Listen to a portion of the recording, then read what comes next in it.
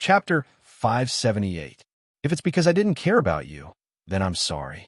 At that time, I did ignore the helplessness you might feel when you arrived in a strange place. After all, you gave me the impression that you were a strong, confident, and cheerful girl. And at that time, you had Nina and Karen to accompany you, so I didn't pay too much attention to you, Ito explained softly. But if you have an inexplicable resentment against me because of Karen and Nina, then I really can't help it. You didn't contact me, and you didn't tell me how you felt, so how could I pay attention to you? Ito spread his hands and shrugged helplessly. But if you feel lonely because you miss home, Ito paused here, and then continued, then I will find time to take you back to have a look or directly bring your family in. Is what you said true? Hearing this, Milei, who had been silent and unresponsive, immediately asked. It's true. Ito nodded and then chuckled. No matter what, you are an important mayor to me now. In order to let you work with peace of mind, I will try my best to fulfill some conditions. How is it? Can you give me a good look now? Ito, who saw the change in Milei's mood, asked with a smile. Sir, when did I give you a bad look? Milei looked at Ito with a puzzled look and said innocently, See, you said you didn't give me a bad look. Then what's with the way you address me? Ito walked around Milei and sat in her seat. Because you are, Milei said shamelessly. But I said it before, there are no outsiders here now. You don't have to call me sir. Ito rested his left elbow on the table and supported his cheek with his palm. He turned his head to look at Milei. Milei frowned her beautiful eyebrows and pretended to be reluctant. Ito. That's right. Ito nodded. Looking at the empty table in front of him, he said, Milei, aren't you going to pour me a cup of tea? Are you done yet? Don't push your luck. Hearing Ito's words, Milei immediately put her hands on her waist and shouted, Hey, who was the one who said that I was, and now you've forgotten about it? Ito Mori straightened up and looked at Milei with a faint smile on his face. But I also remember someone saying that there are no outsiders here, so there isn't, Milei said with a smile. There are no outsiders. Ito nodded thoughtfully. Then, he suddenly grabbed Milei's arm and pulled her into his embrace. Milei's body immediately fell into Ito's embrace. Ah! Milei, who had fallen, subconsciously exclaimed, What are you doing? She felt a firm sensation coming from the side of her face. Feeling the tightness beside her, Milei frowned and asked as she smelled the strong masculine scent. You said that there are no outsiders here. If there are no outsiders, then we're on the same side. Since we're on the same side, then what I'm doing now is just a way to get close to each other. Ito's arm on Milei's waist slowly slid down along the curve of her waist. Finally, it landed on Milei's perky butt. He gently kneaded it while chuckling. You bastard. Milei, whose butt was touched, yelled. Ignoring her current posture, she immediately pushed Ito away with her hands in front of her chest and broke free from his embrace. There were 3 pulleys at the bottom of the chair. With Milei's push, the chair immediately slid back. She broke free from Ito's embrace. Without any external support, Milei immediately fell to the ground. Seeing this, Ito's body flashed and instantly appeared in front of Milei. His hands went directly under Milei's armpits and pulled her into his embrace again. I didn't expect you to be this kind of person, Milei shouted as she struggled in Ito's embrace. That's right, I'm this kind of person, Ito said with a frivolous smile. Then, his hand slid down to Milei's butt again. This time, however, he didn't need it. Instead, he raised his hand and slapped it. Smack, smack, smack, 3 crisp sounds of flesh hitting flesh rang out in the room. You, feeling the slight throbbing pain from her, but Milei's eyes immediately filled with tears, and she struggled even more violently. Seeing that Milei was still struggling, Ito waved his hand again and slapped Milei's butt again. Slap, slap, slap. Another 3 crisp slaps sounded in the room. You, I'm not going to be this lousy mayor anymore, Milei cried. That's not for you, Ito said as he turned over and pressed Milei to the ground. His hands pressed Milei's hands on both sides of her head. Their faces were parallel to each other as he looked at Milei, who was crying. "You bastard, rapist." Milei stared fiercely at Seito and cursed loudly. Not only was she venting her anger, but she also wanted the staff outside to hear her scream and come to her rescue. Scream all you want. It's useless even if you scream yourself hoarse. All the rooms are soundproof. Before I came in, I also informed the staff outside that no one can come in without my permission. So, no one outside can hear what I do to you, let alone come in and rescue you, Seito said with a chuckle. Hearing Seito's words, Milei's face immediately revealed a trace of despair. Then, her eyes flashed as she lifted her head and bit Seito's neck. Seeing this, Seito snickered and loosened the muscles on his neck, allowing Milei's teeth to sink into his flesh. Seito, who was bitten by Milei on the neck, screamed exaggeratedly. He quickly let go of Milei and pulled his hands back to his neck, covering the wound where Milei had bitten him. At this moment, the emotional Milei didn't notice Seito's abnormality. She pushed Seito away with a surprised expression, got up, ran to the desk, picked up the phone on the desk, and smashed it at Seito. Bang, bang, bang, bang.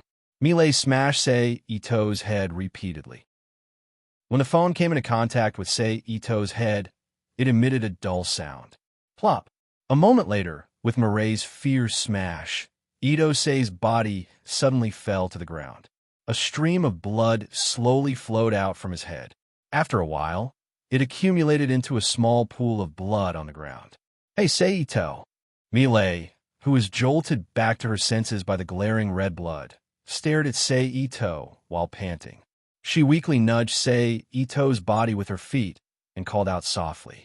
After waiting for a few seconds, seeing that Seito still didn't respond, Milei carefully squatted down and placed her hand in front of Seito's nose to check his breathing. "He's dead." Milei, who couldn't feel the slightest breath, was stunned. She muttered to herself, "How is this possible?"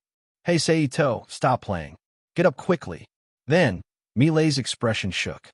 She quickly knelt beside Seito and grabbed Seito's clothes with both hands. She pushed him hard and shouted, "I know you're just scaring me. Get up quickly. I'm not angry with you anymore. As long as you wake up, you can touch my breasts or kiss me, let alone my butt." However, Seito still lay on the ground in the same position without any reaction. "Sob, Seito, get up quickly. I beg you. I really didn't want to kill you just now. I was just mad. Sob, please get up quickly." Milei shook Seito's body even more violently and cried, "As long as you get up, I promise I won't be angry with you anymore. I promise I won't be angry with you anymore. As long as you want, I can let you touch my butt. Please, Seito, get up quickly." "Are you serious?" At this moment, a voice suddenly asked behind Milei. "Yes," Milei answered instinctively. Then she was stunned. She quickly turned her head to look at the figure behind her. Then, a perfectly intact Seito immediately appeared in front of her. Milei looked at Seito in front of her and then looked at Seito, who was gradually disappearing on the ground. She suddenly stood up from the ground and swung the phone in her hand at Seito's body again. "You bastard. You really lied to me," Milei cursed as she smashed the phone. "If I didn't lie to you like this, how would you vent all the anger in your heart?" Seito let the phone hit him as he looked at Milei and chuckled. Milei paused when she heard this. Then, she started smashing the phone again. However, this time, she only smashed it a few times before throwing the phone back on the table. "You want me to vent my anger? I think you want me to accumulate my anger. Is there such a need for me to vent my anger? Especially when you touched my butt before." Milei walked to a chair and sat down while panting. She wiped her tears and said fiercely, "I can't help it. It's because your anger is buried too deep. If I don't anger you, I won't be able to release it." Seito shrugged. Then he lifted the hand that touched Milei's butt to his nose and sniffed. "Also, Milei, you're really attractive. You pervert." Milei blushed and scolded when she saw Seito's actions. "So what if I'm a pervert? I just heard someone crying and saying to me that not only was she willing to let me touch her, but she was also willing to let me touch her breasts and kiss her. Seito walked slowly toward Milei as he smirked. I said that to the dead. It has no effect on the living, Milei quibbled. But I took it seriously. Seito, who had already walked to Milei, reached out and hooked Milei's chin as he stared into her eyes. Go look for your Karen. You can do whatever you want. Milei waved her hand and slapped away Seito's hand as she curled her lips. I will naturally look for Karen, but I won't let you go either. Seito reached out and hooked Milei's chin again as he chuckled. You're really shameless. Milei sighed.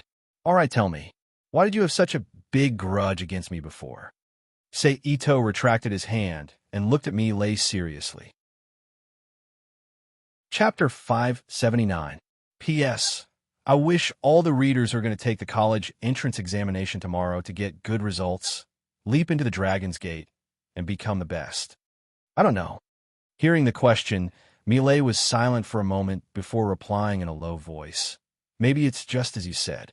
It's partly because he abducted me, but ignored me. Partly because Karen and Nina found their own careers and gradually lost contact with me. And partly because I felt lonely because of homesickness. In short, I don't know how to explain it. Then why didn't you contact me? Seito asked again. How do I contact you? Milei looked at Seito with a mocking look. Seito was speechless. He could only apologize in a low voice. Sorry, it's my fault. But don't worry, I will always pay attention to you in the future. Seito then reached out and stroked Milei's cheek, looked at her, and said softly, Don't take advantage of me. Milei unceremoniously slapped away Seito's hand and said disdainfully, TSK. I wonder who was the one crying for me to touch her just now. Seito curled his lips and whispered in a voice just audible to Milei. Do you have anything else? If not, get lost. I don't want to see you now. Milei's face darkened when she heard the whisper, and her tone was full of hostility. Yes, I got it. I'll leave right away. Seito raised his hand in surrender, walked out the door, and said in a frivolous tone. But the moment Seito's palm touched the door lock, he suddenly teleported back to Milei. While she was unprepared, he leaned forward and kissed Milei's lips. Then, he teleported again and appeared outside the office. Bastard, don't let me seize the opportunity, or I'll definitely teach you a lesson. After Seito left, Milei, who reacted, grabbed the smashed phone on the table and slammed it against the door, yelling loudly. Bang, crash. The phone, which could no longer bear the weight, immediately shattered into a pile of zeros the moment it fell to the ground, flying in all directions. Seito, who could completely guess Milei's reaction, smiled and walked slowly to the workbench. He ordered the female employee inside to bring a new inline phone to Milei's office. He went straight back to Valletta's office. Let's follow this procedure. Back in the office, Valletta passed the document with her name on it back to her secretary. Yes, the female secretary took the document and turned to walk out of the office. Are you done? Valletta stood up from her seat and asked Ito, who walked to her side. We're done. Seito didn't pretend to be polite. He directly sat down and smiled. Looks like another beauty is about to enter your embrace. Valletta teased with a faint smile. Hee. Seito didn't know how to respond to Valletta's words. He forced a smile and changed the topic. Let's discuss the concrete steps of a martial arts for all plan. Valletta smiled and followed Seito's words to discuss the concrete steps of the martial arts for all plan with him. During this time, the two of them invited the new mayor, Milei, and some other elite employees to join the discussion. They wanted to perfect the details of the plan. That's it. A few hours later, Seito held the proposal in his hand and said to everyone in front of him, Sure. Valletta nodded in agreement. No problem. Milei agreed. The other employees also nodded and agreed that this proposal was the final sample. Okay, it's decided then. Seeing that no one had any objections, Ito-sei nodded. He handed the document to his secretary and said, Miyuki, print out a copy of this document. Then, according to the instructions, notify all departments to cooperate. Okay, Miyuki took the proposal and walked out of the office. She returned to her secretary's room and began to print out the proposal. I'll leave the rest of you two. Seito looked at Milei and Valletta. Got it, Milei replied lazily. On the other hand, Valletta nodded calmly and agreed to it. Okay, it's time for me to prepare some things. Seito smiled. Then, his figure flashed and disappeared from the office. In the next second, he appeared in the big lab. Erica, give me a free quantum computer. Seito walked to Erica and said. Erica nodded, turned around, and walked to the side. She picked up a quantum computer from table, walked back to Ito-sei, and handed the quantum computer in her hand to him. How long will it take for the website to be completed? Seito took the quantum computer and casually glanced at the several members of the Dawn Society who were building the website. The website's module code is very simple. It will be completed in a few minutes. It's just that the design of the page will take a little longer. It might take 2 to 3 hours to complete the website. Erica estimated. Speaking of design, you can ask Cecil. I remember that she's quite skilled in this area. Seito glanced at Cecil, who was operating the equipment not far away. Is that so? I'll ask her for help in a while. Erica said. Okay, I won't disturb you. I'll go upstairs and input the martial arts information. Seito patted the computer in his hand and smiled. Do you need me to get someone to help you? Erica asked. No need. I have a special way to input the information. Seito smiled and shook his head. He then called out to her and slowly walked to the metal stairs at the side. He walked up step by step. A moment later, Seito came to the rooftop. He walked to the bed that he did not put away when he left last time and sat down. He opened the quantum computer and placed it flat on his legs. He put his hands on the two ends of the quantum computer and closed his eyes to activate his superpower electromagnetic control. In an instant, on the laser screen of the quantum computer, a large amount of data suddenly appeared on the screen like a waterfall composed of program codes, and it flowed rapidly without stopping. At the same time, an ear-piercing buzzing sound came from the quantum computer that had always been operating silently. Seito sat in this way for more than 2 hours. Suddenly, a strange sound came from the quantum computer. The waterfall of programs that had been flowing rapidly on the screen finally disappeared under the system desktop on the screen. The input is finally complete. Seito opened his eyes and exhaled softly. Then, he put the quantum computer into standby mode. Then, he returned to the big laboratory with the quantum computer that was still emitting a blazing aura. Here you go. This is the information of all the basic martial arts, and physical skills that will be released. It also includes some other related basic information files. I have already categorized them. When the time comes, you just need to upload them according to the category. Seito handed the quantum computer to Erica. Okay. Erica casually reached out and took the quantum computer. Then, she looked at Seito with some surprise. What did you do? How did you make the quantum computer so hot? I just input the information. It's just that the way I input it is a little strange. Seito smiled. Okay, you continue with your work. I'm leaving. Seito glanced at everyone in the laboratory and smiled at Erica. Then, in a flash, he left the Rubik's Cube world and returned to the absolutely pitiful world. Although I have carefully categorized and explained all the information and also made video demonstrations of various martial arts, and physical skills, except for physical skills and some martial arts that can be taught by ninjas, the martial arts part is completely out of the question. There is no suitable candidate to be a teacher in the current Rubik's Cube world. Seito, who is using electromagnetic control to find the radio wave emission point, thought to himself, it seems that I can only find time to teach the basic skills to those who want to practice martial arts. Then, after the matter here is over, I will find another person to replace me as the martial arts instructor. Seito, who found the radio wave emission point, flew to the radio wave emission point with psychokinesis while thinking to himself. After a while, Seito flew to the newly found radio wave emission point. However, Seito did not immediately use his superpower to advertise his fictitious organization. Garden of Eden. Instead, he sat cross-legged on the building where the transmission point tower was located and closed his eyes to cultivate his mental power. It's about time. More than 2 hours later, Sei Ito, who came out of his cultivation, stood up from the ground and said to himself.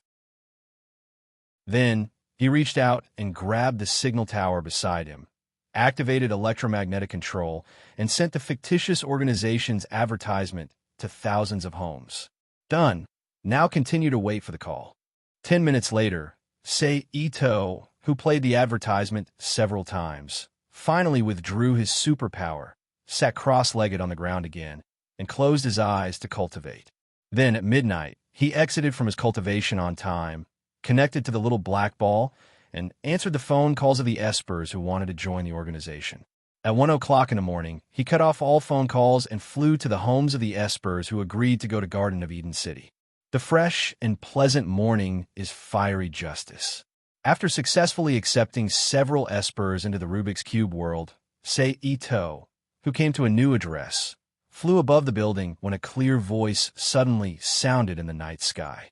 "The breeze that blows in the wilderness is a green friendship," another voice said. "The fused purple is the heart of nobility." Then another voice sounded. "Absolutely pitiful children," the three voices said together, and then, with a bang, red, blue, and purple smoke suddenly appeared.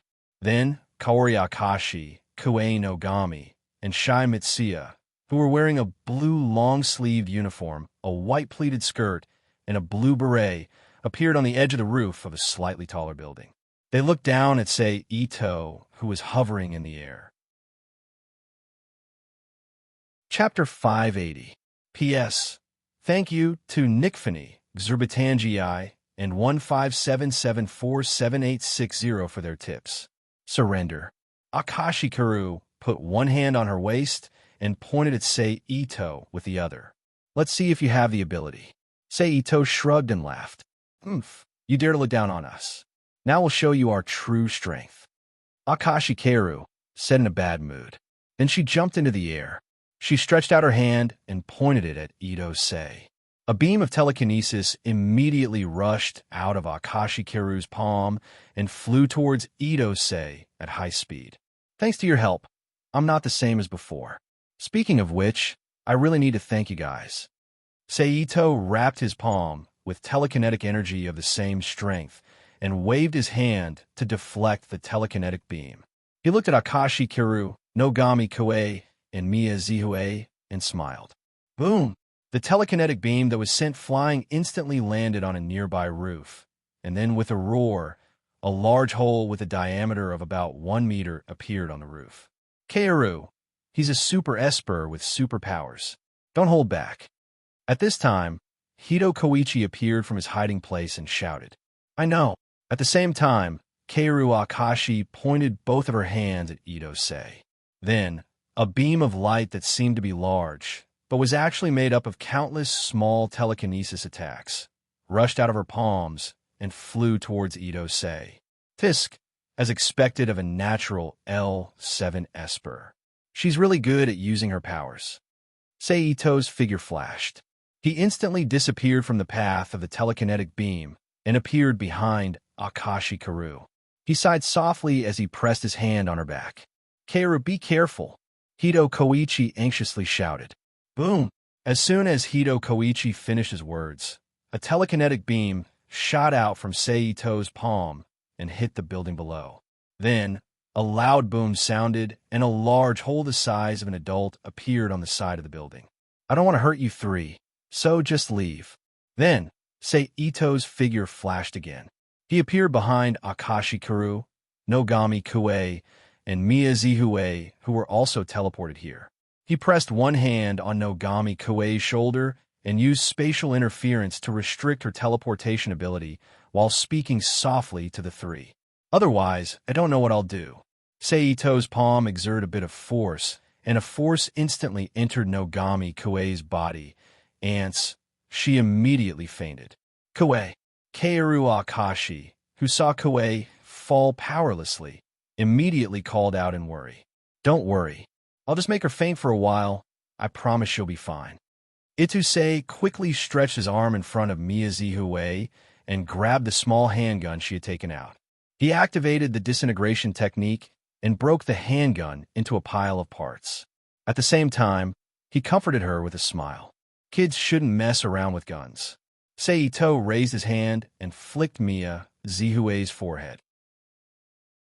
He then turned around and looked at Akashi Keru, who was full of anger. "You're not my opponent right now. Give up." Ito Mori slowly walked to the front of Akashi Keru, stretched out his hand and pressed Akashi Keru's head, who wanted to avoid his palm, and said with a chuckle, "But in this peaceful era, they actually let kids like you face vicious criminals with superpowers. The Babel organization is just SOS, so they talk about building a harmonious society between superpowers and normal people, but in the end, they're just using kids like you." Seito pulled back his hand. He turned around and said while looking at the door, "But forget it. Anyway, it has nothing to do with me. But if you want to join Garden of Eden, you can call me." Ito-sei's body slowly floated into the air. He looked at Akashi Keru and Samiya Zihue and said with a smile. At this moment, a muffled bang suddenly sounded. The door that had been closed was suddenly opened and slammed into the wall. Then, Gin Koichi, who was holding a gun, quickly rushed to the roof and aimed at Ito-sei, who was in midair. "Keru, Zihue, are you okay?" Hito Koichi, who was staring at Ito, asked the two who were still conscious. "You're lucky, Hito Koichi. If it weren't for the 3 kids, you would have died by my hands." Ito looked at Hito Koichi, who was aiming at him with a gun, and sneered. Then his body flashed and disappeared from the sky. "Zihue Koi, how are you?" Seeing Ito disappear, Hito Koichi put away his gun and quickly walked to Okinogami's side. He asked Mia Zihue, who was squatting beside Okinogami and using her touch-sensing ability to check on Okinogami's condition. "She's fine. Just like that person said. She just fainted. There are no other problems." Mia Zihue said. "Keru." Hito Koichi looked at Akashi Keru and called out softly, "I'm fine." Akashi Keru shook her head in low spirits. "How long do you plan to follow me?" Ministry of War Jingjia. Ito, who appeared in the sky, turned around and looked at the void behind him. "Your senses are still as sharp as ever." As soon as he finished speaking, a spatial ripple suddenly appeared in the empty sky. Then, the Ministry of War Jingjia, who always dressed like a student, appeared in the sky. Then, Jingjia's expression changed. He looked at Ito coldly and said, "But you really didn't listen to me. You actually dared to attack those 3 little girls. As expected of an elder. You're quite the busybody." Ito sneered at Jingjia and said, "But what are you going to do this time? Are you going to continue the battle that we didn't finish last time?" "That's not impossible." Jingjia of the Ministry of War pulled his hands out of his pockets and let them hang by his side as he spoke coldly. "Is that so? That's great. I was just looking for someone to test out my new power." Ito activated his telekinesis and smiled at Jingjia. Then, the 2 figures flashed at the same time. A gust of wind suddenly appeared in the void in the next second, forming 2 different arcs of impact that resisted each other. Boom! The 2 impact arcs remained in a stalemate for less than a few seconds before exploding violently. Then, the figures of the Ministry of Wars Jingjia and Ito-sei reappeared in midair. "Although I'm much stronger than last time, you're still no match for me with just this little trick." While Ito was talking, another Jingjia suddenly appeared behind Ito. He waved his telekinesis vacuum blade and cut Ito in half from his left shoulder to his right waist. "Don't be too confident, Jingjia." Before the cut Ito could completely split open, another Ito appeared behind Jingjia and pressed his hand against his back. He activated his telekinesis and attacked. "After 3 days, I really have to look at you in a different light." As the telekinesis beam pierced through Jingjia's body, his voice rang in Ito's ears again. At the same time, a large number of tiny telekinesis bullets fell from the sky like rain, swarming towards Ito's body. "Tisk, you're really good at using hypnosis." Ito swung his arm, and a huge crescent-shaped shield flew out from the trajectory of his arm to meet the telekinesis bullets falling from the sky. Boom, boom, boom, boom. In an instant, a large number of explosions sounded in the air, and clouds of white smoke drifted in the air, blurring the dark night sky. Then, Seito's figure flashed and escaped the range of the smoke. He appeared in front of a spatial anomaly and swung his right leg that was enhanced with telekinesis. He kicked the foreign object in front of him. A crescent-shaped light suddenly flashed, and a strong wind was generated from the arc, shooting into the distance at high speed. TSK, he dodged it again. Seito, who sensed that his attack had missed, curled his lips inwardly. He activated telekinesis again to dodge the vacuum bullets that flew toward him from behind. He appeared even higher in the sky. Then his body swayed, and a dozen phantoms formed by the combination of hypnosis and mental perception appeared in the air. One by one, they activated telekinesis and rushed toward Jingjie. Boring little tricks, Jingjie said disdainfully as he waved his fist and scattered one of the phantoms. But as long as I can catch you, it's a good trick. However, in the next moment, an arm suddenly reached out from the scattered phantoms and grabbed Jingjie's arm. Then, Seito's entire body appeared from thin air, and he looked at Jingjie with a cold smile. Then, he raised his free right arm to the side of his body, enhanced his fist with telekinesis, and smashed it toward Jingjie's face. Whoosh! Just as his fist was 1 centimeter away from Jingjie's face, several pitch-black bands suddenly wrapped around Seito's arm, trapping his fist in place. Then, a female figure appeared behind Jingjie and used telekinesis to bring him away from Seito's grasp. Then, a circular shockwave, which was magnified layer by layer, rushed out from behind Jingjie and bombarded Seito's chest. Boom! Under the impact of the shockwave, Seito's body was immediately sent flying, and he fell to the ground like a cannonball. He crashed through the roof of a building, broke through 3 floors, and embedded himself in the 4th floor. Seeing a human figure appear on the ground, the occupants of the building immediately screamed. "Shut up!" Seito, who sat up from the ground, frowned and shouted with an unfriendly expression. Then his figure flashed, and he reappeared in the sky outside the building. Black bands, telekinesis, sound waves. Is it Pandora's second in command, Masaru Sairu, Kana Akiha, and Fujura Akiha?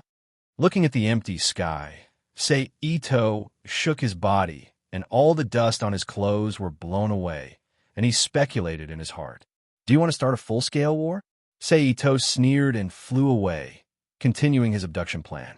After a few hours, Seito, who didn't have the Ministry of War's Kaisuke to disturb him, finally took all the Espers who were willing to enter Eden City into Rubik's Cube World and settled them in the Esper community. Then, Seito, who had nothing to do for the time being, also flashed into Rubik's Cube World. First, he came to the Esper community to appease the new Espers and let them know each other. After both sides had a certain understanding of each other, he left the Esper community and appeared in Karen's room in the Genin village. At this time, in the bedroom, Karen, who was wearing pajamas, was lying on her side on the bed. Her legs were clamped on the thin quilt, and her hands were grasping the quilt. She was rubbing her cheek on the quilt with a smitten smile on her face, and at the same time, she was muttering something vaguely. Pa! Seeing this scene, Seito walked to Karen's bedside with a funny face, waved his hand, and lightly slapped Karen's butt.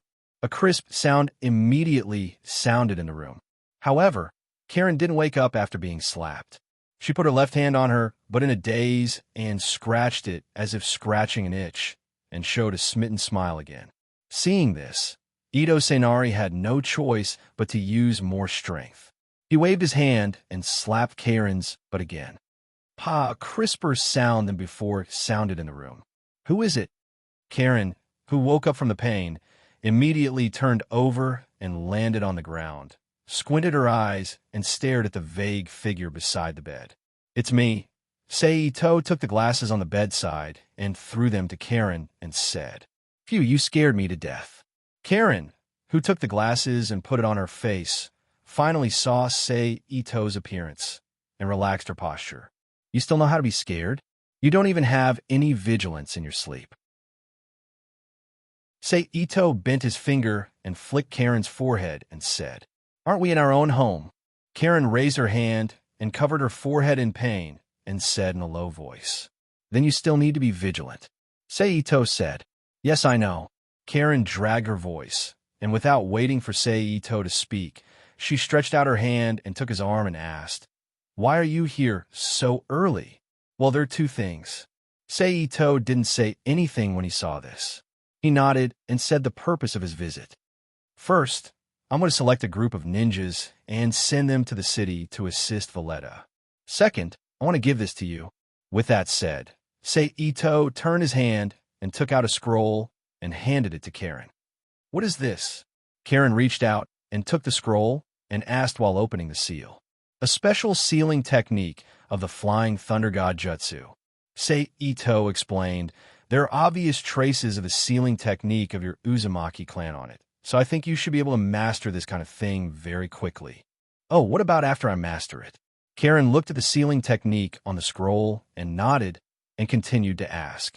Naturally, there will be other things for you to do. Sei Ito smiled. I see. I will understand this sealing technique as soon as possible. Karen raised her head and replied with a serious expression. To be continued. Chapter 581. After that, Sei Ito and Karen stayed in the house for a while. After eating a lovely breakfast specially prepared by Karen, they walked out of the house and went to the management building. After asking the ninja on duty to inform Uchiha Kento, Hyuga Masato, Karen, and Momochi Zabuza to come for a meeting, he sat in the office and waited. Dang, dang, dang. After a while, there was a knock on the door. Come in, Sei Ito called. Huh. Elder Uchiha, Elder Hyuga, Captain Karen, and Momochi Zabuza, Sama have arrived. They are currently waiting for you in the conference room. First, there was a soft sound. Then a ninja pushed the door and walked into the room, respectfully reporting to Ito Sei. Understood. Sei Ito nodded and replied. Then, he got up from his seat and walked towards the conference room with Karen, who was clinging to him. After a while, Sei Ito and Karen walked into the conference room and saw Uchiha Kento, Hyuga Masato, Karen, and Momochi Zabuza sitting on the side. This time, I called you here mainly because I have something to inform you. Sitting on the main seat, Sei Ito looked at everyone and said straightforwardly, I'm going to send another group of ninjas to the city to assist Valletta in carrying out the mission. Hearing Sei Ito's words, the few people sitting in the room didn't raise any objections and nodded one after another. Since you have no objections, I will talk about the personnel structure I am going to transfer this time. Sei Ito continued, This time, I'm going to transfer 2 ninjutsu-type ninjas, 1 taijutsu-type ninja, and 2 jinjutsu-type ninjas from the Uchiha clan, as well as 15 young female ninjas from the Hyuga clan. Select 2 ninjas from ordinary ninjas with earth, water, fire, wind, and lightning chakra attributes. A total of 30 ninjas will be sent to the city to carry out the mission. After listening to the personnel structure mentioned by Sei Ito, both Uchiha Kento and Hyuga Masato frowned unconsciously. However, neither of them said anything against it. Obviously, both of them knew very well that this isn't Naruto's world, nor Konoha's village. Sitting in front of them is Sei Ito, not a high-level member of Konoha, and even the people they're leading aren't from the outside world. So, regardless of the above reasons, there is no room for the two of them to oppose. As for the person in charge of this team, I will choose Yuki Kuroda. After glancing at Uchiha Kento and Hyuga Masato, Sei Ito said lightly. Kuroda's words, Uchiha's, Kuroda's, and Hyuga Masato, Kuroda's, they immediately became quiet success. Well, that's all I want to say. You can all go and choose. Ito Sei said, Yes. Uchiha Kento, Hyuga Masato, and Momochi Zabuza responded together, and then got up from their seats one after another. Turning around, they left the conference room. Why are you taking so many people? Did something happen in the city? Seeing that there were no outsiders in the room, Karen asked with concern, "Don't worry, it's not what you think." Ito smiled and then explained, "I'm going to implement the National Martial Arts program in the city, but you also know that the people in the city are used to enjoying themselves, and it's simply a pipe dream to ask them to practice hard. So, I intend to let these ninjas go to the city to promote and perform and stimulate the desire of the people in the city to practice through their strong force and magical ninjutsu, so that they will take the initiative to practice. No wonder the people you asked for are all ninjutsu ninjas," Karen suddenly said. "But in that case, why did you choose so many Hyuga people?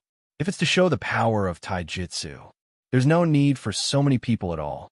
Then, Karen asked with a puzzled look, "Those Hyuga people, I'm going to use them as teachers." Ito smiled. "After all, practice is not a joke, and there will be danger if there is a little mistake. So in the initial stage, the guidance of a teacher is necessary, and the Hyuga clan is suitable for the position of teacher. No wonder you asked for female Hyuga ninjas," Karen said. Then the three of them chatted in the conference room for a while until a ninja came to inform them that the selection was done, and they walked out of the conference room together and came to the small square in front of the office building. "Okay, these are the people," Ito nodded and said while looking at the ninjas standing in a neat row in front of him. "I'm leaving," Ito said to Uchiha Kento, Hyuga Masato, Karen, and Momochi Zabuza, and then disappeared from the small square with 31 ninjas, including Haku Izuki, and appeared in front of the municipal building in the city. Then Ito took out his mobile phone and called Valletta, asking her to come downstairs and pick up the people. "I'll leave these people to you," Ito said to Valletta, who walked to his side. Valletta looked at the 31 ninjas in front of her and nodded. "Then I'm leaving." Ito first greeted Valletta, then nodded to Haku Izuki, and instantly disappeared from the municipal building and appeared in the central area of the city, sitting cross-legged on the ground, and closed his eyes to practice. Just like this, Ito didn't exit the state of practice until 7 o'clock in the evening, and flashed out of the Rubik's Cube world, found a nearby radio transmission point, hijacked the TV signal, and began the daily routine advertising campaign. After repeatedly playing the video for more than 10 times, Ito retracted his electromagnetic control and sat cross-legged on the ground of the building where the radio transmission tower was located, quietly waiting for the passage of time. There's a blackout, and it's a blackout in the whole of Tokyo. Just as Ito was watching Pandora's advertisement on his mobile phone, the whole of Tokyo was suddenly plunged into darkness. I remember that the only time there was a blackout in Tokyo in this anime was when the two superpowered people who helped Pandora to make advertising campaigns were caught. Ito flew into the sky and looked down at the dark streets of Tokyo as he thought to himself, "Although those two guys aren't that good, they're more than enough to be used as experiment subjects. Plus, they're a rare talent in advertising, so they might be useful in the future. If that's the case, I'll go save them." With that thought, Ito's body suddenly shot up into the sky, and when he reached a certain height, he suddenly stopped and looked down to check the situation of Tokyo. Over there. Soon, Ito found the target he was looking for in the dark city. Then Ito's figure flashed and instantly disappeared from the sky and appeared in midair not far from the target. Then his figure flashed again and appeared directly above the target. Then his figure continued to flash and appeared on top of a high-rise building next to the target. Don't resist. Now you're under arrest for improper use of espers and violation of the radio communication law. Then Ito saw Kibihan Koichi, who used ESP restraining handcuffs to handcuff the criminal, and arrested him and read out the charges. Too naive. The man with gray hair tied into a ponytail sneered. "What?" Kibihan Koichi was shocked and asked subconsciously. "As long as you can't catch us brothers together, there's no law to suppress us," the criminal said proudly. "Big brother." Following his words, the overturned SUV behind the criminal and Kibihan Koichi suddenly flew into the air, and then a burly man with a big belly appeared under the SUV. He raised both hands to catch the SUV and shouted, "I won't let you succeed. I will never let you succeed." Telekinesis, law of the left hand. Then the burly man raised the SUV with one hand and shouted to the left, "Don't move." Seeing the burly man's actions, Sonia Mia held the pistol with both hands and shouted at the burly man. But in the next second, the pistol in her hand suddenly slipped out of her hand and stuck to her forehead. She couldn't take it off. "What's wrong, Sonia?" Okinogami, who teleported next to her, asked. "Ouch, ouch, ouch." But before she could get an answer from Sonia Mia Huina, an iron can flew out of the garbage and hit Okinogami's forehead. She couldn't take it off. Iron can? Is it magnetic force? Kibihan Koichi was indeed a genius with an IQ of 200. He was able to analyze the burly man's ability from simple details and shouted loudly. "That's right." The criminal who was caught said proudly, "I have applied a magnetic coating on you. If you don't run, you will be squashed by the non-flammable garbage." The burly man said to Sonia Mia and Okinogami. At this time, Sonia Mia and Okinogami, who saw a pile of garbage flying towards them, immediately turned around and ran. They teleported and disappeared in front of the garbage that was about to hit them. Then the burly man pointed at the ESP restraining handcuffs. The handcuffs that were also made of iron immediately popped off, allowing the criminal to regain his freedom. "I will let you have a taste of my poison wave." The criminal, who was no longer restrained by the handcuffs, raised his hand and rubbed his wrist that was hurting a little from the handcuffs. He grinned at Kibihan Koichi. Then he quickly grabbed Kibihan Koichi's head and activated the poison wave in his mouth. "Ah!" Kibihan Koichi, who was attacked by the poison wave, immediately screamed. "Big brother, are we not going to run now?" The burly man who threw the broken car on the road looked at the criminal next to him and asked, "Let's wait a little longer. There must be Babel's people blocking the way around. If we run now, we won't be able to escape. It's better to stay here and wait for the queen to come. Then we can use this thing in my hand to ask the queen to send us out of the encirclement. At the same time, the queen will come with us. That way, when we arrive at Pandora, we can use this merit to rise to the top." The criminal chuckled. Chapter 582.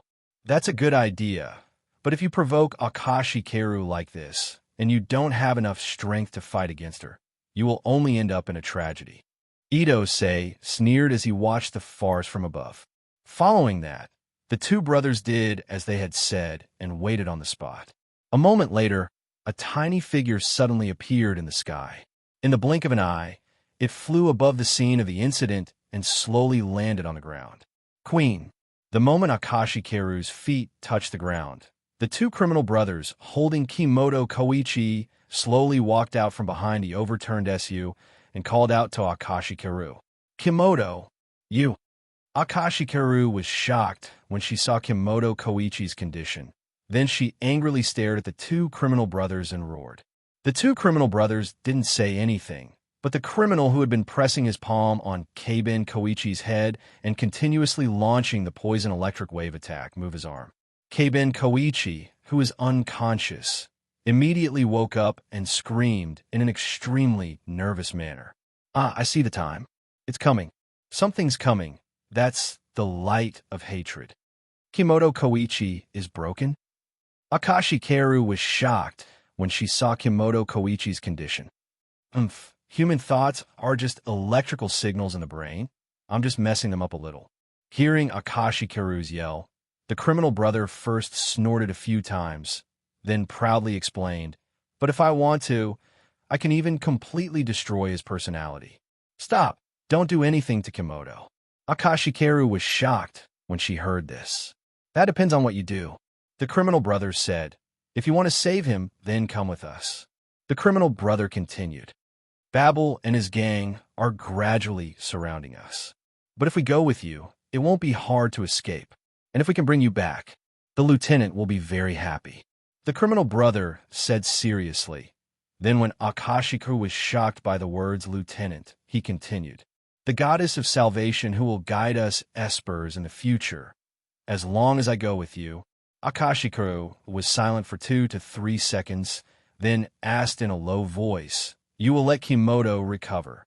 I swear, we're all superhumans, so there's no need for us to start a fight. The big criminal promised. Be big, brother. The criminal's underling stuttered. What's wrong? Asked the criminal. That. The underling turned around and pointed at a 3-story building's billboard. We have all heard the Tao. As the criminal's gaze shifted, Okinogami and Miyazihue immediately appeared in front of everyone. They said, That's right, we won't hand Xiaoxuan and Mr. Kevin over to you. Super electromagnetic lightning. The criminal snorted and unleashed his superpower at Shika Mitsuya. A dark purple lightning bolt shot out from the criminal's hand and shot towards Shiaki Mitsuya. A sinister smile appeared on Miyazihue's face. She suddenly moved the palm she had hidden behind her back to her front. At the same time, a small satellite signal receiver appeared in front of Miyazihue, receiving the attack from the criminal. Use this Gamzopst antenna to collect the poisonous waves, Miyazihue said in a sinister voice. Just as the criminal's attention was attracted by Miyazihue, Okinogami immediately teleported behind the criminal. She used the wire in her hand to send the poisonous waves absorbed by Miyazihue Huina into the criminal's body.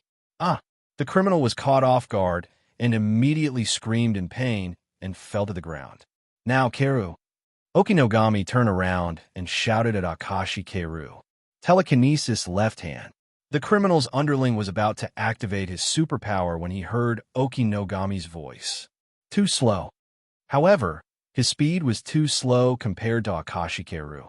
Before he could say the name of the superpower, Akashi Keru's attack had already shot out from her hand and landed on the criminal's underling.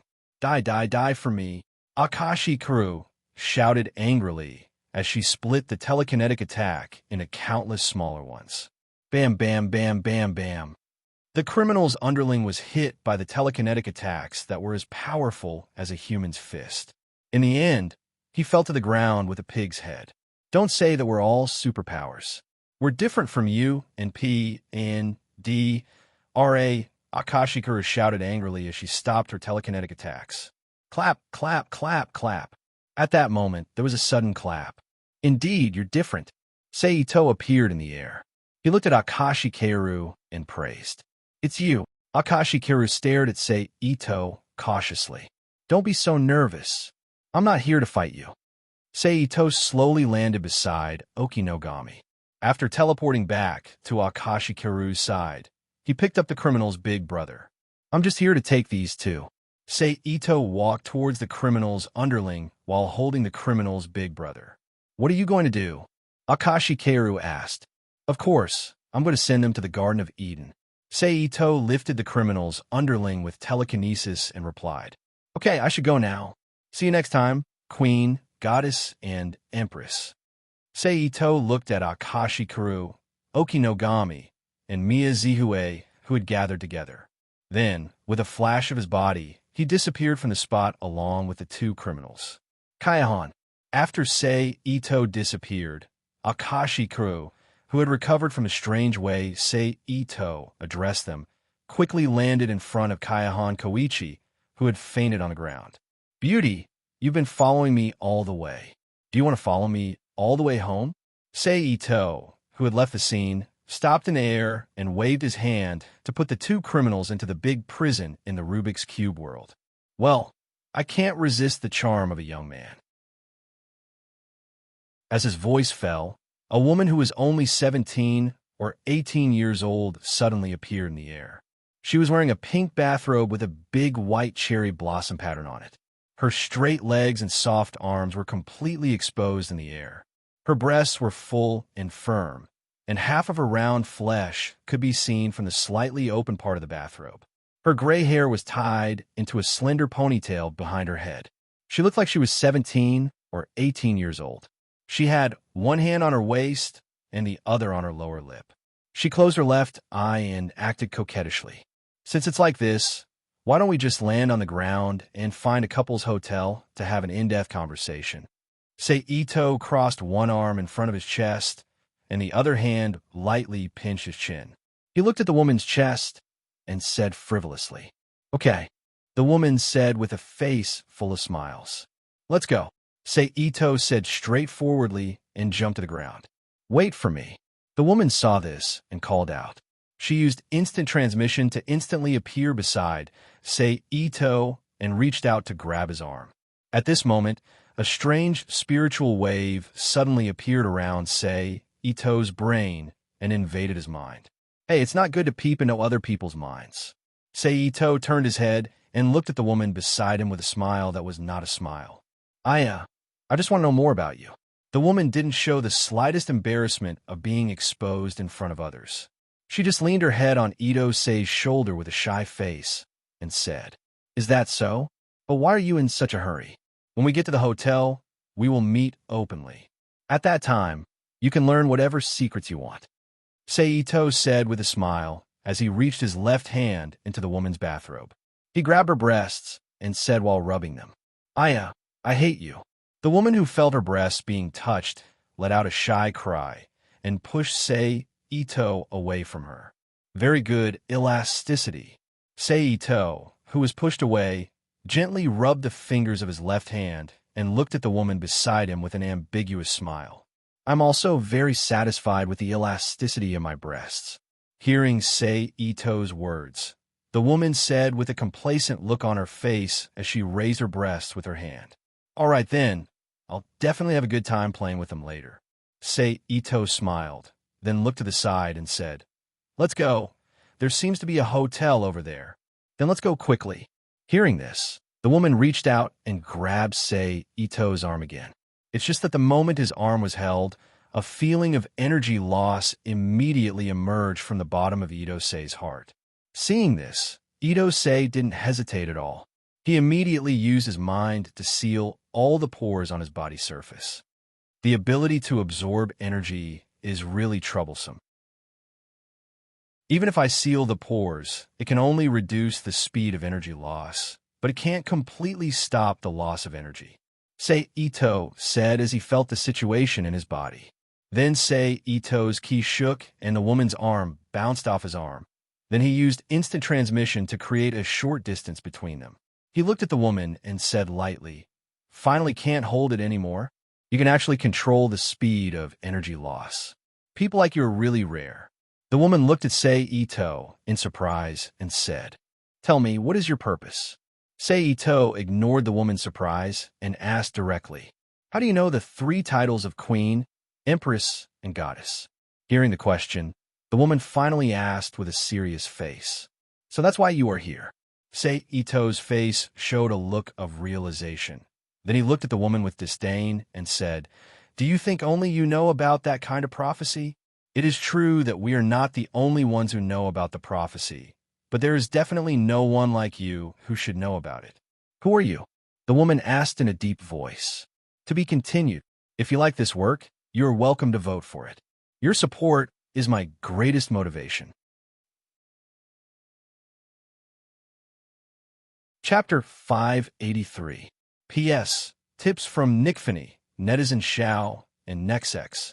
Since you asked so sincerely, I'll be merciful and tell you.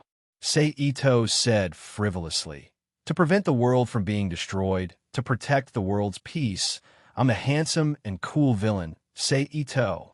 Are all the bad guys like this nowadays? After listening to Ito Say's self-introduction, the woman muttered in a low voice with black lines on her forehead. What about you, woman? Who are you? Say Ito raised his eyebrows and asked. Since you asked so sincerely, I'll be merciful and tell you. The woman put her hands together and pretended to be shy as she imitated Say Ito's lines and said, To prevent a young girl from being deceived, to protect a young girl's love, I'm the cute and beautiful villain, Reiken Burko. At the end, Reiken Burko opened her hands and put one hand on her waist, while the other hand put her index and middle fingers in front of her eyes like a pair of scissors, making her look very cute. Say Ito was speechless as he looked at the woman and thought, If I didn't know that she's older than Jing Jia from the Ministry of War, I'd really enjoy this ridiculous performance. Okay, that's enough fooling around. Answer my question. Who are you? Reiken Burko put down her arms and asked seriously. I say, if you have the time to care about who I am, why don't you go back and think about how to change the future? If you don't hurry up, everything will be wasted. Ito said, it's because I want to change the future. That's why I can't let you go. Reikin Burko said seriously. Really? Ito raised his eyebrows and asked. Then, before Reikin Burko said anything, he continued to ask, actually, when it comes to changing the future, you have the chance and ability to do it right now. Why don't you do it? Sacrificing a child's life to change the future, if we do such a thing. Reisabu Ertzi's expression turned ugly. As expected, your thinking is very rigid. Ito sneered. What do you mean? Reikin Burzi frowned. Killing children is not the only way to change the future. Ito said disdainfully. Then, he reminded them, you are Babel, the one who manages all the superpowers in Japan. Babel has a semi-military organization that can overthrow the current ruling class. As long as you are determined to launch a coup d'etat to overthrow the current cabinet and become the ruler of the country, then promote Babel's ideas throughout the country and formulate relevant rules for the relationship between superpowers and ordinary people. In this way, even if there is still an all-out war between ordinary people and superpowers in the future world, after 10 years of reform, the future Japan will become a peaceful land where superpowers and ordinary people can coexist peacefully. Ito Seiji's words were full of temptation. At that time, in order to protect this peaceful land, you will be able to protect it. To protect this place, will the 3 children become the queen, goddess, and empress in the prophecy? Now that you mention it, it does seem like a good idea. Reikin Burzi thought about it seriously. Is that so? It's much better than being prepared to shoot the children. Ito smiled. But why are you telling me this? Reikin Burzi looked at Ito suspiciously and said, what benefits will Babel bring to you if he becomes the ruler of the country? Or do you have some other purpose? I'm just giving you a suggestion. It's up to you whether you want to do it or not. I don't expect to get anything from Babel if I really need it. I'll get it with my own power. Ito shrugged. Okay, now that we've met and talked, I'm leaving if there's nothing else. Ito looked at Reikin Burzi and used teleport to disappear in front of Reikin Burzi. This time, Reikin Burzi didn't chase after him. She didn't stop Ito from disappearing in front of her. All right, I like your breasts. They feel great. At the last moment before Ito disappeared, a voice suddenly sounded in Reikin Burzi's ears. Changing the future. It seems like I can try. Maybe I'll be able to get more power of the world. Ito appeared on top of another building and sat down cross-legged. He then took out the little black orb and closed his eyes to cultivate. When it was midnight, he exited from his cultivation state on time and began to receive calls to join the association. Then, at 1 o'clock in the morning, he cut off all contact and started to accept the people and the information. This way of accepting people is still a bit slow. Ito frowned as he settled the last person he accepted into the Esper community. Seems like I need to make some changes. After thinking, Ito put away his thoughts and appeared in Jinshan Yuansquan's bedroom. He took off his clothes and climbed into Yuansquan's bed. You're here. Yuansquan was woken up by Ito's actions. She mumbled in a daze and fell asleep again. Okay. Ito hugged Yuansquan, who was under the bed, and responded casually before closing his eyes to rest. When the sky was bright, the two woke up and got out of bed one after another. They walked into the bathroom to wash up. After cleaning up, Yuansquan walked into the kitchen and started to prepare breakfast for the two. Yuansquan, I have something for you, Ito said as he leaned on the doorframe and watched Yuansquan cook. What is it? Yuansquan, who was holding a kitchen knife and cutting vegetables on the chopping board, asked without raising her head. It's like this. I set up an Esper community in the suburbs in the southeast part of the city.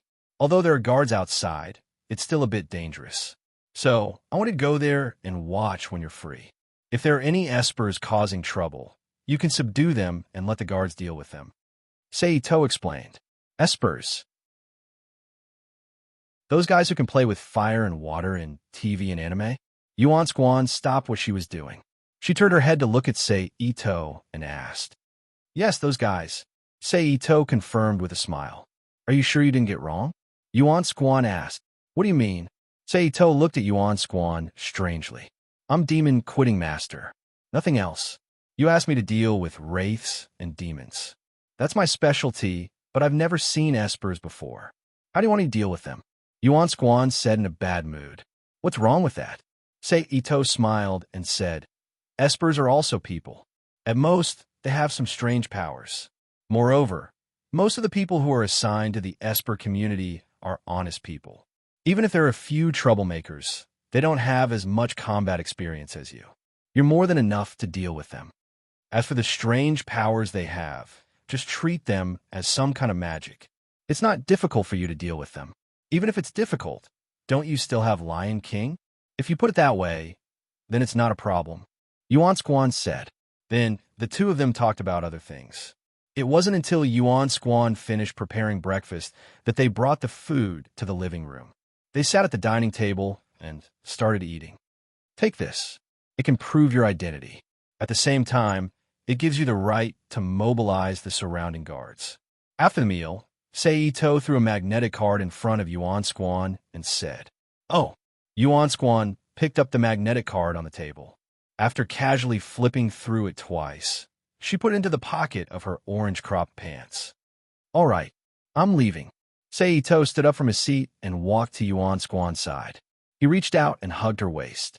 He lowered his head and kissed Yuan Squan's lips. Then, his figure flashed. Then, he disappeared from Yuan Squan's room. Those people from Babel must have gone to see Ray and Fuerzi today. If that's the case, I'll invade Babel again.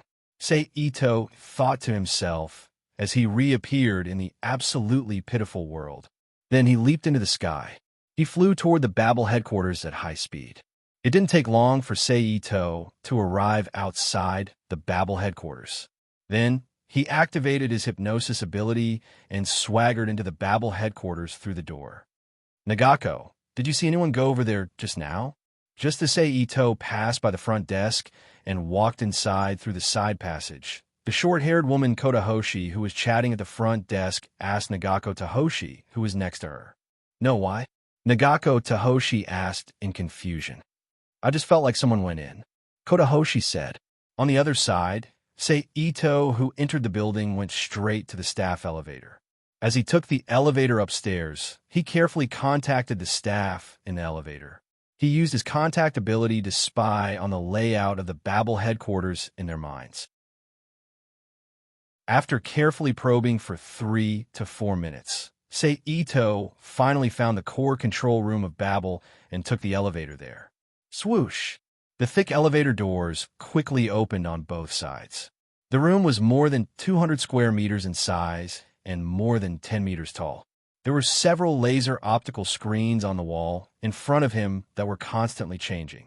In the middle of the platform, there were 6 female staff in Babel uniforms sitting in front of the equipment in a semicircle. They were operating the equipment. In the center of the platform, the director's seat was slightly higher.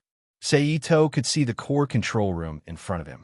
Fortunately, other than the 6 female staff, there are no other people with superpowers here. This saved me some trouble.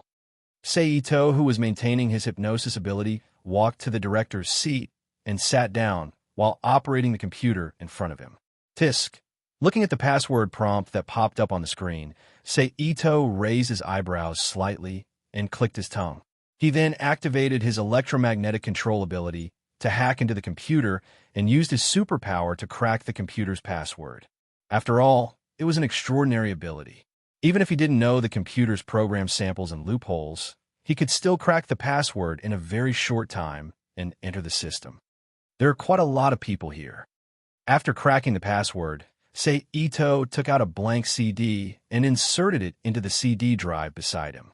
He then pulled up the list of people with superpowers recorded in Babel's database and pressed the record button. While he was recording the list, Seito pulled up the list of people with superpowers who hadn't awakened, the list of people with superpowers in Babel, and the research data of superpowers in Babel's database. I hope I'm in a hurry. Seito looked at the size of the file displayed on the computer and secretly hoped. BZZT, 20 minutes later, with a soft sound, the CD he had inserted earlier automatically ejected from the CD drive. Upon seeing this, Ito hurriedly removed the slightly hot CD and put it away. He then took out another CD and inserted it into the CD drive. After 2.5 hours, he finally copied all the important documents in Babel's database, such as the list of superpower users, the list of potential awakened ones, the list of current superpower users, the list of superpower users, the superpower research data, the superpower medical examination reports, and so on. Ito then put away the last disk and took the elevator out of the core control room. Ding! With a soft sound, the elevator door slowly opened to both sides. Then the director, Tonghu Tezen, the beautiful secretary Kishiwa Takamitsu, the on-site commanding director Kimoto Koichi, Ryumi Fujiko, Akashi Kuru, Okinogami, and Miyazuhe appeared at the elevator door. They didn't expect to bump into each other under such circumstances. After a while, Ito regained his senses and used teleportation to disappear in front of them. Ryumi Fujiko also regained her senses and used teleportation to chase after Han Xiao. In the sky outside of Babel's headquarters, Ryumi Fujiko looked at Ito and said in a deep voice, "You're quite brave. How dare you invade Babel's headquarters? You can only blame Babel's defense for having too many loopholes." Ito shrugged.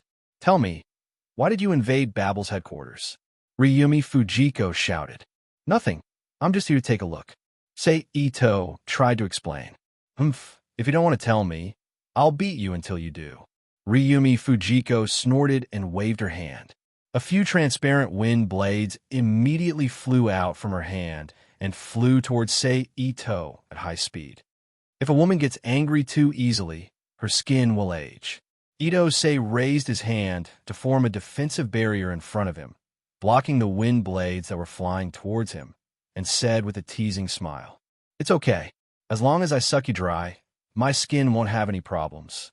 Ryumi Fujiko used teleportation and appeared behind Ito. As she spoke, she used her telekinesis enhanced leg to attack Ito. Chapter 584. An orange-red ray of light slashed down, and Ito, who was standing in front of Reiken Fuerko, was sliced in half from top to bottom. Ito appeared behind Reiken Fuerko and pressed her back with one hand as he chuckled. "You want to suck me? Wait until you've caught me first." Crackle, crackle, crackle, crackle, crackle. Several blue and white lightning bolts shot out from Ito's palm and instantly covered Reiken Fuerko's body. "Ah!" Reiken Fuerko screamed in pain as her body fell to the ground. "Granny!" At this moment, Kaori Akashi's voice was heard. "You asshole!" Akashi Kuru cursed, and a thick beam of telekinesis shot out from the top of Ebabel's headquarters, rushing towards Ito-Sei's body. Boom! A loud explosion sounded in midair, and a large amount of energy smoke came out from the explosion, covering Ito's location. This is the bad thing about the espers in this world. They explode when they get emotional. So annoying. In the smoke, Ito shook his numb hand and frowned. Whoosh! The next moment, a whistling sound suddenly sounded in Ito's ears, and a black shadow crashed into Ito's body. Ito frowned, and his hand was immediately covered with telekinetic energy. He grabbed the end of the black shadow, turned around, and threw it at the top of the Babel headquarters. In the blink of an eye, a bang! A huge crater appeared on the ground at the top of Babel's headquarters. Reiken Fuerko's body appeared in the crater, and she struggled to stand up with a painful expression. Telekinetic, one-hit kill. Akashi Karu's voice sounded again. Then Akashi Karu, who was wrapped in telekinetic light, raised her arm and charged towards Ito's abdomen like Superman. Ito smiled and immediately covered his entire abdomen with psychokinesis. Bang! At the same time, Kaori Akashi's fist landed on Ito's abdomen. At this time, Ito's abdomen suddenly pulled back and sucked in Kaori Akashi's small fist. Ito then reached out and grabbed Kaori Akashi's arm that was about to hit his abdomen. Ito then threw Kaori Akashi towards Okinogami and Miyazuhe. "Shao-sun!" Kue Nogami called out anxiously. He immediately teleported Akashi Kiru to his side, removing her from danger. Little girl, this is not a battle you should be participating in. The moment Kaori Akashi was saved, Seito waved his hand and released a lightning bolt in front of Okinogami, Miyazihue, and Kaori Akashi. He stopped Kaori Akashi, who was still preparing to fight, and said, Fuerko, are you sure you want to continue fighting with me? You should know that if you don't prepare to sacrifice yourself, you can't win against me. Seito turned his head and looked at Reiko Fuerko. Manager, it's ready. At this moment, a voice rang out. At this time, Koichi Tashimoto, who was standing on the side, suddenly shouted, Is that what you're talking about? Seito, who heard Koichi Tashimoto's words, turned his head and looked at the opening door and the military helicopter that was quickly rising from it.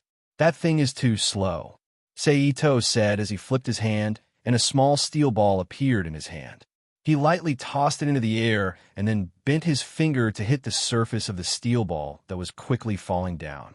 Then, an orange light beam quickly pierced through the sky and bombarded the helicopter's propeller in the blink of an eye. Boom! An explosion instantly sounded. A large cloud of smoke and a distorted propeller immediately rose from the top of the helicopter and spun to the side before falling down.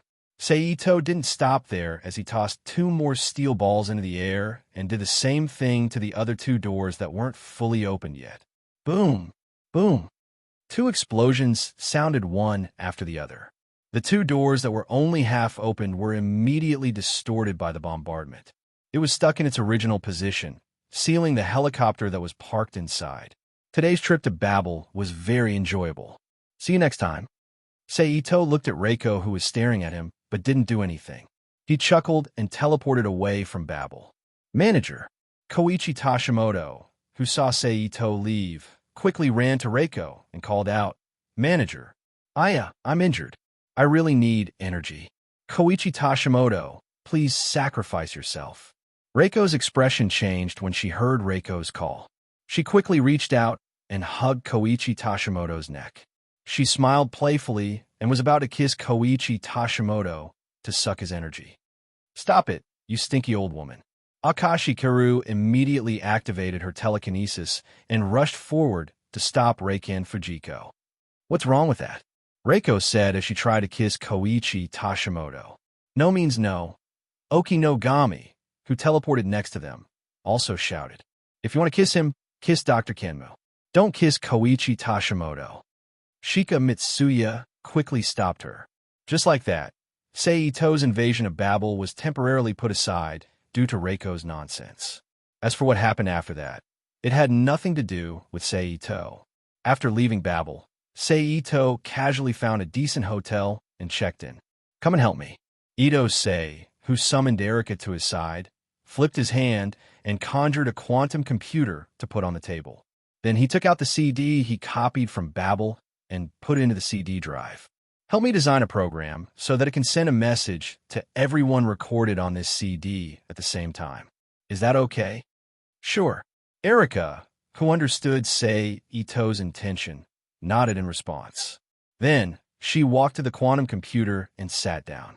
She placed her hands on the keyboard and quickly operated it. Erika's fingers danced quickly on the quantum computer's keyboard like phantoms. A series of crisp crackling sounds immediately sounded in the room. It's done. After more than half an hour, Erika, who pressed the last key, said, Is that so? Upon hearing that, Seito walked behind Erika and put a hand on her shoulder. Then help me send a message. Write that if you wish to join the Garden of Eden and are willing to live in the Garden of Eden city, bring your luggage and friends who are going with you. Gather at the south of the Golden Pavilion Temple in the capital at midnight on the X day of X month in 7 days. Don't you need to change it? Erika, who had finished inputting the message, asked. No, just send it like this. Seito confirmed. Okay. Erika agreed and pressed the enter key. At this moment, there was a series of ZZ sound of the disk being read. A loading bar immediately popped up on the screen of the quantum computer. After the bar was completely filled with red bars, the message was sent. Thank you. Seito lowered his head and kissed Erika's lips. After a deep kiss, he thanked her with a smile. Is there anything else? Erika, who was a little out of breath, rolled her eyes at Seito and asked, No, I'll send you back right now. Seito pressed the screen of the quantum computer back into the computer with a smile. Then, with a thought, he sent the quantum computer and Erika back to the Rubik's Cube world together. 7 days. Let me challenge myself. Seito walked to the window and looked at the people outside the hotel. Then, his figure flashed and disappeared from the room, in the Zhongwa country of the absolute pitiful world. Fortunately, except for the country names and the weird technology tree in this world, the city names and buildings are the same as in the main world. It's a lot more convenient for me, Seito thought to himself as he stood in front of Tiananmen Square in the absolute pitiful world. Then, Seito turned around and came directly to the camp of the National Flag Squad. He activated his hypnosis ability to invade the camp and found the manager of the camp. Then, he used his contact ability to find the address of the guard company's camp. Then, he erased the manager's memory and activated psychokinesis to fly toward the guard company's camp. It's the guard company after all. They really do have ECM facilities. Seito, who slowly landed in a secret area near the guard company's camp, felt the electronic pulse interference in the space and thought to himself. Then, Seito flipped his hand and summoned a portable ECCM band.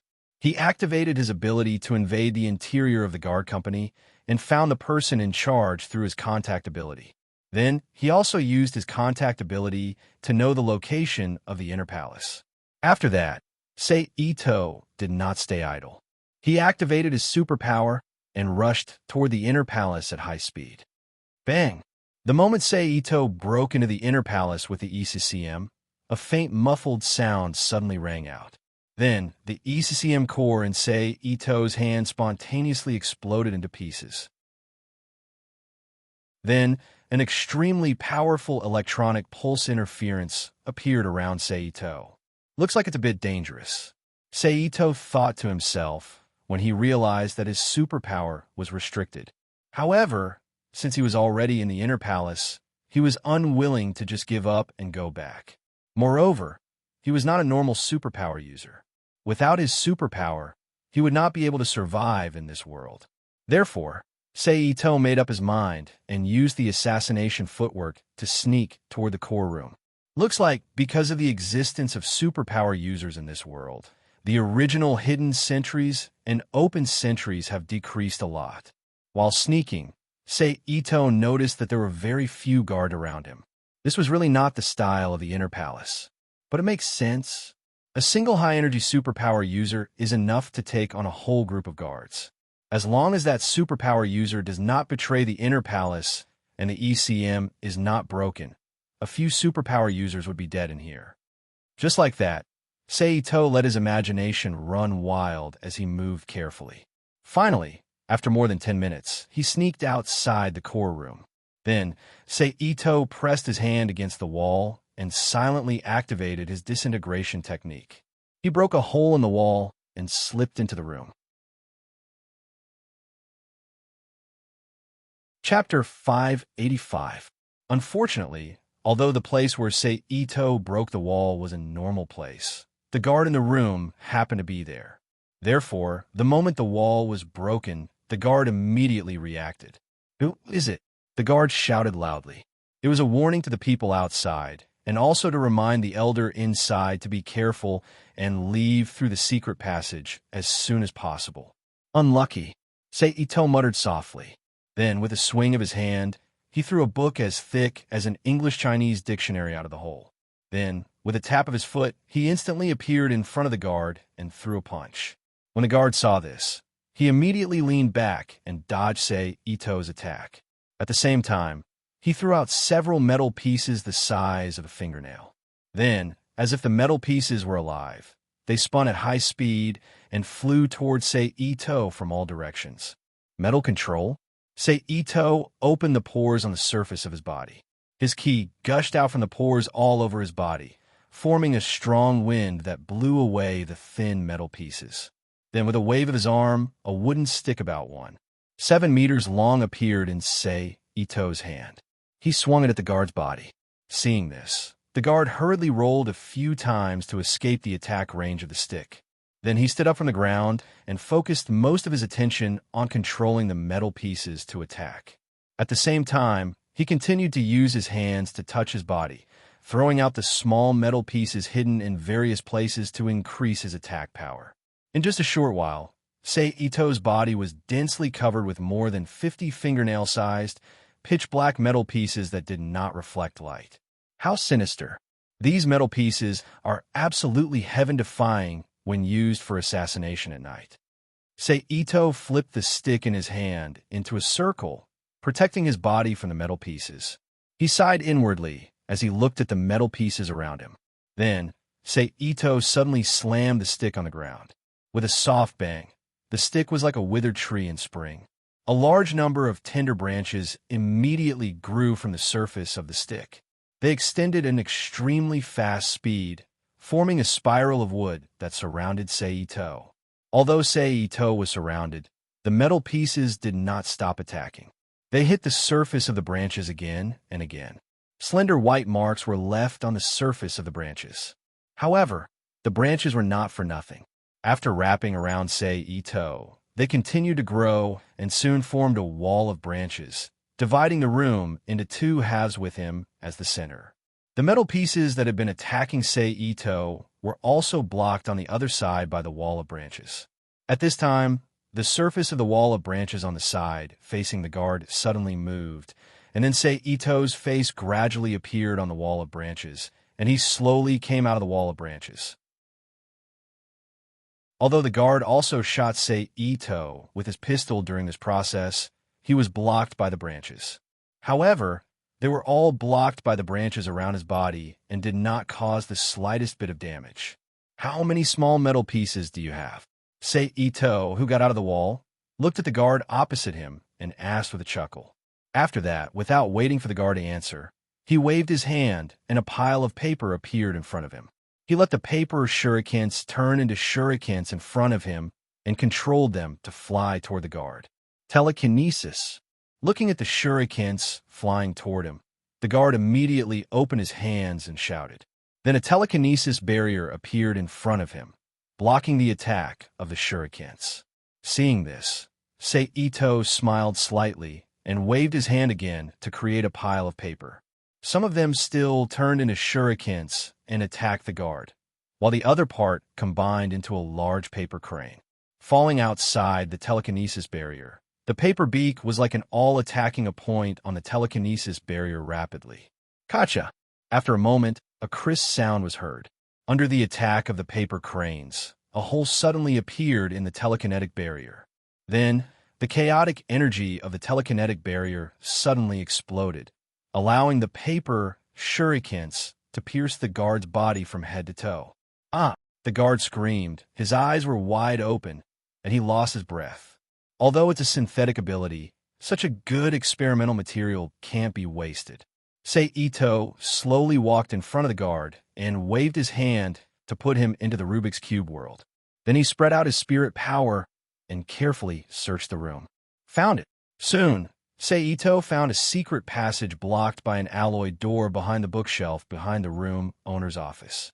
Then Sei Ito quickly walked in front of the bookshelf and violently destroyed the wall behind the bookshelf. He reached out and placed his hand on the alloy door and began to analyze it. While Sei Ito was analyzing, the guards outside were still using pistols, water streams, and torches to attack the square-shaped barrier formed by the thick books that Sei Ito threw outside before he entered the room. Crash! 10 seconds later, with the sound of soil falling to the ground, a gap finally appeared in the alloy door in front of Sei Ito. Then Sei Ito ducked into the alloy door and walked along the passage. The person who designed this passage was very smart. At the beginning of the design, they thought that the alloy door might be broken. So not only did they install ECM devices around the passage to fight against espers, they also installed a large number of mechanisms that could easily kill normal people and espers who had lost their espers. However, these would most slow down Sei Ito's progress slightly. As for killing Sei Ito, it was no different from a dream. Fork. After a moment, Sei Ito passed through several layers of obstacles and stopped in front of Fork. When Ito Senari saw this, he turned his palm and directly took out several portable ECCM devices. When the electronic pulse of the ECM interfered with it, he quickly put his hand on the wall and launched his contact sensing ability to check the correct path. A few seconds later, Sei Ito opened his eyes and put away the ECM devices that were slightly hot. He ran along the middle passage at high speed. When he was halfway there, he suddenly stopped and turned around to press his hand on the wall beside him. He activated decomposition refinement to break open the wall and walked along the new passage that appeared behind the wall. After another few seconds of walking, Sei Ito stopped again and turned around to activate decomposition refinement against the wall beside him. This is the elevator that leads to the top. Sei Ito stepped into the elevator without the metal door and summoned several ECM devices again. He activated his ability to sense the activation code and started the elevator to the surface. Very quickly, in just 3 to 4 seconds, the elevator arrived at the surface. It was a very landscaped building with a rock garden beside a river. What the F***CK? They even put ECM in a place like this. Aren't they afraid of ruining the overall aesthetic effect of the environment? Sei Ito curled his lips as he could still feel the electronic pulses in the air. Then, he continued to summon several ECM devices and activated his ability to sense the person's whereabouts. Finally, the last place. If you run again, I won't chase you. It's too troublesome. Sei Ito thought as he put away the ECM and rushed toward his destination. Stop. If you go any further, you'll die. Just as Sei Ito was about to reach his destination, a man and a woman suddenly appeared in front of him and yelled. Teleportation. It seems that the electronic pulses here have blocked their psychic waves. Sei Ito thought as he looked at the way the two suddenly appeared. But this is not the study room full of confidential documents. I won't go easy on you. Thinking of this, a sneer suddenly appeared on Ito Sei's face. He turned his hand, and several special kunai appeared in his hand. He threw them at the two of them. You're looking for death. The male Esper saw that Sei Ito still dared to resist. He immediately activated his psychic power and knocked away the special kunai in front of him. Then, he fired a beam of light at Sei Ito. On the other hand, the other Sei Ito was much simpler. She directly teleported to dodge the attack of the special kunai. Then, she teleported to Sei Ito's ankles and grabbed at Sei Ito's ankles. Seeing the opponent's attack coming, Ito Sei immediately jumped to the side, not only avoiding the impact of psychokinesis, but also avoiding the woman's hands. Then he flicked his hand, and a line of fire was thrown by Ito Sei to the teleportation ability user. Boom! In the next second, a violent explosion suddenly sounded, and a large flame fiercely rose from the place where the teleportation ability user was originally standing. How can you still use your powers? The female Esper who appeared on the other side frowned and said, Since he can follow us here, it means that there is a traitor in our ranks. Changing the frequency of the ECM to block his psychic attack is too easy. Naturally, he can use his superpower here. The male Esper speculated while attacking Sei Ito with his psychic attack. There's a traitor in our ranks. The female Esper frowned and said, That's why we need to capture him alive. We need to find the traitor through his mouth. The male Esper said, I understand. The female Esper replied with a serious face. Water release, great waterfall technique. At this time, Ito Sei, who jumped into the artificial lake to avoid the telekinesis attack, launched a water release ninjutsu underwater, and then a large whirlpool of water appeared above the surface of the water, and the water in the lake rushed toward the man and woman. It's a compound Esper. The female Esper whispered. Seeing the water coming at him, the male Esper immediately raised his hands in front of him, and with a low roar, he activated a large telekinetic barrier, blocking the water that was rushing at him. Flying Thunder God Jutsu. Ito Sei, who came out of the water, immediately used Flying Thunder God Jutsu and suddenly appeared beside the male Esper. Then he used Body Flicker Jutsu and rushed to his side, waving his hand to chop the male Esper's neck. Chapter 586. P.S. Thank you to Snow Phoenix Perching for your precious monthly vote. Thank you to 157747860 for your tip. Be careful, Cursor. The female Esper suddenly sensed the anomaly in space and turned to look at the anomaly. Her pupils shrunk as she shouted. At the same time, she aimed her hand at Sei Ito and teleported. Ito-sei turned his head and looked at the female Esper. Suddenly, a sinister smile appeared on his face. Then there was a loud explosion. Ito-sei's body suddenly exploded, and a powerful energy impact bombarded the male Esper before he could teleport. Wah! Caught completely off guard, the male Esper spat out a mouthful of blood and took a step forward dizzily. However, the moment he took that step, the psychic barrier under the male Esper's mental control shuddered violently. Then, in the next moment, it was shattered by the water release. Grand waterfall, drowning in the torrent. Cursor! The female Esper screamed in panic. Instead of worrying about others, you should be more worried about yourself. Sei Ito, who was standing on the water, sneered. He threw out 3 shurikens at the female Esper. Damn it! The female Esper cursed and teleported away. She reappeared in the sky above Sei Ito. She held a special handgun and aimed at Sei Ito and pulled the trigger. The moment the bullet was fired, a strange light barrier the size of a coin appeared in front of the muzzle of the gun. Then, the bullet went into the light barrier. It flew out of a small light barrier less than 2 centimeters behind Sei Ito's neck and flew towards Sei Ito.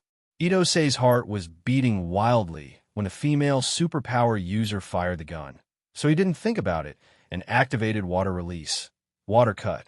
The moment the bullet flew out, he glided out of the water at high speed and dodged the bullet. Teleportation espers are so annoying, Sei Ito thought. But even though he was annoyed, Sei Ito didn't stop. He continued to use water cut to quickly glide on the water and dodge the female Esper's attacks. At the same time, he took out a handful of small pieces of paper and used the power of paper release to strengthen them. He threw them out. The pieces of paper then flew without any wind, like a colorful ribbon, shooting towards the female Esper who was hovering in the air by continuously casting teleportation in the same spot. Seeing the incoming attack, the female Esper flashed and disappeared from her original spot, reappearing in midair in another location. Seeing this, Ito-sei smiled secretly. He waved his hands again and again, and a large number of small pieces of bright paper lined up into colorful ribbons one after another. The ribbons flew towards the female Esper like tentacles. However, at this moment, a big bubble suddenly appeared on the calm water surface, and then a telekinetic attack flew toward Ito-sei, who was gliding quickly on the water surface. Water release, flash water. Sei Ito squinted his eyes when he saw the telekinetic beam. He immediately unleashed his energy and switched from water to flash water. Then Sei Ito's body flashed and disappeared from the telekinetic attack. He reappeared in another spot on the water surface. Splash! Seeing that his attack had failed, the male Esper stopped hiding and leaped out of the water. He hovered in midair and aimed at the surface of the water below and released his psychokinesis. Then, the surface of the water seemed to be held in place by an invisible hand. It fiercely flew up from the ground and twisted to wrap Ito-sei in it and drown him. Sei Ito's body flashed again. Once again, he used the Flying Thunder God Jutsu to get out of the huge water ball that had already been twisted and appeared next to a special kunai. Explode. At this moment, Sei Ito's mind changed. The ribbons that were chasing after the female Esper suddenly started to circle around her. Then, as if something exploded from the ribbons, all the ribbons exploded. They floated in the air and became impurities that affected the ability to teleport. Fire release. Fire Dragon Flame Bullet. Then Sei Ito formed a hand seal in front of him and started to chant to the female Esper. Whoosh! A huge blazing fireball with a width of 5 to 6 meters and an attack range of 7 to 8 meters suddenly appeared in front of the female teleportation ability user. Under the gaze of her pale face, the fireball burned towards her. Rushui. Seeing this, the male Esper shouted and gave up on attacking Ito-sei.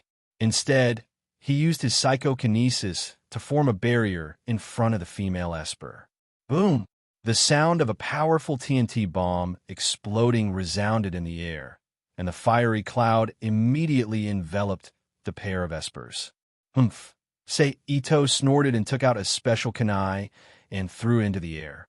Then, his body flashed and appeared beside the female Esper. Before she could react, he grabbed her left upper arm and activated lightning release. Crackle, crackle.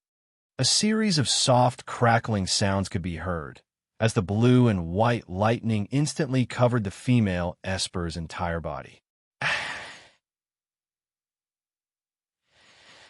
Bang!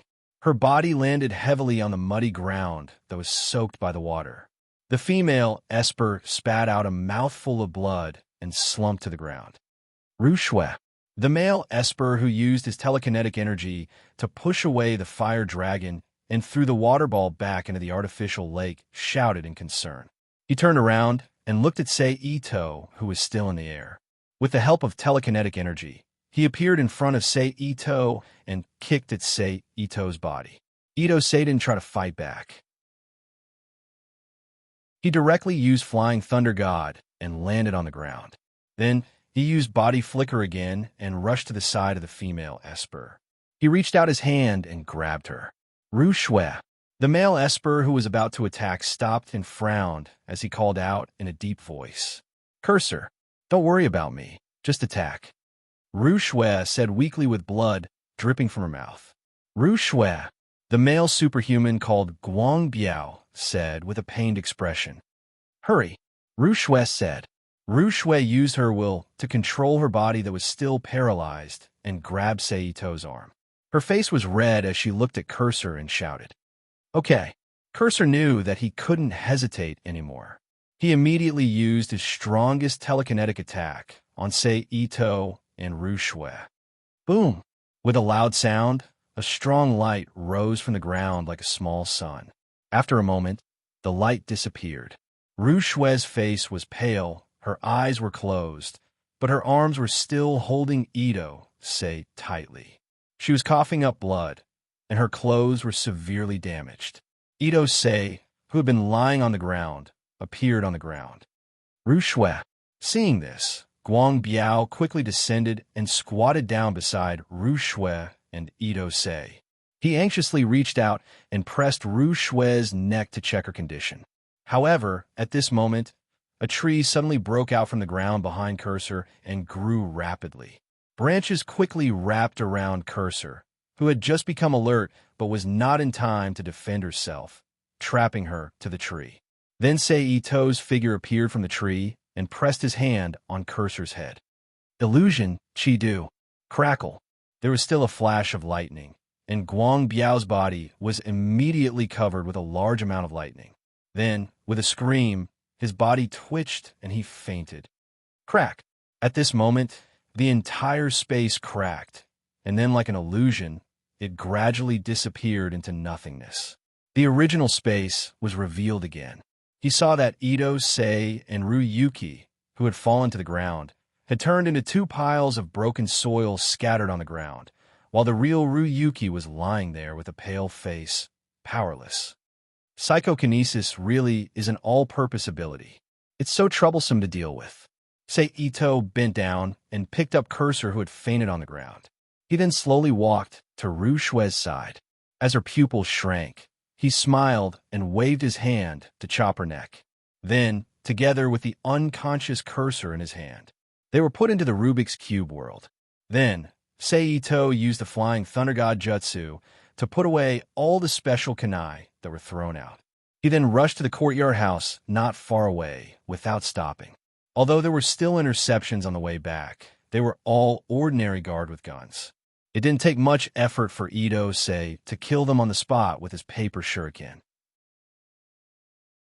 After that, without any obstruction, Seito successfully invaded the room and found the old man who was sitting in the room reading a book calmly. Can you tell me why?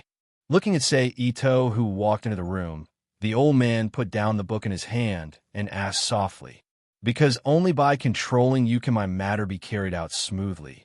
Seito walked toward the old man and explained in a low voice, "Then can you tell me what you want to do?" The old man nodded and asked again, "You will know this later." Seito, who had already walked in front of the old man, reached out and touched his forehead and said softly. Then, without waiting for the old man to ask, he used his mental power to invade the old man's mind and hypnotize him. Phew. After a while, Seito let out a soft cry, put down his arm, and retracted his mental power. Then, the expression of the old man, whose eyes had become dull when he was invaded by his spiritual power, stirred, and he regained his senses.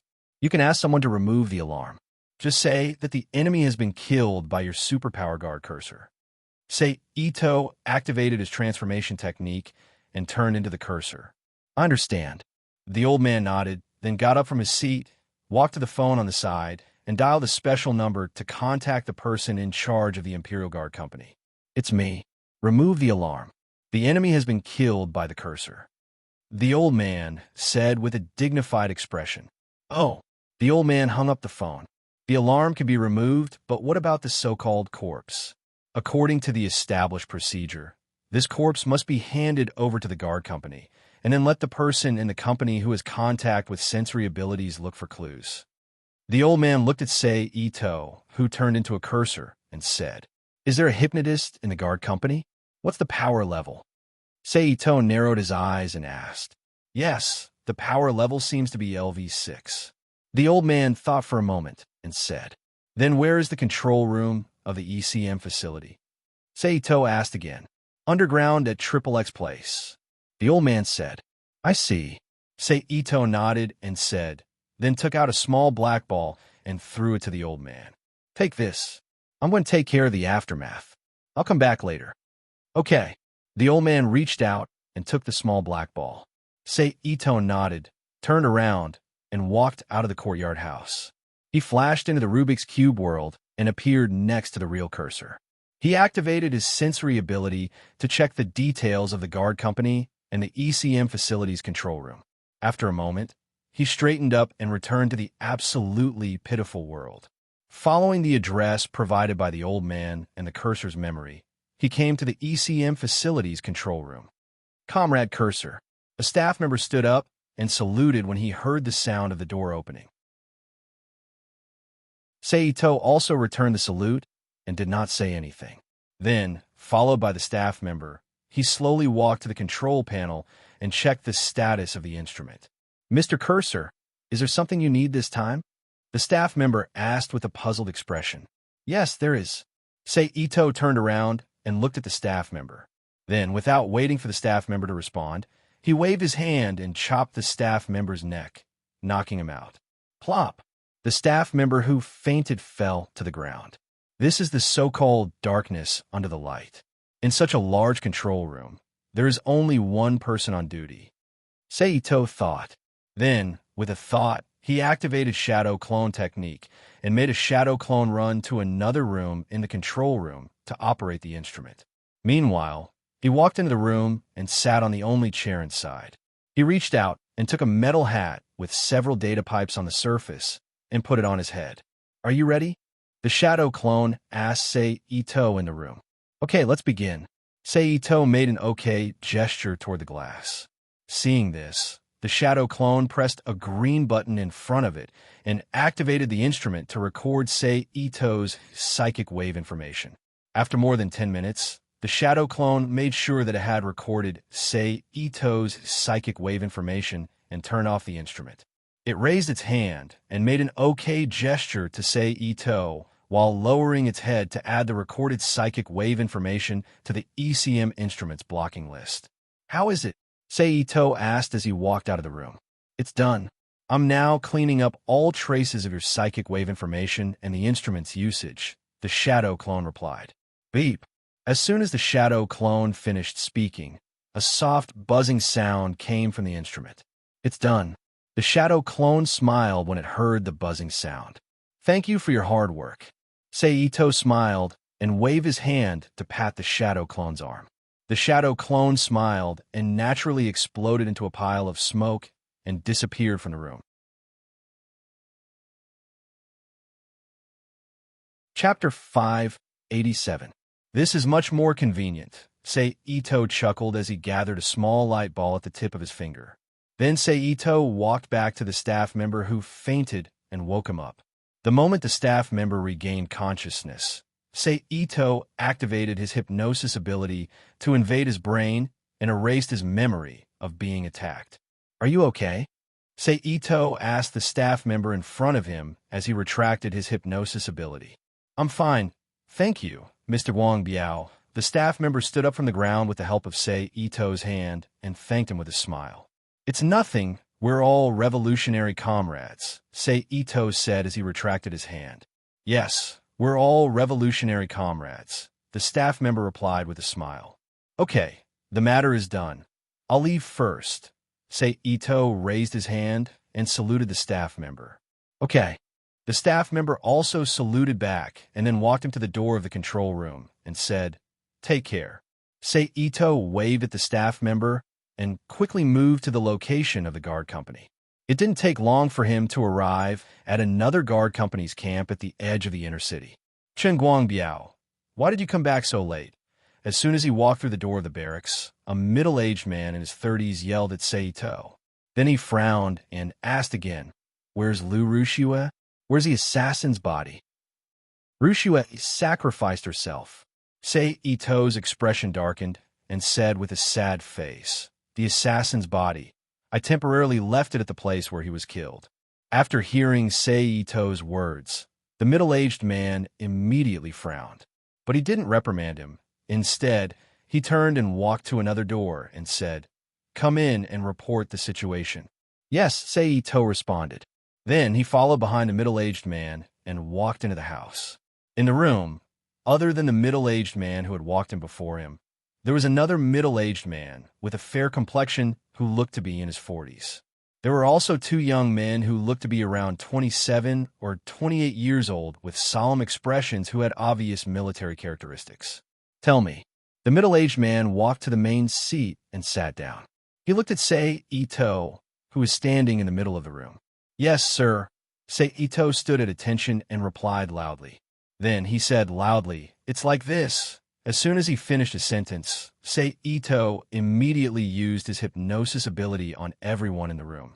He silently controlled their senses and started to fabricate false information. That's the whole story. After a while, Ito-sei finished inputting the fake information and said it in a serious tone. After Seito stopped, the middle-aged man in his 40s frowned and asked, You suspect that there's a traitor among us? Yes, Seito replied.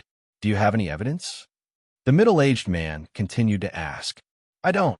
The middle-aged man nodded. He didn't ask any more questions. Okay, you go find little Wang and take him to the scene, the middle-aged man on the main seat ordered. Yes, sir.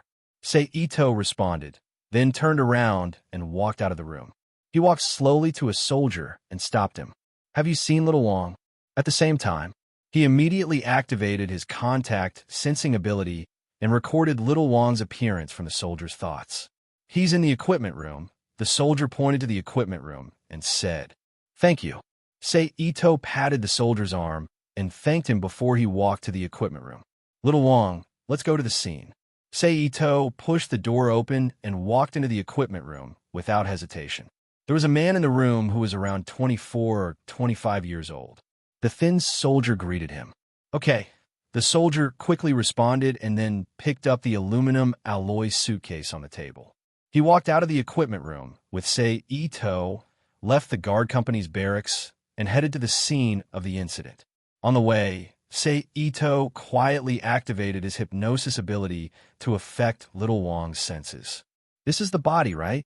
Little Wang pointed to the empty ground and asked after they arrived at the scene of the incident. Yes, this is the body, Seito confirmed. Little Wang nodded and walked to the body he thought it was and squatted down. He reached out to touch the body and activated his contact sensing ability. How is it? After a while, Sei Ito asked Little Wong, who stood up. No, other than the scene of your battle, I didn't find any other information. Little Wong shook his head. Then what should we do? Sei Ito asked with a frown. There's no other way. We can only bring the body back to the company and dissect it to look for other clues, Little Wong said. Looks like that's the only way. Sei Ito nodded and then patted Little Wong's shoulder. Go do what you need to do. I still have to protect the chief. I'll leave first. Brother Chun, go quickly. The chief's matter is important, Little Wong smiled. Okay, I'll leave first, Sei Ito replied with a smile and turned to the location of the signal from the little black ball. After a while, Sei Ito arrived at the location of the little black ball and asked the secretary and guard at the door, Is there anyone else in there? No one, the secretary replied. Sei Ito nodded and pushed the door open. Bang! After he walked in, the secretary at the door closed the door for Sei Ito. 2 things. First, get your men to give me a list of all the awakened espers who haven't joined the government, as well as the information of all the esper orphans, as well as all the research you've done on espers.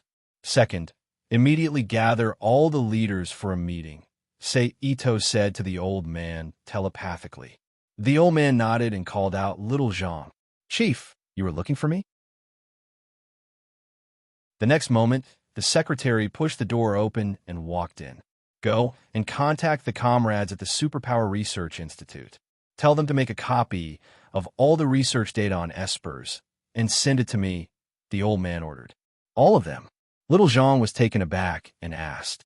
All of them. Just send it as an electronic document, the old man confirmed. Yes. Little Zhang opened the notebook in his hand and recorded. Also, inform the Superpower Management Bureau of the Ministry of Public Security.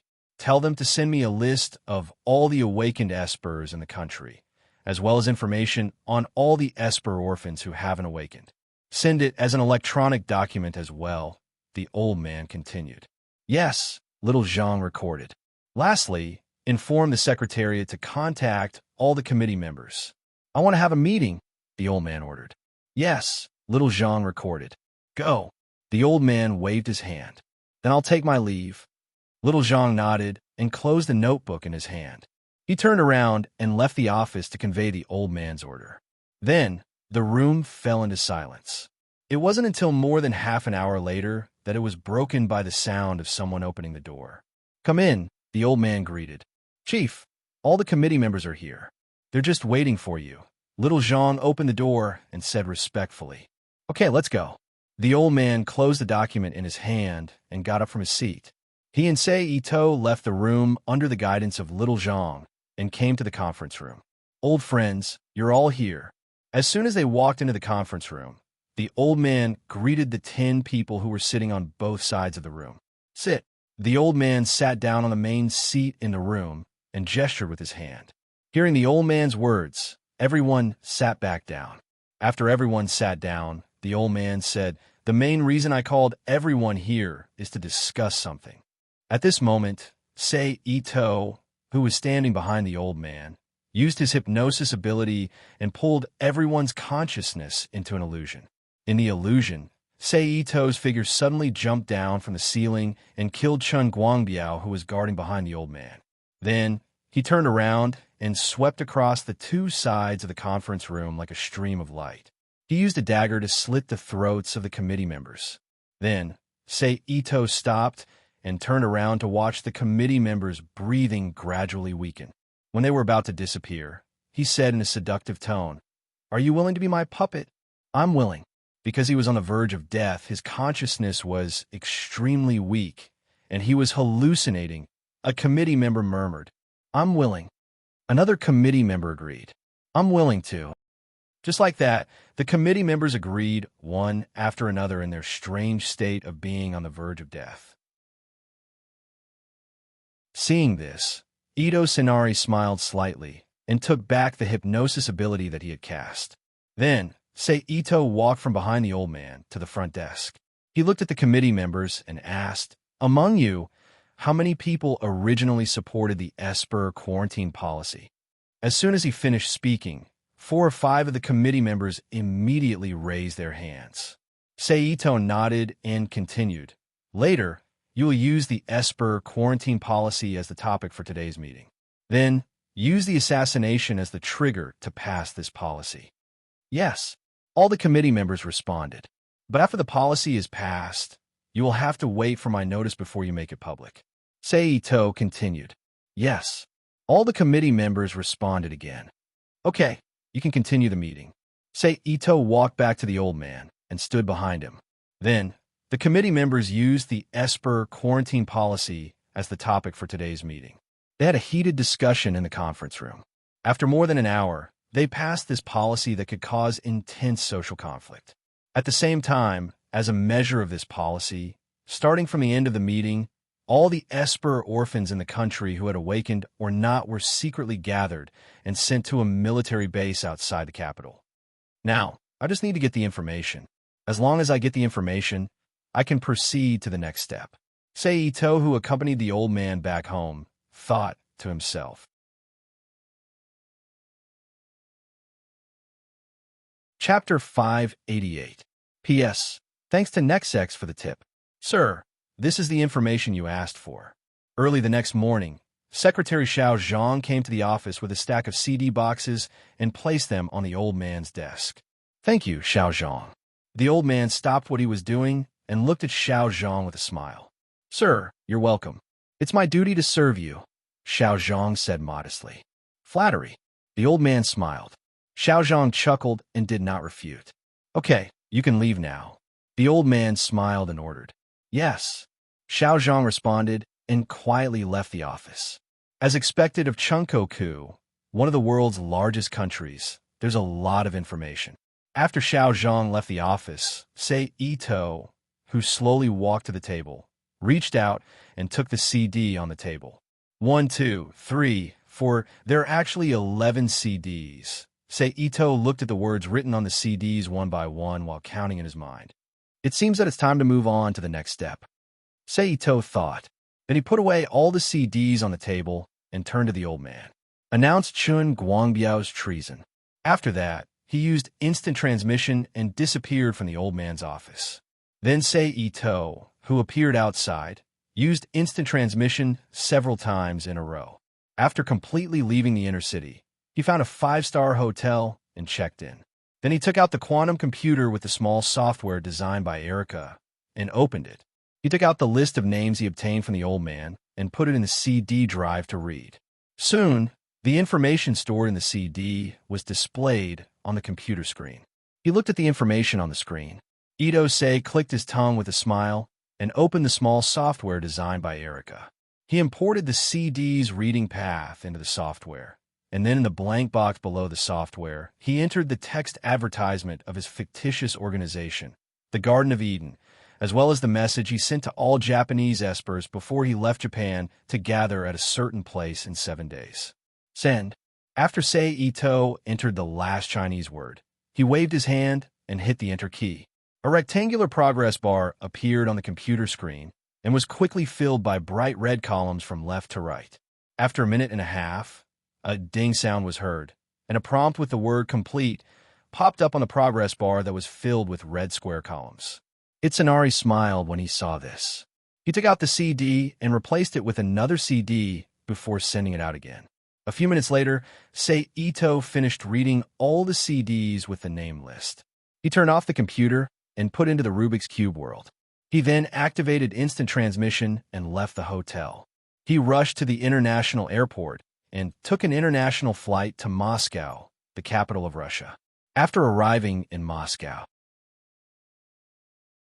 Seito took a taxi directly outside the airport and rushed to the presidential office. After circling the presidential office 3 times like an ordinary tourist, he knocked out a staff member when no one was paying attention and put him into the Rubik's Cube world. He then changed into the appearance of a staff member and approached the president of Russia. After 4 or 5 identity changes, Seito finally became a presidential bodyguard. He approached the president of Russia. Sure enough, compared to the protection of Zhongguo's leaders, these foreigners are nothing. Not only are the offices open to tourists, but they also travel much more frequently than Zhongguo's leaders. No wonder they are easily assassinated. Say Ito looked at the president of Russia, who was close at hand. Stulov, what can I do for you? Maybe the president of Russia was uncomfortable under Say Ito's gaze. He finally couldn't help but ask his bodyguard. Say Ito, who didn't understand Russian at all, knew that he couldn't wait any longer. He immediately activated the body flicker technique and rushed to the president of Russia. He reached out and grabbed the president's neck, pulled him into his arms, and put a pistol to the president's temple. Asterisk, asterisk, asterisk, asterisk. The other bodyguard who saw the president being kidnapped immediately took out their pistols and aimed at Say Ito and shouted in Russian. Let them out. I can guarantee that they won't hurt you. Say Ito tightened his arms and said to the president of Russia in English, You guys get out. The president of Russia ordered the bodyguards in English. Asterisk, asterisk, asterisk, asterisk. The bodyguards said something in Russian. Get out. The president of Russia rolled his eyes and ordered again in English. Asterisk, asterisk, asterisk. The bodyguards responded and slowly left the office. Seeing that all the bodyguards had left, Say Ito didn't waste any time and directly urged his psychic force to invade the president's mind. After planting an order for the president to obey him, Say Ito let go of the president's neck. Say Ito's shadow clone came out of the smoke that suddenly appeared next to him. It took a piece of wood that Say Ito threw to it, walked aside, and used Mokuton ninjutsu and transformation jutsu to transform the piece of wood into Say Ito's appearance. At this time, the real Say Ito walked to the side of the door, jumped on top of the door, and leaned against the wall like a gecko, and said to the president of Russia, You can start resisting now. The president of Russia didn't say anything. He directly took out a pistol from a secret place under the table, pressed the alarm button on the table, and fired at Say Ito's shadow clone. Bang, bang, bang. Crisp gunshots immediately sounded in the room. However, Say Ito's shadow clone jumped to the side and dodged the bullets. At the same time, he rolled and fired at the empty space around the president of Russia. Bang! At this moment, there was a muffled sound, and the tightly shut door was suddenly opened from the outside. Then, a large number of black-clothed bodyguards with guns rushed in from the door. Some of them rushed in front of the president to protect him, while the rest stayed where they were and attacked the shadow clone. Seeing that the situation was hopeless, the shadow clone quickly rushed to the window at the side. It curled up its body and broke through the glass. With the sound of glass shattering, it rushed out of the room and ran outside. Bang! Bang! Bang! Bang! Several bodyguards immediately rushed to the window and continued to shoot at the shadow clone. In an instant, a blood-curdling scream was heard. The shadow clone suddenly staggered and fell to the ground. It was hit by even more bullets. When the bodyguards weren't paying attention, Say Ito, who was leaning on the door, suddenly landed behind a bodyguard. He waved his hand and killed the bodyguard as fast as he could and put him into the Rubik's Cube world. Then, he transformed into the bodyguard's appearance and blended into the group of bodyguards, continuing to shoot at his wooden corpse. Asterisk, asterisk, asterisk, asterisk, asterisk, asterisk, asterisk, asterisk. President Ross stopped the bodyguards when he saw that they were almost done. He casually asked Say Ito to stay by his side and protect him. Then, he dismissed the other bodyguards and told them to do what they were supposed to do. At this time, Say Ito, who had successfully sneaked into President Eros's side, used mind reading to order the other party to hand over the list of superpower users in the country, the list of awakened and unawakened superpower orphans, as well as the research data on superpower users. Then he ordered the other party to use force to pass the superpower quarantine bill in the country. He also ordered the other party to gather all the awakened and unawakened superpower orphans in the country. The next day, Say Ito, who had obtained all the information, left a small black orb for President Eros to use as a communication device. He then left the bodyguards and found a hotel to send out advertisements about the Garden of Eden to all the superpower users in Eros. After sending out the advertisements, he rushed to the international airport and took a plane to France. Then, Say Ito did the same thing. He successfully dealt with the French president and the British prime minister. He obtained the list of all the superpower users in France and Britain, as well as the research data on them. He also asked them to pass the superpower quarantine bill and centralize the management of the orphan superpower orphans. Now, all that's left is the United States. As long as I can deal with the United States, there's an 80% chance that the small countries following behind the 5 permanent members of the United Nations will pass the superpower quarantine bill. Then I'll sow discord, Ito thought to himself as he looked at the Statue of Liberty from the window of the plane. But before that, I have to eliminate Pandora and the Dark Phantom first. Ito retracted his gaze and narrowed his eyes as he secretly made up his mind. Boom! At this time, there was a sudden explosion. Then, the entire plane began to shake violently.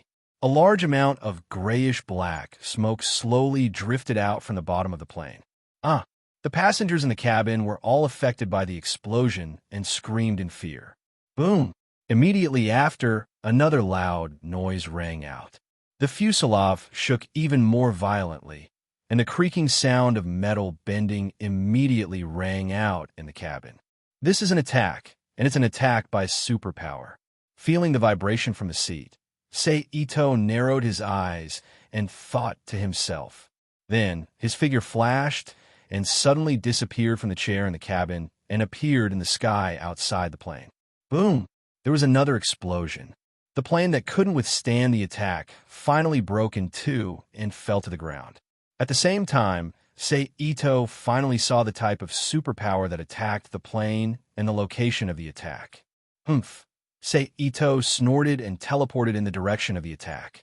But just as Ito was about to reach the location, several black strips suddenly jumped out of the air and bound his body, limbs, and lips. Then there was a flash in space. For people, including the Ministry of War, Jinguji, Masaki Shiro, Kanahonya, and Fujura, as well as 2 girls and 1 boy, 3 children around 10 years old, appeared around Ito and surrounded him.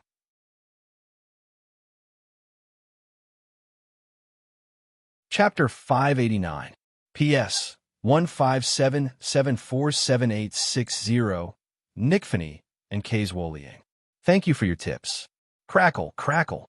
Seeing this, Ito immediately emitted a powerful electric current from all over his body, destroying the dark strips around him. Then he looked at Jingjie, the Ministry of War, in front of him and sneered, "I'm really honored that Pantula sent so many people to besiege me. Since you're honored, you can die happily." Jingjie from the Ministry of War sneered with a murderous look. As soon as he finished speaking, everyone around Ito began to attack. A middle-aged man, Saira Masaki, had his hair fluttering behind his back and lashed at Ito like black whips. At the same time, another girl, who was petite and looked to be in her teens, was wearing a white long-sleeve blouse and a black pleated skirt. Her long black hair was tied into a slender ponytail on the right side of her head. She stretched out her arms and twisted her hands like 2 strange ribbons, wrapping them around Ito's Seiji from the other side. Ito narrowed his eyes and used instant transmission to escape from the encirclement. Whoosh! A second after Ito appeared, a pillar of fire suddenly rushed out from the side and burned his body. Ito, who could no longer use instant transmission to escape, quickly turned around and stretched out his hand to create a telekinesis barrier in front of him, blocking the thick pillar of fire. Boom! A loud explosion sounded in front of Ito, and the scorching flames instantly blocked Ito's vision. "Good job, Jolly," a woman's voice praised him. Then, Ganahonya suddenly appeared behind Ito and swung her fist at Ito. Just as Ito was about to block the attack with his free hand, a pair of hands suddenly appeared behind him. A pair of little girl's hands suddenly appeared beside him. She reached out and grabbed his free arm, causing Ito's resistance to slow down. Then, Ganahonya's fist slammed heavily into his face. In an instant, a strong force was transmitted from Ganahonya's fist to Ito's body, causing his body to sway to the side. At this moment, a transparent shockwave quickly rushed to the front of Sei and accurately bombarded his chest. Bang! Ito's clothes were torn open by the shockwave. At the same time, his body flew backward uncontrollably. Go to hell, you lunatic. In the process of Sei's body flying back, the figure of the Ministry of War's Jia suddenly appeared beside him, waving the flame sword in his hand and quickly chopping down. You want me dead? In your dreams. Sensing the fatal danger, Sei's body suddenly burst out with a powerful psychokinesis like a storm and a tsunami. An energy impact quickly spread out with Sei as the center, making Kayasuk of the Ministry of War's movement uncontrollably pause. Then, Ito's body flashed and teleported in front of a girl wearing a sleeveless black waistcoat. She was wearing a black pleated skirt, and she was about 10 years old. She had a head of golden hair that was shaped like the sun behind her head. He waved his hand and slashed at her neck. You bastard, get out of my way. At that moment, a flying squirrel suddenly flew out from the top of the girl's head. It spread its two small claws and opened its fleshy membrane on both sides of its body. It roared and fired an air cannon at Ito. Then two transparent air bombs flew towards Ito's face. Oomph. Ito snorted and teleported again. He disappeared from behind the girl and appeared behind the boy who set the fire. I've been waiting for you. As soon as Ito appeared, the boy turned around. The boy fiercely turned around and launched his ability at Sei with a smug look on his face. A sneer appeared on Sei's face. His body that was enhanced with psychokinesis suddenly squatted down and dodged the boy's flame attack by a hair's breadth. Then, he quickly punched Jia Li's abdomen. Why? Jia Li's eyes bulged and his body arched. He opened his mouth and spat out a mouthful of blood that was mixed with the remains of his stomach. Jia Li, seeing that Jia Li was injured, the girl with her hair tied in a ponytail shouted anxiously. Then, she waved her arms and two twisted ribbons immediately wrapped around Ito's body. Crackle, crackle. This time, Ito didn't use teleport to dodge the attack. Instead, he covered his entire body with LV6 powerful thunder and lightning. He ignored the attacks from Saira Masaki and grabbed Jolly, who was in front of him with both of his hands. Ah!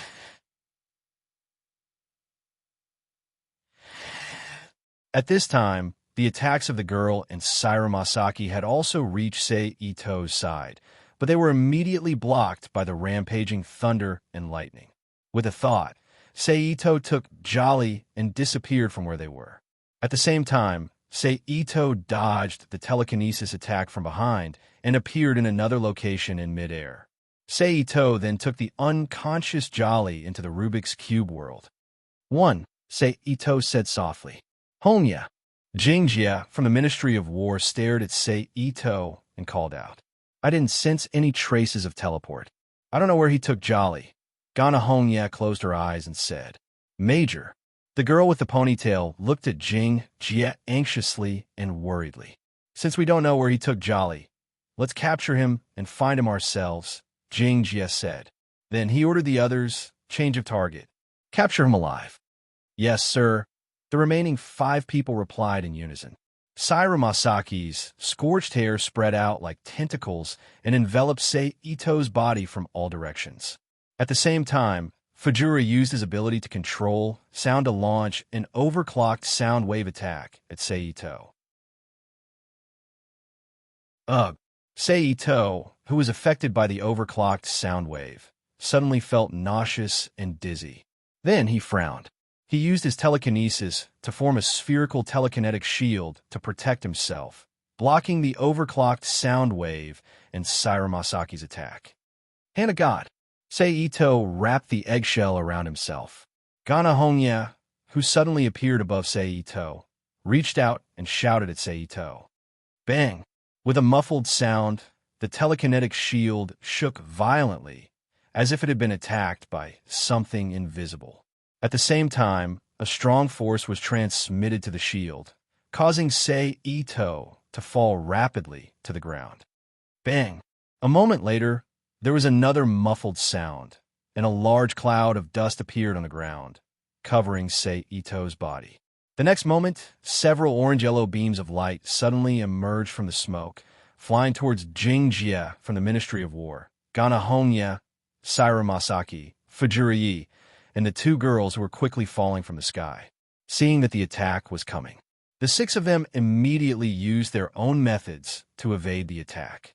The two girls and Gana Hongya dodged the attack one after another, while Fujuri and Jingyuji of the Ministry of War only moved slightly to the side to avoid the attack. Only Saira Masaki himself transformed his hair into a pair of huge black wings, flapping them as he dodged the attack. Jingjie and the others from the Ministry of War had just dodged the attack. Once again, they were met with a large amount of debris flying towards them like rain. They had no choice but to stop and use various methods to defend themselves. At this moment, the smoke below them expanded, and Sei Ito, wrapped in a large amount of glass shards, rushed out of the smoke, flying towards Jingjie and the others from the Ministry of War. "Let me do it!" Fujuri shouted. She quickly rushed in front of Sei Ito's path and opened her mouth to release an invisible shockwave, shattering everything in the path of the shockwave into powder, including Sei Ito, who was flying at high speed. Something's wrong. Jingjie from the Ministry of War was shocked when he saw Sei Ito being destroyed by the shockwave. He quickly turned to the others and warned them. At this moment, a piece of debris that Saira Masaki had dodged exploded into a cloud of smoke. Then, Sei Ito's figure appeared beside Saira Masaki. He activated his telekinesis and rushed to his side. He used thunder and lightning to break through Saira Masaki's charred hair and reached out to grab Saira Masaki's outstretched arm. He quickly circulated electricity throughout Saira Masaki's entire body. Under the impact of the electric current, the long scorched hair on Saira Masaki's back immediately shattered into countless pitch-black particles and slowly dissipated into the void. In the end, only the short-haired, younger-looking Saira Masaki was left. TSK. Seeing Saira Masaki's true appearance, Sei Ito clicked his tongue and quickly went behind him. He swung his hand and chopped Saira Masaki's neck, knocking him out. Then, he teleported with Saira Masaki and appeared in the sky filled with debris. He then put Saira Masaki into the Rubik's Cube world. 2. Sei Ito chuckled as he looked at Jingjie from the Ministry of War, who had broken through the blockade and rushed into the sky. "Damn it," Gana Hongya cursed in a low voice. "This guy is an expert in ESP battles. He has many abilities. He's not easy to deal with," Fujuri said with a frown. "I was careless," Jingjie from the Ministry of War said with a gloomy face. "What do we do now?" the blonde girl asked. "We can't lose any more family members," Jingjie from the Ministry of War said softly. Then, with a determined voice, he ordered, "Hongya, Yi, take Ling and you away. Leave this to me." "Major." Gana Hongya's expression changed when she heard this. She called out anxiously, "Hey, old man, what are you doing?" Fujuri also called out with a look of surprise. "Major." The two girls called out excitedly. "This is an order," Jingjie from the Ministry of War said sternly. "I won't listen to this order," Fujuri retorted before the others could speak. "Do you want to deal with that guy alone?" Fujuri pointed at Sei Ito, who had been watching them talk, and said, "Have you forgotten what would have happened to you last time if we hadn't arrived in time? So no matter what you say this time, I won't listen, old man." Fujuri looked at Jingjie with a serious expression and said, "I really don't know what to do with you." Jingjie from the Ministry of War looked at Fujuri for a moment and chuckled. Then he looked at Sei Ito again and said softly, "Yi, and I will stay here. Hongya, take you and Ling and leave this place." Gana Hongya frowned and didn't immediately agree. "Hongya," Jingjie from the Ministry of War called out again. "I understand." Gana Hongya hesitated for a moment and finally nodded. Then, she moved to the side of the black-haired girl Yu and the blonde-haired girl Ling. As the two girls resisted, she grabbed them by the shoulders and teleported away. "Is everything ready?" Sei Ito asked with a smile when he saw Gana Hongya, Yu, and Ling leave. "Come," Jing Jie from the Ministry of War said coldly as he stretched out his left arm and pointed his 5 fingers at Sei Ito. Seeing this, Ito Sei smiled slightly. Then he used instant transmission and appeared behind Tongue Cattail. He opened his 5 fingers and used telekinesis impact. Bang! However, it was immediately blocked by a telekinesis barrier that suddenly appeared behind Tongue Cattail. Tongue Cattail, who was attacked, quickly turned around and released a sound wave attack at Ito Sei. Sei Ito's telekinetic body flashed and teleported from the side of the sonic attack to Fujura Ye's side. He extended his right index finger and launched a beam of telekinetic energy. At this moment, a black shadow flashed, and Jing Jie from the Ministry of War appeared beside Tongue Cattail. He extended his hand to block the telekinetic beam. His palm was about the size of a palm, but he had also condensed a telekinetic barrier. Boom! There was an explosion between the two of them. A small cloud of energy, smoke rose from it and blocked Jing Jie from the Ministry of War and Sei Ito's vision. Then, the two of them moved at the same time and separated from Fujura Yi. They simultaneously launched several wind blades at each other. Bang, bang, bang, bang. Several muffled sounds echoed through the sky. Then, Sei Ito flashed again and appeared beside Fujura Yi, who couldn't teleport. He waved his hand and launched a vacuum slash at Fujura Ye's back. Explode. Blood immediately gushed out from Fujura Ye's back. Fujura Ye's injured body fell limply to the ground. Seeing this, Sei Ito frowned. He quickly waved his arm again and launched several wind blades at Fujura Ye's falling body. Explode. At this time, half of a flaming long sword suddenly emerged from Sei Ito's chest. Then, the figure of Sei Ito slowly appeared behind Sei Ito with the sword hilt in his hand. It really is hypnosis. When the body of the Sei Ito that had been stabbed turned into a torch, another Sei Ito appeared behind Jing Jie. He released an extremely condensed lightning ball that looked like a ninja raikiri and blasted it at Jing Jie's back. Wah!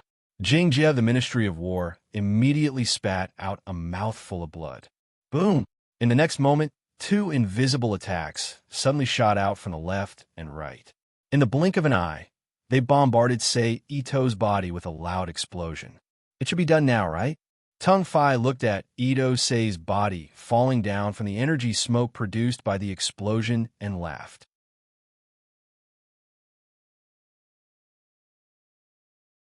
Chapter 590. I'm very familiar with Jing Jie's hypnotic attacks.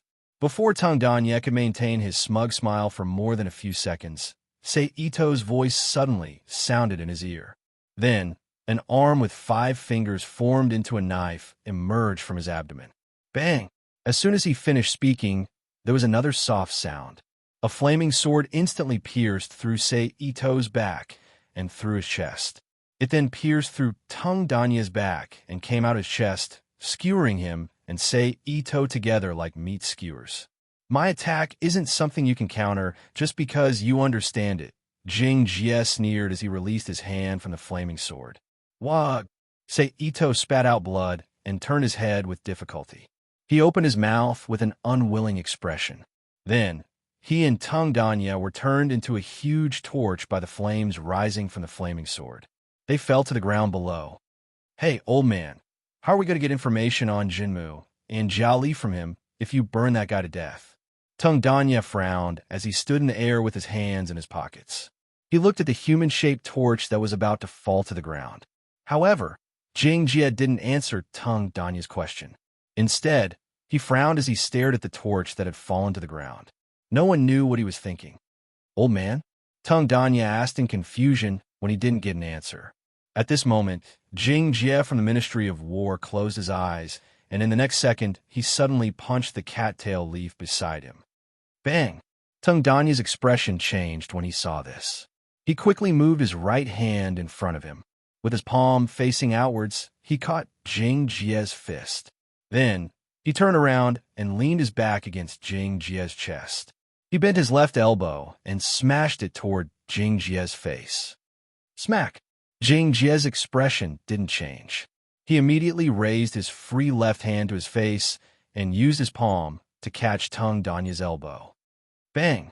The next moment, Tung Danya let go of Jing Jie's right hand and quickly used his elbow to strike Jing Jie's right rib. Jing Jie of the Ministry of War, who was suddenly struck, immediately bent over and retreated backwards. Tung Cattail didn't show any mercy. He rushed to the front of Jing Jie, and with a thought from his palm, he struck Jing Jie's chest heavily. Boom!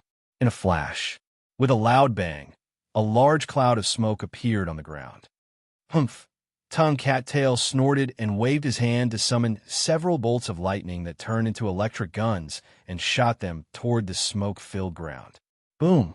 Boom! Boom! Boom! Several explosions sounded from the ground.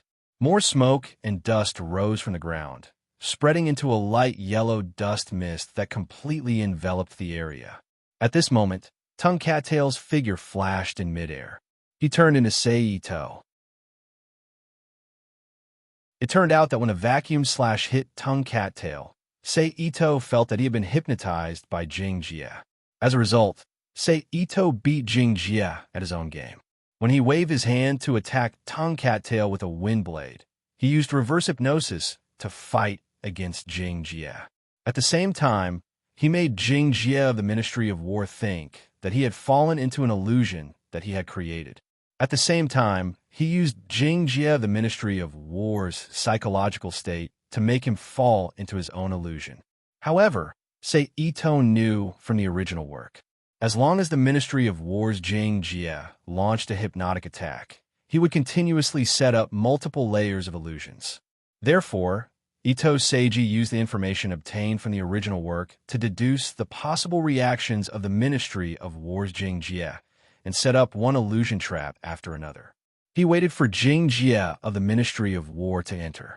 As expected, after 2 or 3 exchanges, he finally managed to make Jing Jie of the Ministry of War completely fall into his illusion trap. However, Jing Jie of the Ministry of War had lived in a pitiful world for more than 80 years. He was an old monster who had experienced a world war and who knew how many mysterious battles in the dark world. His level of cautiousness was truly shocking. Not long after he fell into the illusion, he found clues from the burning corpse. Then, he closed his eyes and sealed off his vision, which was the most affected by hypnosis, and used other methods to determine the situation around him. After that, the scene from before happened. As for the real Tung Cattail, he had only just recovered from the multiple illusions that Sei Ito and Jing Jie of the Ministry of War had created. Seeing that Tung Cattail had recovered, Sei Ito didn't waste any time. He immediately teleported behind him and pressed his palm, which was covered in lightning, against Tung Cattail's back. Ah! Tung Cattail, who had been electrocuted, immediately arched his body and let out a long scream. After a moment, the electrocution stopped. Tung Cattail, who was smoking all over, immediately fainted and fell to the ground. Seeing this, Sei Ito reached out and grabbed Tung Cattail's collar. Then, with a thought, he also put him into the Rubik's Cube world and locked him up in the Esper prison together with Masaru Sairu and Hino Jolly. Boom! At this moment, there was a loud explosion from the smoke on the ground below. An extremely powerful Esper wave that was far beyond a LV7 level rose from the ground and blew away the smoke like a hurricane, revealing Jing Jie of the Ministry of War. His clothes were tattered, but his body was unharmed. His body was covered in pitch-black psychic waves that looked like rising flames. His hair was standing on its own without any wind, and his eyes were lifeless. Infinite expiation. Sei Ito frowned as he looked at Jing Jie of the Ministry of War's current appearance. Infinite expiation was a move unique to Jing Jie of the Ministry of War. It was a type of Esper ability that could be controlled by the accumulation of various Esper abilities that originally belonged to dead comrades in the body. The explosive power produced could instantly push Jing Jie of the Ministry of War's Esper speed to the peak of this world. Of course, this move was not without its side effects. After all, whether the Esper ability was controllable or not, there was no doubt about the damage it would cause to the body. Therefore, Infinite Expiation, which used the explosive power produced by the Esper ability to increase one's strength, had the side effect of causing irreparable damage to the body after a certain period of time. It was a killer move that traded one's life for strength, similar to the Sky Demon Body Disintegration technique. But I remember that this move should be a power that Jing Jie of the Ministry of War can only master after 3 or 4 years. Could it be that my attack and Jing Jie, the Ministry of War's strong will to live, caused the power, hidden in his body, to erupt? Seito frowned as he guessed. At this time, Jing Jie, the Ministry of War, suddenly raised his head and stared at Seito with his empty eyes. Then his figure flashed and suddenly appeared in front of Seito, releasing a telekinetic attack at him. Boom!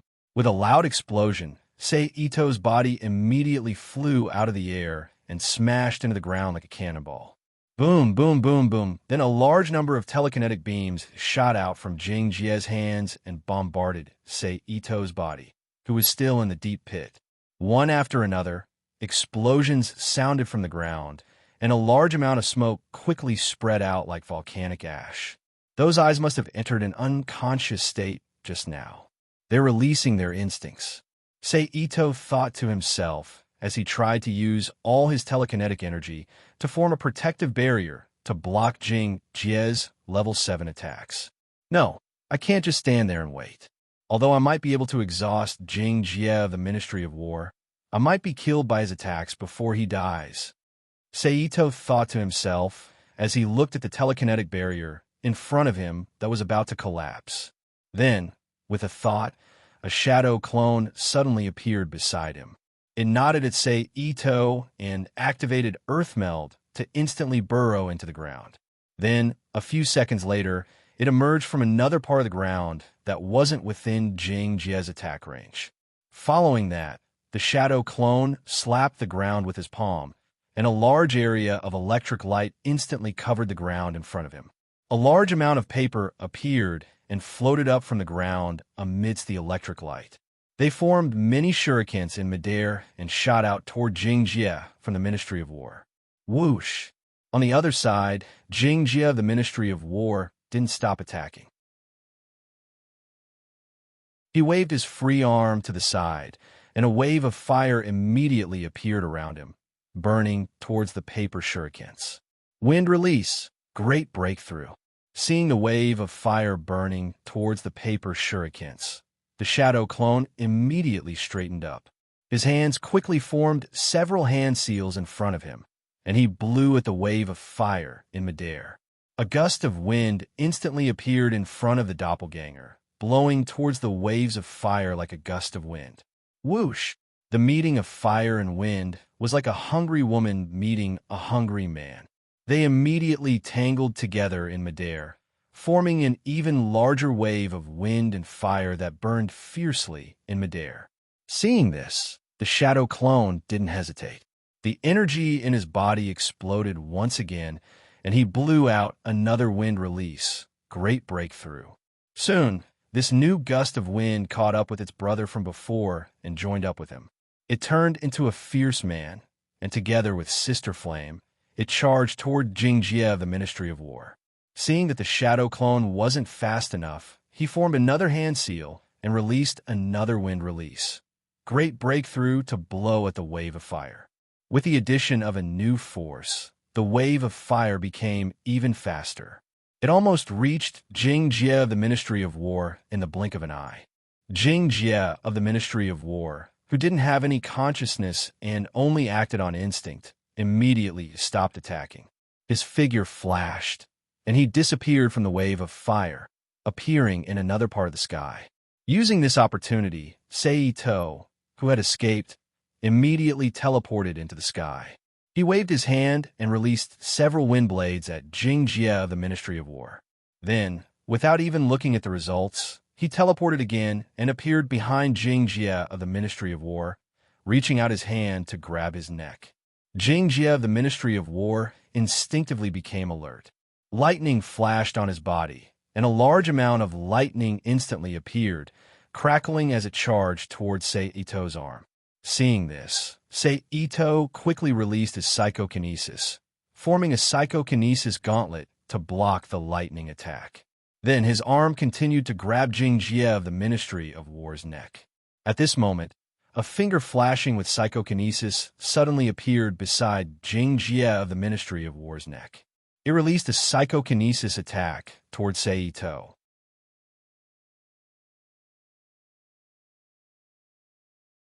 Chapter 591.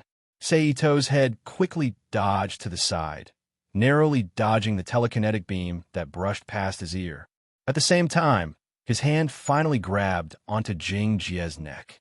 So strong. It's just an instinctive telekinetic release, but the defensive power generated is actually at least L4 telekinesis. Seito thought to himself as he used his 5 fingers to break through the telekinetic defense. Crackle, crackle. A bolt of lightning immediately shot out from the hand, gripping Jing Jie's neck. It neutralized the telekinesis flames on the surface of Jing Jie's body and spread throughout his entire body. Crackle, crackle. Before Seito could spread the electricity all over his body, Jing Jie's body once again emitted a large amount of electricity. In an instant, the electricity destroyed the weak electricity that had been weakened by the telekinetic flames and rushed towards Seito. Pa! After being struck by the electricity, Seito's hand immediately bounced off Jing Jie's neck. At this time, the flames on Jing Jie's body flashed, turning from virtual flames to real flames, burning towards Seito beside him. Mother of asterisk Kerr. Although I can't use the hypnosis ability because of my instincts, but this ability to switch between different abilities without leaving any traces is still troublesome. Ito-sei, who was flying back, frowned. Then, Seito turned around and suddenly transformed into the future Kaori Akashi. He reached out with a concerned expression and called out, Jing Jie, what's wrong? Although it was instinctive, Jing Jie's obsession with Kaori Akashi was beyond time and consciousness. Therefore, when Seito transformed into Kaori Akashi's appearance, Jing Jie, who was about to attack, instinctively stopped. Jing Jie.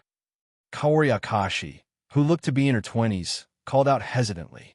Queen, Jing Jie of the Ministry of War muttered. Jing Jie. Kaori Akashi slowly moved in front of Jing Jie. She called out, Queen. Jing Jie's eyes moved slightly, as if he was about to regain consciousness. Queen, Jing Jie from the Ministry of War called out again. At the same time, the psychic fireworks outside his body began to weaken. Jing Jie. At this moment, Akashi Kuru, who had already moved to the Ministry of War's front, cautiously stretched out her hand and called out. Then, she grabbed Jing Jie's hand with one hand and hid the other behind her back. She looked at him with a worried expression. After a few seconds of silence, the psychic wave flames around Jing Jie's body finally retracted back into his body. Then, Jing Jie's eyes flickered and regained their vigor. He looked at Akashi Karu and muttered, Queen.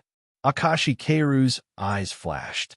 The arm hidden in his hand suddenly shot out and punched the chest of Jing Jie of the Ministry of War, whose body was extremely weak, completely defenseless, and somewhat absent-minded.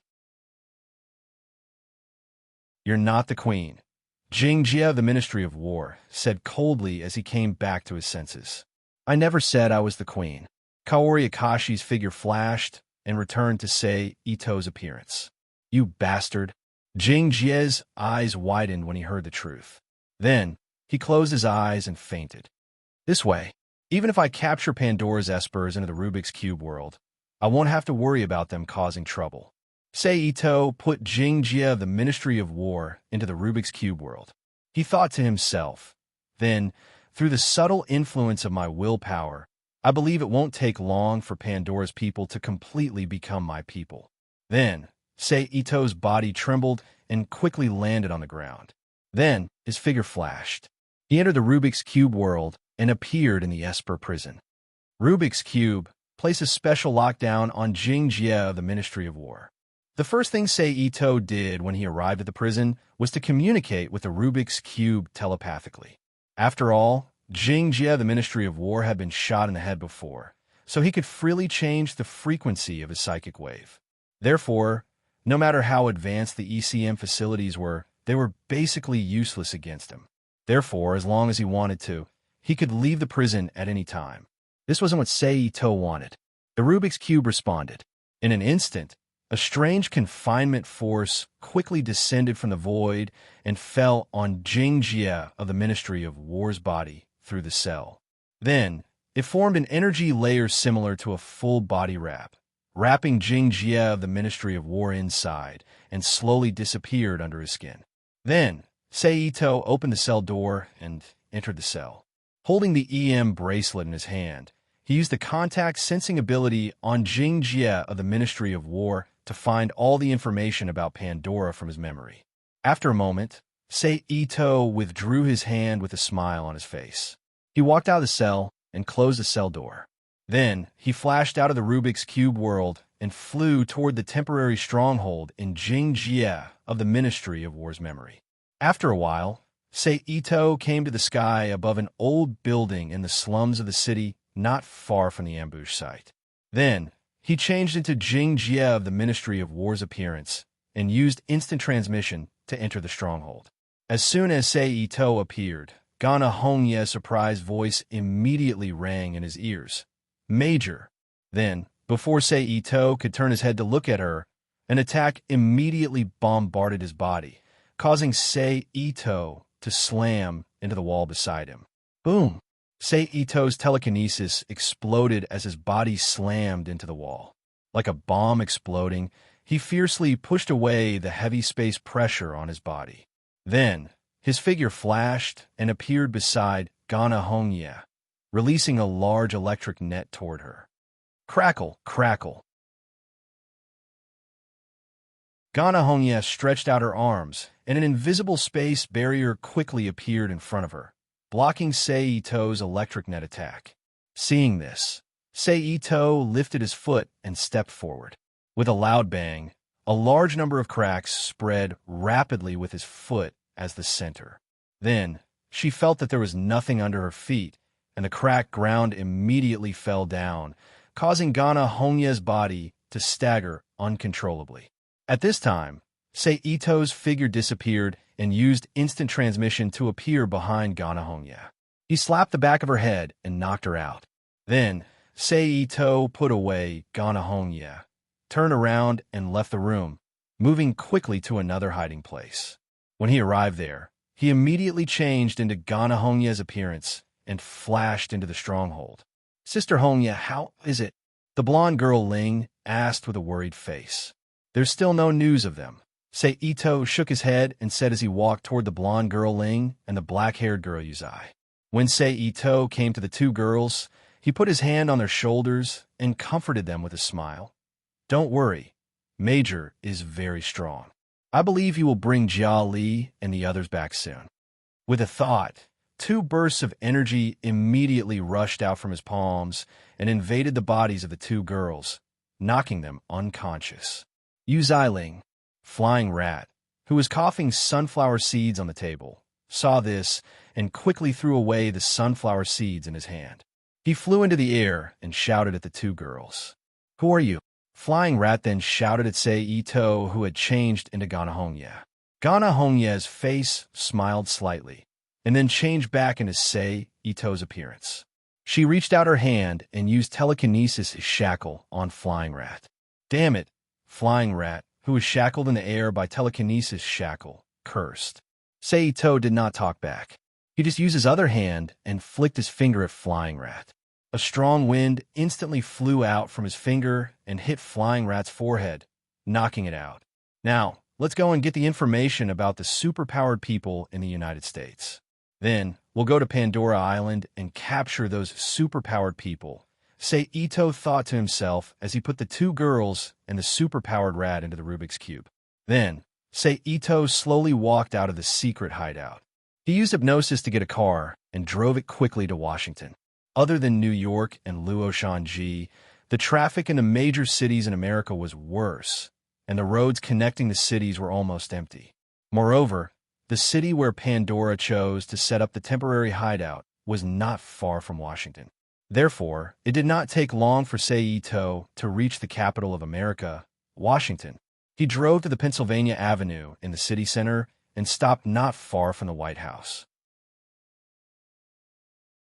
Looks like we can only attack by force, Ito thought to himself as he observed Gong's defense for a moment. Then let's attack. After thinking about it, Ito restarted the car and drove past the White House at a normal speed. He came to a relatively quiet corner on another side street and flashed into the Rubik's Cube world, appearing in the house in the central area. Then, with a thought from Ito, Karen, Valletta, Sakuragi, and June, and they appeared in the open space in front of the house. "Is this a war?" Valletta asked in a serious tone when she saw the Gundam. "That's right. There's a small-scale battle to be fought."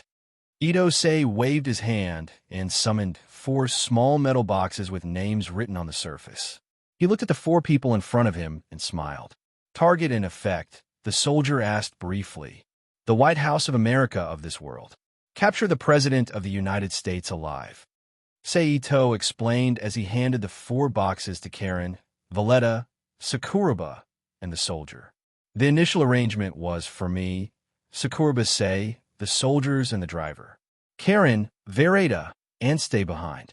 If the President of the United States enters the defense system and the United States sends out a large number of fighter jets that Karen can't deal with, you will appear." "Okay," Valletta answered without hesitation. The others also silently nodded in agreement. "You can go in and change your clothes." Ito Seiji saw this and said with a smile and stepped aside. Then Sakuraba, Karen, and Valletta carried the boxes in their hands and walked into the room. As for the soldier, he took the boxes to the forest and changed his clothes there. After a few minutes, the 4 of them, all wearing black Gans tights, returned to the front of the courtyard. "It's afternoon outside now. We'll start the battle plan at night," Ito said with a smile as he stopped Karen and Valletta, who were about to board the plane. "To be continued. If you like this work, you're welcome to vote for me. Your support is my biggest motivation."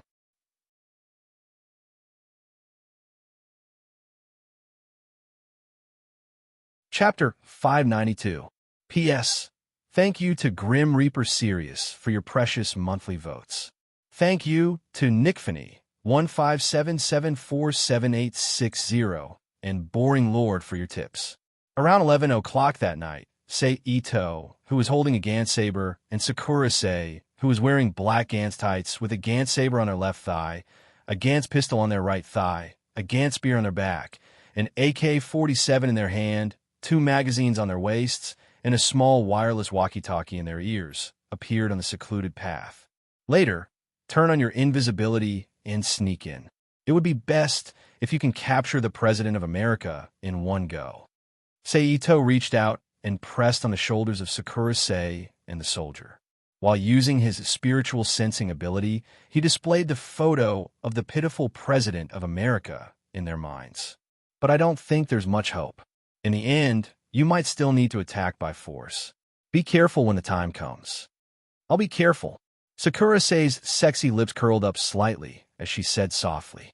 The soldier nodded silently. He did not say anything false. "Go." As soon as the battle starts, Karen and I will delay the reinforcements and superpowers that will come at any time to buy time for you. Ito looked at the 2 of them and smiled. The 2 of them nodded and pressed a small button on the small rectangular controller on their left forearms almost at the same time. Then, a large amount of fine electric sparks flashed across their bodies. The figures of Sakura and the soldier gradually turned transparent before Ito's eyes until they completely disappeared. "I hope everything goes well." Ito, who felt the 2 of them leaving through his spatial perception, raised his head and looked at the starry night sky. He whispered in anticipation.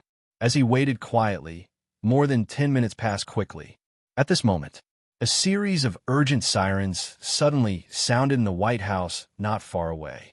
Then, the White House, which was already illuminated by several bright searchlights, became even brighter. One after another, lights quickly lit up in the White House, and the elegant light they emitted instantly shone through the windows. Seeing this, Ito immediately released Karen and the Red Lotus Sacred Heaven 8 Extreme Styles. "How is it?" Ito turned to ask Karen. After the test, everything is normal, Karen replied simply. That's good. Ito nodded and said, let's board the plane. Be prepared to deal with any reinforcements from afar. Okay. Karen agreed and stretched out her leg to kick the arm of the Red Lotus Sacred Heaven 8 Extreme style that was half squatting on the ground. His body immediately leaped up from the ground. Then he grabbed the edge of the driver's seat with his arms and flipped himself into the driver's seat. Soon there was a soft sound, and the hood of the Red Lotus Heavenly 8 Extreme styles quickly closed. Then, the Red Lotus Heavenly 8 Extreme styles seemed to raise its head, and 2 yellow lights shot out from the electronic eyes of the Red Lotus Heavenly 8 Extreme styles. Activation complete. Ready to attack at any time. The Red Lotus Sacred Heavenly 8 Extreme style, as speaker said. Karen's voice sounded. Stay here and wait for orders. If the U.S. military sends out fighter jets, you'll attack. Ito ordered, then turned to look at the White House and said, now it's time for me to meet the superhumans from America. As soon as Ito finished speaking, the space in front of the White House flashed. Then, 2 young men who looked like Zhang Xiang and were obviously twins appeared, along with more than a dozen soldiers wearing camouflage uniforms, bulletproof vests, camouflage helmets, and light submachine guns. Then, the twins did not stay any longer. With a flash, they disappeared in front of the soldiers.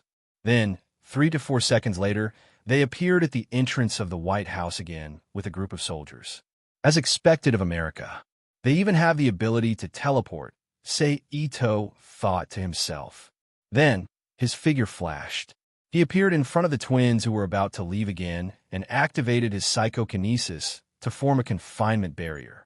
It enveloped them. Seeing the attack, the twins did not panic. They directly clasped their palms together, and in an instant, a strong spatial storm spread out rapidly with the 2 of them as the center. In the blink of an eye, it broke through Ito's psychokinesis confinement.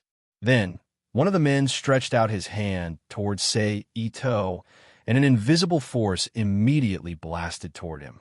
Itsunari's psychokinesis turned and quickly gathered under his feet and shook outwards. The resulting powerful thrust made Itsunari seem like he was teleporting.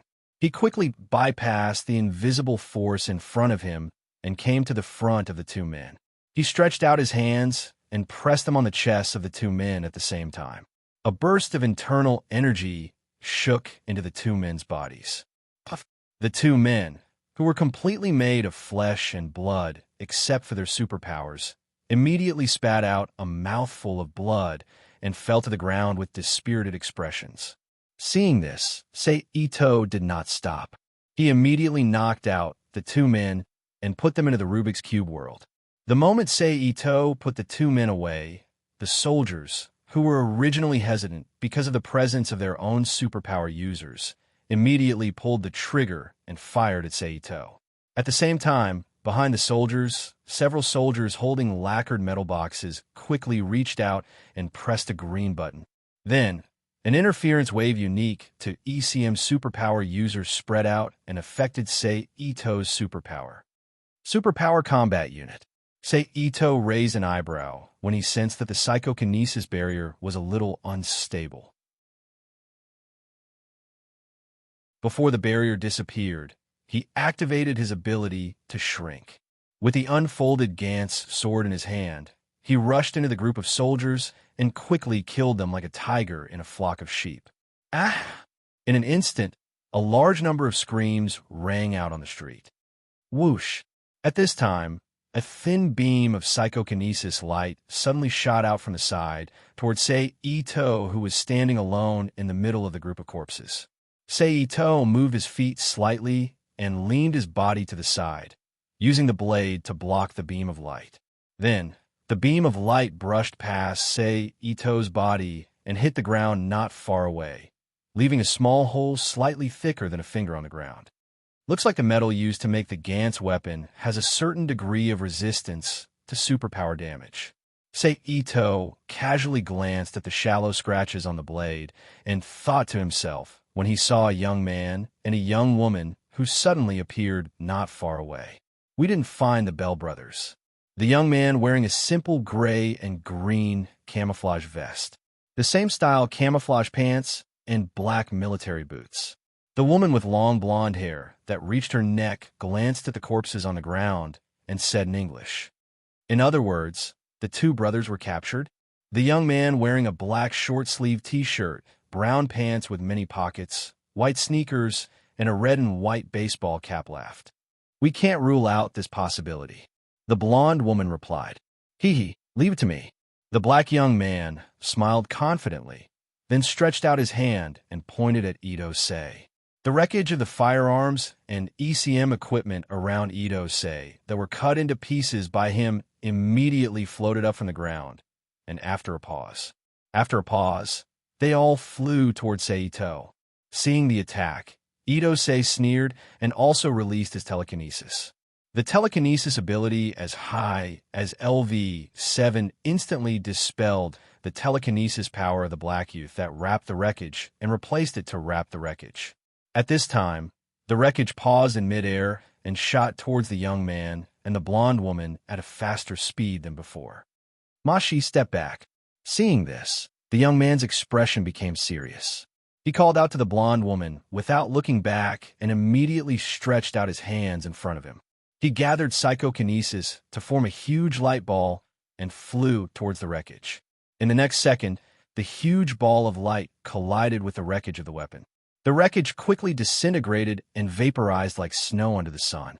In the blink of an eye, it all disappeared, leaving only the huge ball of light that continued to fly towards Ito-sei without stopping.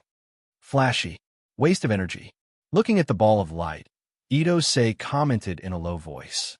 At the same time, he quickly gathered psychokinesis to form a circle of energy around his right index finger and threw it at the ball of light.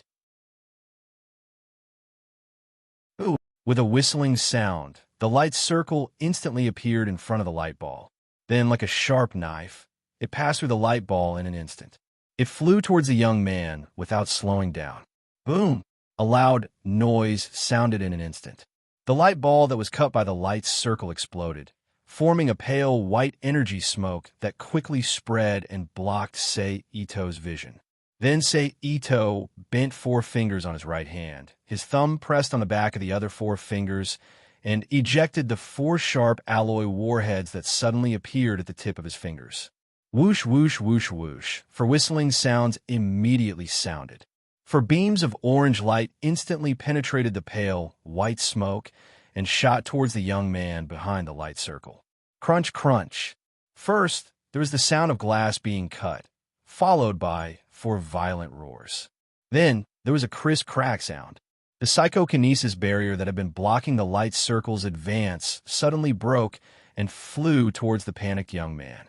At this time, the 2 figures flashed and disappeared in front of the light circle's cutting path and appeared in another position.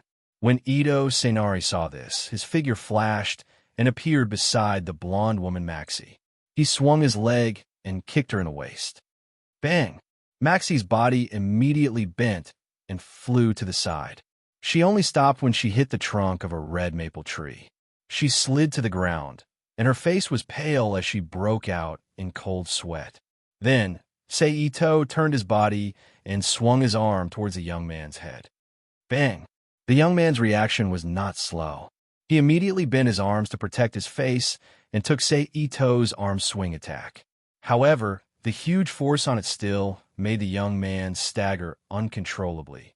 Ito, whose attack was blocked, did not stop moving. His body half-turned and quickly kicked out a back swing kick. It hit the young man's back and knocked him to the ground. Then his body turned back to the young man on the ground and kicked the back of his head with the tip of his foot, knocking the young man out. Although all of this took a long time to describe, including the killing of the soldiers, it took less than a minute and a half. I remember that there are a total of 7 LV-7 superpower users in America. Besides Chris, who I've already captured, there's 6 more. The battle has been going on for almost 3 minutes, and they still haven't appeared. I don't know if they underestimate us terrorists or they don't care about the president's life. Ito leaned over and picked up the young man at his feet as he walked towards Ma Shi. 10 seconds later, Ito walked to the blonde woman, Ma Shi, and waved his hand to knock her out. Then, he sent her and the young man into the prison of the Rubik's Cube world. At this moment, the sound of propellers humming in the distant sky was heard. Then, 5 armed helicopters with flashing red light spots at the bottom flew towards the White House at high speed. Karen, I'll leave it to you. Ito raised his hand and pressed the black earpiece in his ear as he said, "Okay." Karen agreed. Then, the figure of the Red Lotus, heavenly Baji style, quickly appeared on the road and flew towards the 5 armed helicopters at high speed. After a moment, the right arm of the Red Lotus, heavenly Baji style, shot out and dragged a long steel chain as it grabbed one of the armed helicopters in the air and forcefully dragged it into the fuselage of another armed helicopter. Boom! The 2 armed helicopters that collided exploded at the same time in the next moment and turned into a huge fireball that fell to the ground. At this time, the wings of the Red Lotus, heavenly Baji style, spread out and leaped into the sky like a stream of light. In the situation where the remaining 3 armed helicopters could not lock onto it, it shot them down one by one like slaughtering lambs. Stay there. I believe that the image of the Red Lotus has been sent out just now. I think it won't be long before the UA military sends fighter jets over. Then, it will be time for you to show your power. Ito looked up at the Red Lotus, heavenly Baji style, in the sky and chuckled. Just watch me, Karen said confidently. How was the situation on your side? Ito then changed the communication channel and contacted Sakura, Hilsei, and the soldiers. We are eliminating the last resistance. I believe that the battle will end in 1 to 2 minutes, Sakura Hilsei replied. Then, he said with some regret, but we haven't found any trace of the UA president yet. He must have entered the fallout shelter. If that's the case, I don't know how long it will take to find him. I see. Then you guys capture him alive. I will see if I can find out the whereabouts of the president from him. If it doesn't work, we will completely destroy the White House and dig the ground to find him. Ito pondered and decided. Okay. Sakura Hilsei responded and then hung up the communication. Karen, use the biological radar to check if anyone escaped from the White House. Ito contacted Karen again and said,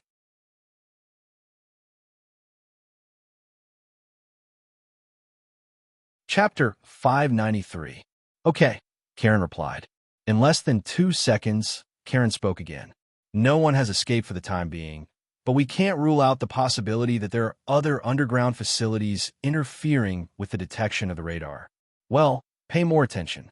It's best if we can deal with it all at once tonight. Otherwise, it will be troublesome if we want to do it again in the future, Ito said. I know. Before Karen finished speaking, she hurriedly hung up the call. Feeling a little puzzled, Ito turned to look at the sky and saw a young man with soft blonde hair and a well-proportioned figure appear in the sky, releasing psychokinesis on the Red Lotus Sacred Heavenly 8 Extreme style. Karen, don't resist it. Hurry up and activate the newly installed ECM device. Ito quickly connected to Karen's communication and reminded her. Got it, Karen replied solemnly. Then, 4 rectangular vertical openings popped out on the upper arms of the Red Lotus Sacred Heavenly 8 Extreme style, in midair. 4 crystals with light blue surfaces emerged from the vertical openings, emitting an extremely strong electronic pulse interference wave. Under the influence of this interference wave, the expression of the blonde man, who had a leisurely and indifferent look on his face, immediately changed. His body quickly fell to the ground like an ordinary person. Then, the Red Lotus Sacred Heavenly 8 Extreme style that quickly appeared beside him caught and restrained him. Good job, Karen, Ito praised with a smile. At this moment, there was another flash in the sky, and 2 male espers suddenly appeared in the sky. Then, one of them had sharp eyes and an earring on his right ear. The bald mixed-race man dressed as a street musician waved his hand at the sky, and a thick thunderbolt instantly appeared in the clouds. It quickly leaped to the sky above the Red Lotus Sacred Heavenly 8 Extreme style and bombarded the huge metal right arm of the Red Lotus Sacred Heavenly 8 Extreme style. Karen, who had discovered the two men from the biological detection radar as soon as they appeared, quickly operated the Red Lotus Sacred Heavenly 8 Extreme style to raise the right arm and activate the radiation wave to form a scarlet arc-shaped barrier, blocking the thick thunderbolt. It's actually a level 7 lightning ability user. That's really rare. I'll catch him to improve my lightning ability. Seito thought to himself as he watched the battle in the sky. His figure flashed, and he used instant transmission twice in a row to appear in front of the person with the ability to release electricity. He waved his hand and released dozens of wind blades, which flew towards him. Next to the person with the ability to release electricity, the slightly fat, red-haired man immediately used teleportation, bringing the person with the ability to release electricity away from the storm of wind blades. "Where do you think you're going?" Seito thought to himself. He used hyperspace perception to lock onto the red-haired man's space movement fluctuations and also used instant transmission to chase after him. Then, when the red-haired man resensed the fourth-dimensional space and locked onto the new moving coordinates, the red-haired man was stunned.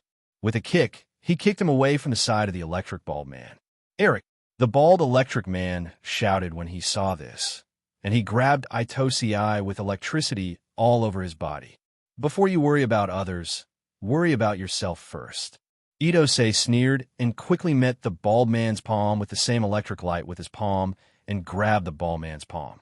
Crackle! In an instant, the ear-piercing sound of electricity rang in the ears of Seito and the bald man. Continuous electric sparks splashed out, neutralized, annihilated, and splashed out again at the place where the two people's palms met. As expected of a level 7 Esper, such strong electricity. Seito, who felt his palm begin to numb, sighed in his heart, but his attack did not stop at all. At this time, Seito jumped and bent his right knee to the bald man's chest. Bang! The impact of the knee and the chest immediately made a muffled sound. Cough, cough, cough. The bald man, whose lungs were shaken, coughed loudly. Then Seito raised his left leg high. The sole of his foot stepped on the bald man's chest and kicked hard. His right knee continued to hit the bald man's chin. His body rotated and turned over to face the bald man again, and heavily hit the bald man's forehead with his forehead. Bang! A clear, muffled sound rang in an instant, and the bald man, who was hit by this continuous attack, immediately felt dizzy. At the same time, the strong electric light around his body quickly weakened. Then Seito's palm tightened, and a kacha sound was heard. The bald man's palm that was grabbed by Seito immediately broke. The great pain made the bald man wake up from the dizziness, and he opened his mouth to scream. Then Seito stepped back and twisted his arm. The bald man's arm was immediately straightened by him, and then shook like cotton. The bald man's arms, from the wrist to the shoulder, were all dislocated in an instant. The continuous pain made the bald man scream even louder. At this time, Seito's hands loosened and swung his arm to cut the bald man's neck, knocking him out and putting him into the Rubik's Cube world. After dealing with the bald man, Seito suddenly turned his head to look at the red-haired man. The red-haired man screamed in panic and immediately teleported and disappeared in front of Seito. At this time, 3 whistling sounds were heard, and 3 F-22 fighter jets suddenly appeared in the sky and shot at Red Lotus Sacred Heaven Ba G style. Red Lotus Sacred Heaven Ba G style moved and suddenly appeared in front of an F-22 fighter jet at a speed far faster than the F-22 fighter jet.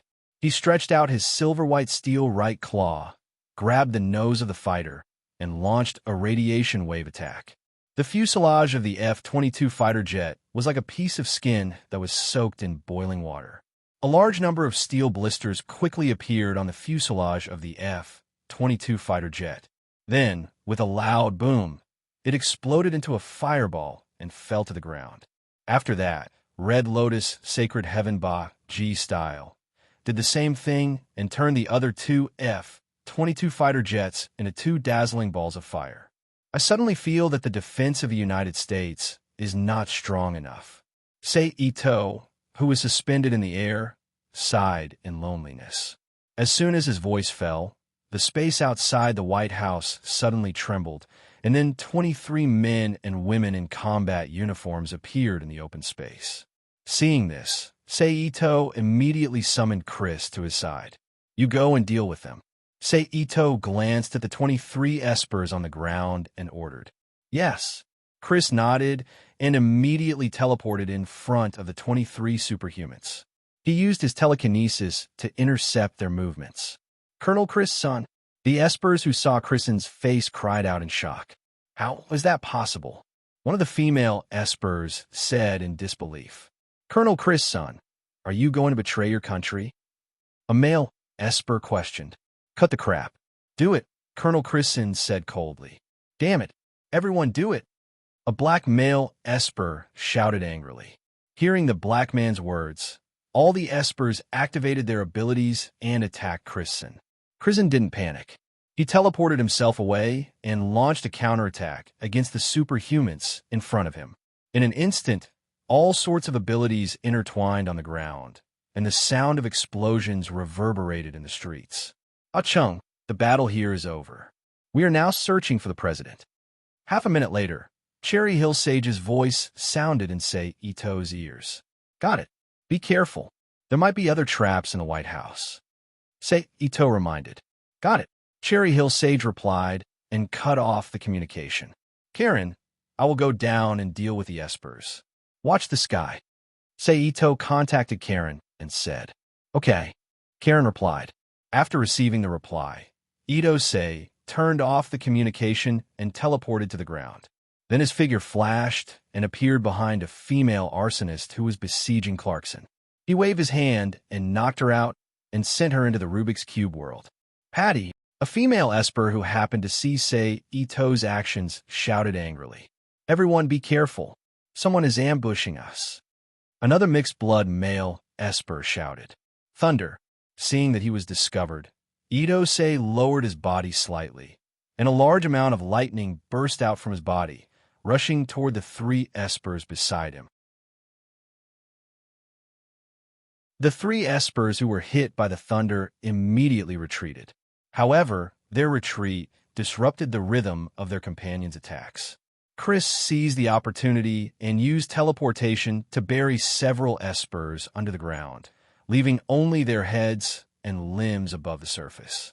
At this time, Sei Ito, who had successfully repelled the espers, straightened his body and waved his arms to release a dozen wind blades toward the espers who were not buried under the ground.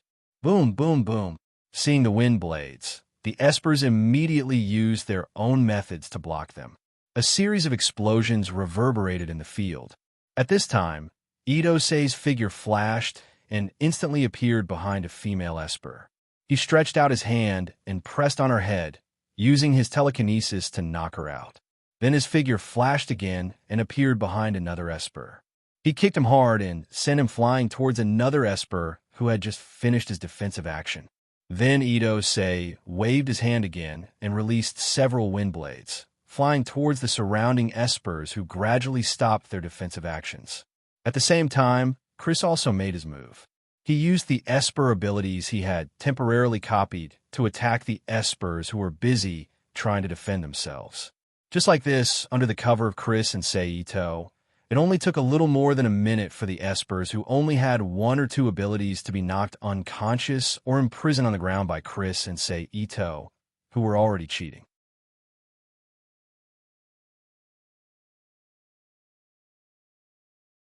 Chapter 594.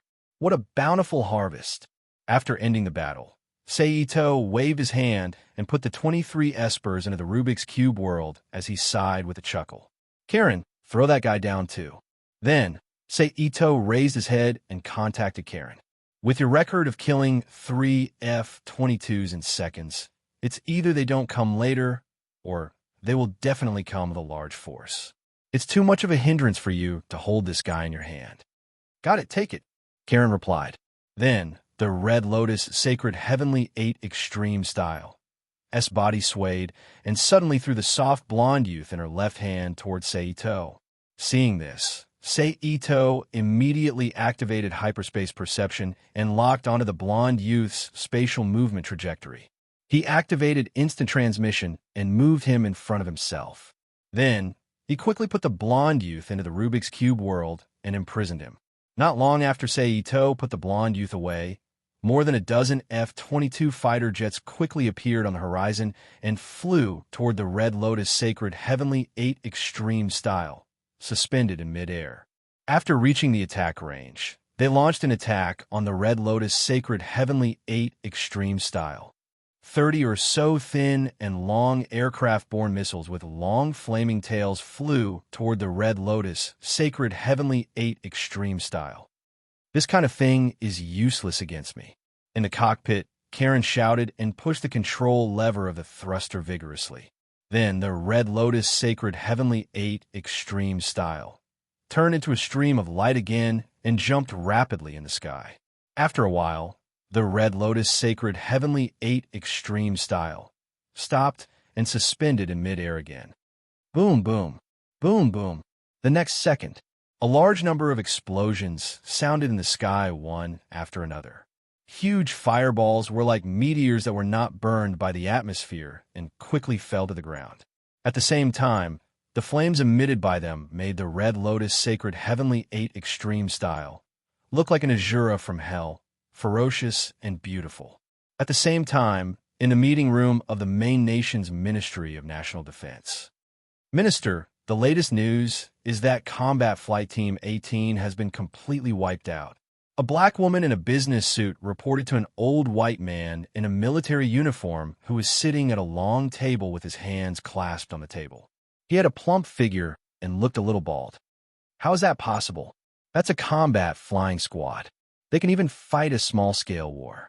How could they be destroyed so quickly? Are you sure you're not joking? Before the man could speak, a middle-aged man with a fair complexion sitting next to him questioned in disbelief. I'm sure, Colonel Nicholas, the black woman said without changing her expression. The enemy is very strong, the Caucasian minister said with a frown. Where are our superhumans? Wasn't he also a superhuman? Why didn't you send those monsters over? A Caucasian old man who looked to be in his 50s frowned and questioned. Yes, but 3 minutes ago, we completely lost contact with the Goddess Tour superpower team. They must have been wiped out by the other party, a young officer explained. What about those guys who were raised like pandas? The old man asked again. Level 7 telekinesis ability, user Nicole Jackson lost contact 4 minutes ago. Level 7 discharge ability, user Dennis David lost contact 3.5 minutes ago, the same young officer explained. Useless, wasting so much of the country's finances. What's the use of raising them? The old white man cursed in dissatisfaction, then asked again, aren't there a few more? Send them out as well. The young officer didn't know how to answer this question. He could only look at the minister hesitantly. Hey, Thorndyke. Calm down, the minister reminded him, and then explained, in less than a minute, we've already killed 2 superhumans. We've already lost 2 level 7 espers. If we lose more espers, it will have a serious impact on our international status and national security. For the sake of national security, we can't send more level 7 espers to take risks. Then we just watch the president be trapped in the underground fallout shelter of the White House? The old man retorted unhappily. There's nothing we can do about it. The minister shrugged helplessly. Minister, Vice President Duncan is here. At this time, a young man opened the door of the conference room and said aloud, I see. We'll go over now, the minister said. Okay, Thorndyke, let's go see the vice president.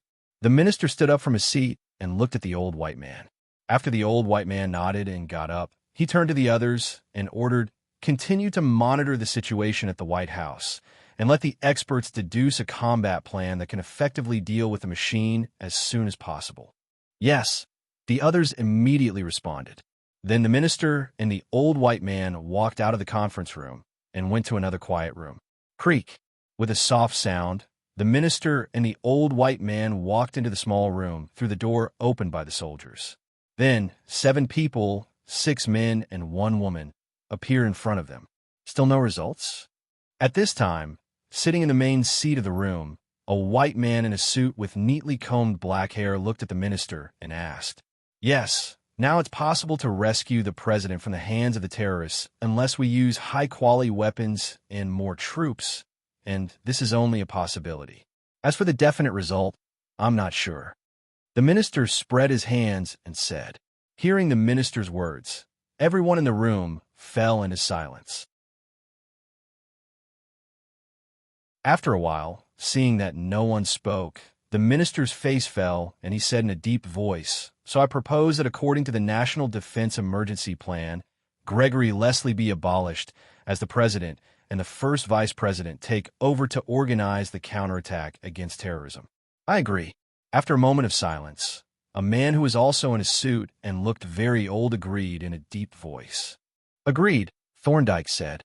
"Agreed. Agreed." In this way, except for the man sitting in the main seat, everyone else agreed to this resolution. "Well, now I officially announce that this bill is in effect." The first man who spoke in agreement stood up and said solemnly.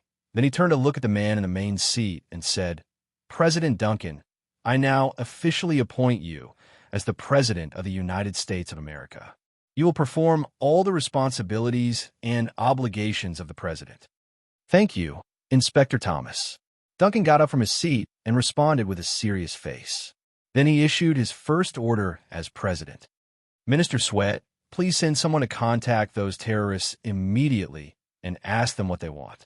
At the same time, inform the XXX military base to gather soldiers and be ready to launch a thunderous strike against the terrorists."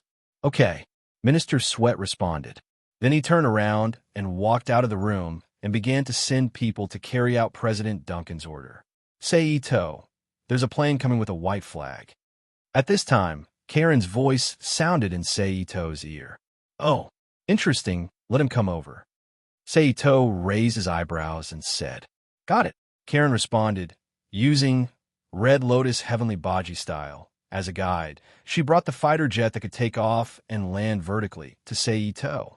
Screech, with a soft sound, the cockpit cover immediately opened upward, and then a blonde woman in a gray casual suit and white shirt, who looked to be in her 30s, stood up behind the pilot, turned over, and climbed down the escalator on the side. "Hello." When she got down to the ground, she tidied up her clothes and walked to Seito. The woman stretched out her hand and said to Seito in a neither servile nor overbearing manner, "I'm Michelle Turner, the Foreign Affairs Liaison Officer of the Department of Defense. This time, I'm here to talk to you on the orders of the higher-ups." "Hello." Seito shook Michelle's hand casually. "This time, on behalf of our government, I officially issue a notice to Your Excellency. Please immediately stop the armed attack on the White House. Otherwise, we don't mind sending a large number of troops to encircle and annihilate you, even if we have to pay a heavy price." Before the formal meeting, Michelle made a righteous announcement, as if she was using Javert Batten. "Is that so?" Seito raised his eyebrows and said with a faint smile on his face, "Yes." Michelle stared blankly at Seito and confirmed. "Even if I drop nuclear bombs on all the major cities in your country afterward, it will still be the same." Seito chuckled and asked. Hearing Seito's words, Michelle could no longer maintain the expression on her face. Her expression changed slightly as she looked at Seito, wanting to know if he was joking or serious. "You don't have to play dumb with me. As long as you fulfill my request seriously, I will immediately leave America and live a carefree life," Seito said softly to Michelle, whose expression was changing constantly. "Your request is?" Michelle calmed down and asked with a serious expression. "I want a list of all the superpower users in your country, information on all the awakened and unawakened superpower orphans, as well as all the research on superpower users. Of course, I also want information on the manufacturing and use of nanotechnology." Seito chuckled and said, "As long as you fulfill my 4 requests, I will immediately take my people and leave America. I also promise that I will not go back on my words and launch a nuclear bomb attack on America after this. Your Excellency, you are asking for too much, Michelle said with an ugly expression. No, I don't think I'm asking for too much. You should know that this is a deal that could decide the fate of America. Seito laughed and then looked into Michelle's eyes. He smiled evilly and said, Are you going to compromise with me and let America continue to exist, or are you going to fight to the end and let me use a nuclear bomb to destroy America and turn it into a barren land? Michelle, who was being stared at by Seito, was like a little lamb being stared at by a ferocious wolf. She took a step back with a pale face and looked at Seito as if he was crazy. Her lips were trembling, but she could not say a word.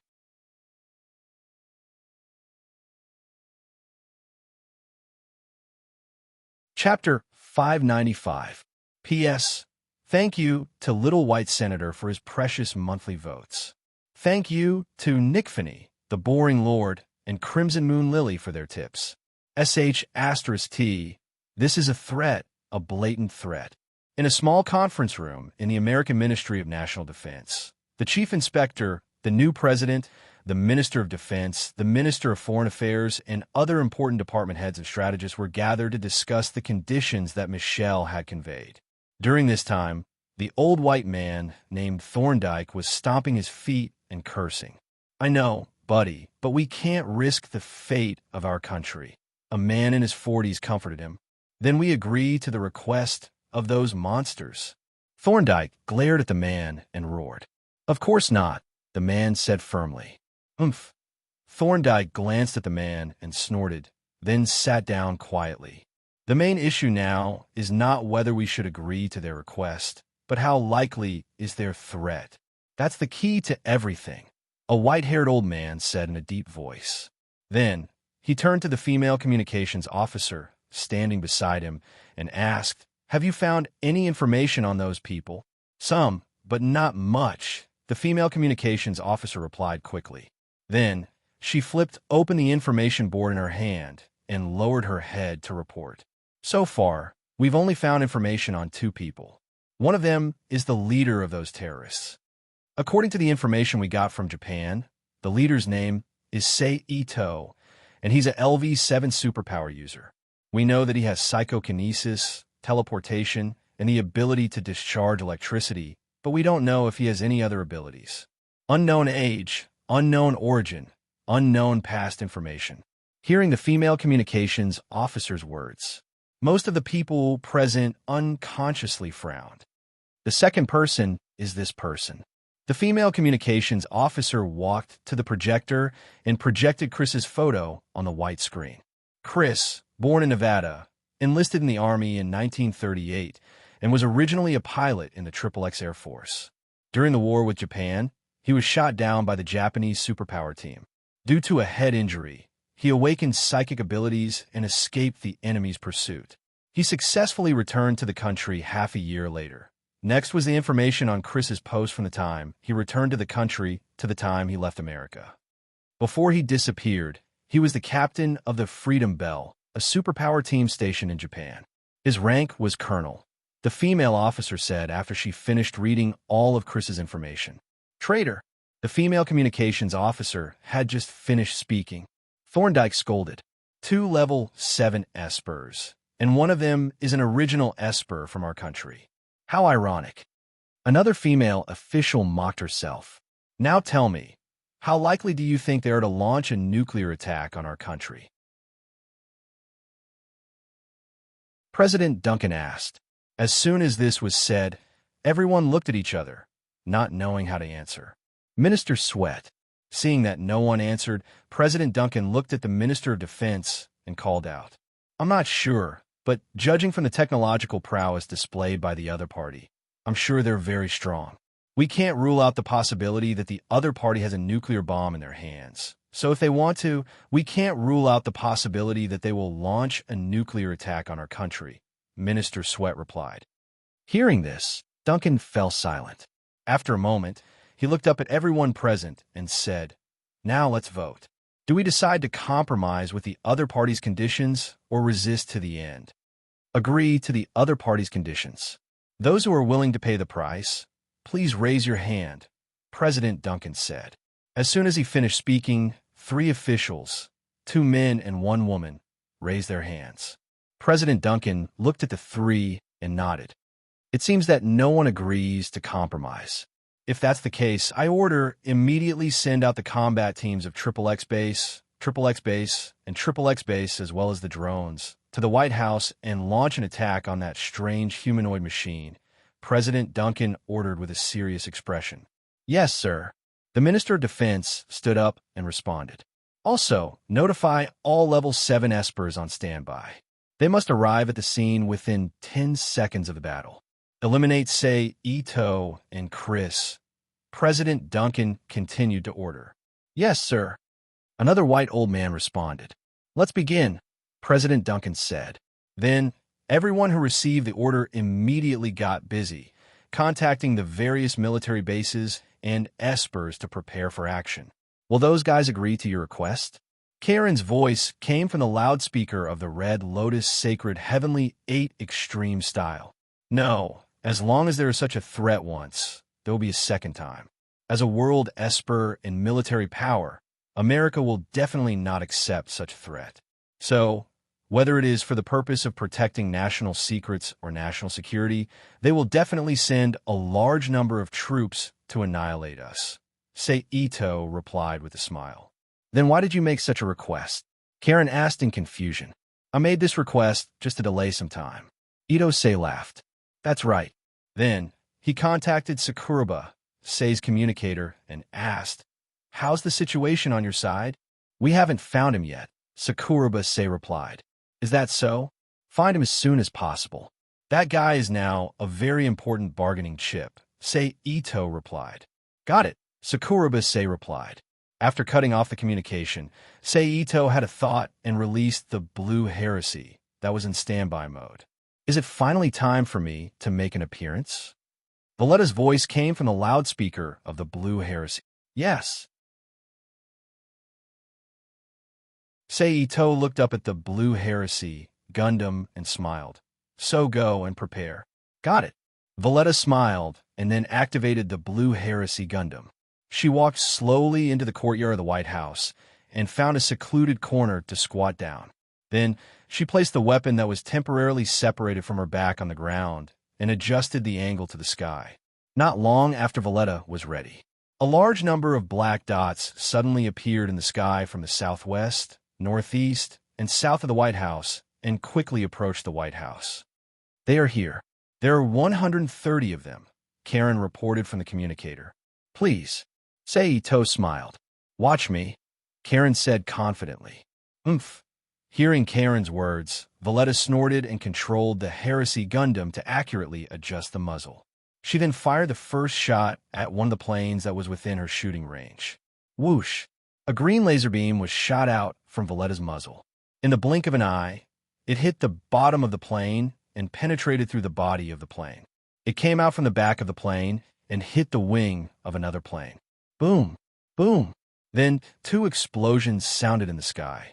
A large fireball appeared in the sky and lit up the dark night sky. Damn it! Karen cursed when she saw that her first kill was stolen. She immediately increased the speed of Red Lotus Sacred Heavenly 8 Extreme style to the maximum. She turned into a stream of light and dashed into the group of planes. Then, she shot out the iron claw with the steel cable in her left hand. It swept across the group of planes like a long whip. Boom! Boom! Boom! Boom! In an instant, a large number of explosions sounded in the sky. A few bright fireballs appeared in the sky. They lit up the sky as if it was daytime. Seeing this, Valletta smiled and didn't say anything. She pulled the trigger again and fired. You guys, Say Ito shook his head and sighed as he looked at the two who seemed to have entered a state of competition. Then, his expression changed, and he turned to look at the empty street not far away. The next moment, with a tremor in the air, 3 men and 2 women with superpowers appeared on the street. It really is a large force. The current level 7 superpower in America has actually appeared. Looking at the 5 people who suddenly appeared, Say Ito who had already learned about the level 7 superpower in America from Chris, thought to himself, "This is the guy." Among the five, a woman wearing a black tank top, a brown long-sleeved shirt, a denim miniskirt, and brown high-strap leather boots said casually. Her black hair was tied into a ponytail, and her skin was the color of chocolate. She was chewing something in her mouth. "That's right, it's him." Another brown-haired man wearing a white casual t-shirt, gray casual trousers, and white sneakers looked down at the photo in his hand and nodded to confirm. "How we split it?" A skinny black man with curly hair looked at Ito, Say, and Clarkson. He was wearing a black t-shirt, a black tracksuit jacket, and matching tracksuit pants. "I don't care what you think, but this is an order from the top, so it's best if we work together." A white man with a more rigid face frowned and said, "Hey, what do you say?" The mixed-race woman turned to look at the yellow-skinned woman beside her. She was wearing a gray long-sleeve top and gray sportswear pants. Her black hair was tied into a ponytail, and she wore a pair of frameless glasses. She was playing with her phone at the moment. "Whatever, as long as we can finish the mission as soon as possible. I still have a boss to fight later," the woman said. "Tisk." The woman curled her lips and said unhappily, "Do it." Ito sneered when he saw that the five espers didn't attack and were instead discussing. He shouted at Chris beside him. Then Ito stomped his feet and appeared in front of the rigid man with a speed comparable to teleportation. He threw a punch at the man's abdomen. Although the performance of these five people was not very formal, in the end, they were LV7 and experienced superhumans. At the moment when Ito launched the attack, they immediately put away the sloppy emotions on their faces and seriously defended. The rigid man's hands moved quickly. One hand reached in front of his abdomen to block Ito's attack, and the other hand moved his waist to pull out a pistol. When he was pushed back by the force of the punch, he raised the gun and fired at Ito. The bullet seemed to have eyes as it flew rapidly towards Ito's forehead. Ito's heart was beating wildly. He turned his feet and dodged the bullet by a hair's breadth. He swung his arm and punched at the brown-haired man. "I've been waiting for you." The brown-haired man grinned. His body immediately scattered into countless dust particles and wrapped around Ito's fist. "Good chance." The black man saw this and shouted. He pointed his hands at Ito, who was wrapped in dust particles. Several thin and sharp icicles immediately appeared around Ito's body and stabbed towards Ito's body. Whoosh! Bang! Wrapped in dust particles, Ito's psychokinesis suddenly erupted. It blew away the dust particles around him like a hurricane. Then the psychokinesis instantly turned into a psychokinesis barrier, blocking the incoming icicles. Not far away, Chris pointed his hand at the rigid man. A psychokinesis attack instantly emerged from his palm and flew towards the rigid man. "Don't ignore me." The undisciplined woman instantly appeared in front of the rigid man. At the same time, she opened up a psychokinesis barrier in front of her and blocked Chris's attack.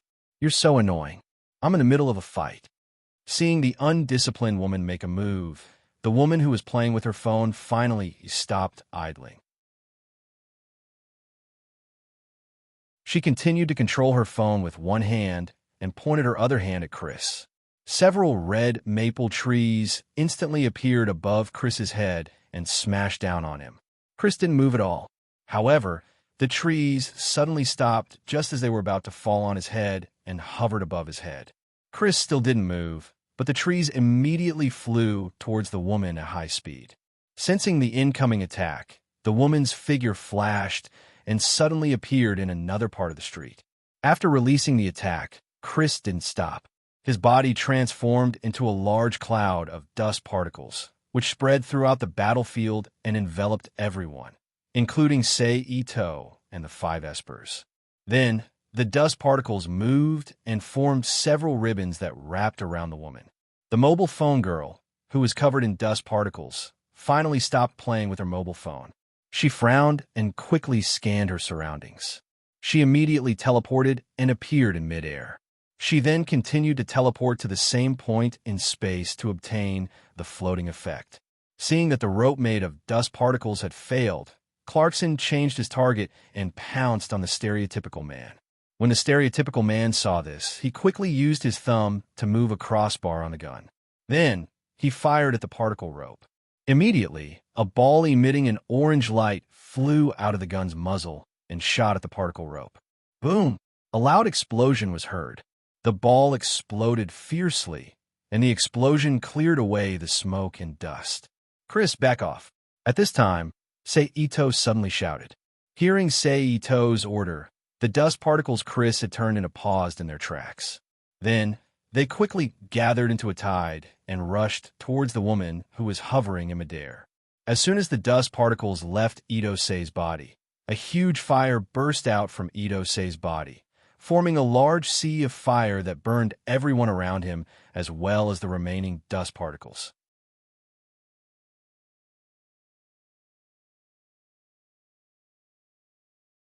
Chapter 596. Dick, withdraw your ability. Seeing Sei-Ito's action, the rigid man's expression changed, and he quickly reminded him loudly. However, his warning came a little too late. With a gentle wave of the flames, the dust particles were quickly ignited and turned into a sea of fire, burning toward the other 3 main nation superhumans. The man who was burned by the sea of fire immediately cried out in pain. He abandoned most of the dust particles, and only a small piece of dust that had not been burned yet reformed his body. However, at this time, his originally intact clothes were already damaged in many places.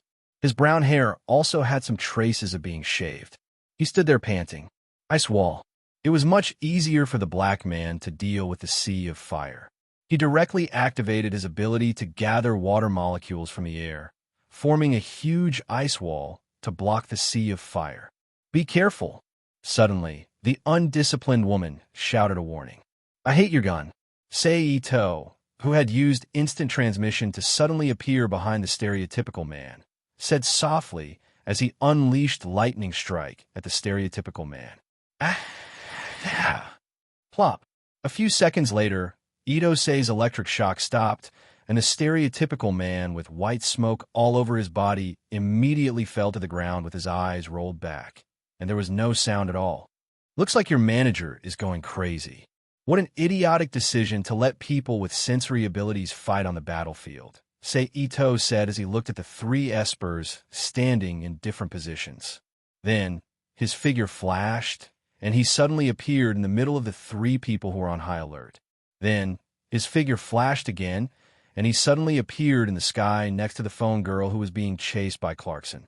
He used his mental power to disrupt the stability of the surrounding space and sealed her teleportation ability. Then, as the woman's expression changed slightly, he punched her in the chest. Wow!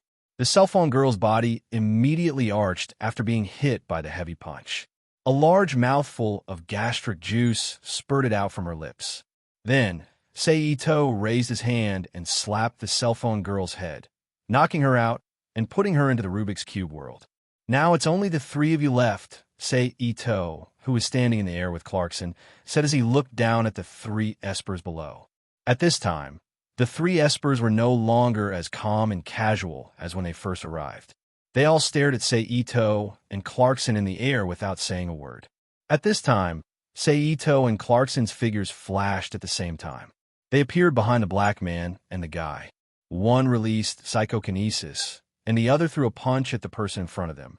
The guy who was hit by Sei-Ito's fist quickly formed a thick ice shield, quickly and condensed, a thick ice shield to block Sei-Ito's attack. At the same time, he quickly stepped backward and summoned several icicicicles flying toward him. Sei-Ito. As for the guy who was hit by Clarkson's psychokinesis attack, his body flashed and instantly turned into countless dust particles.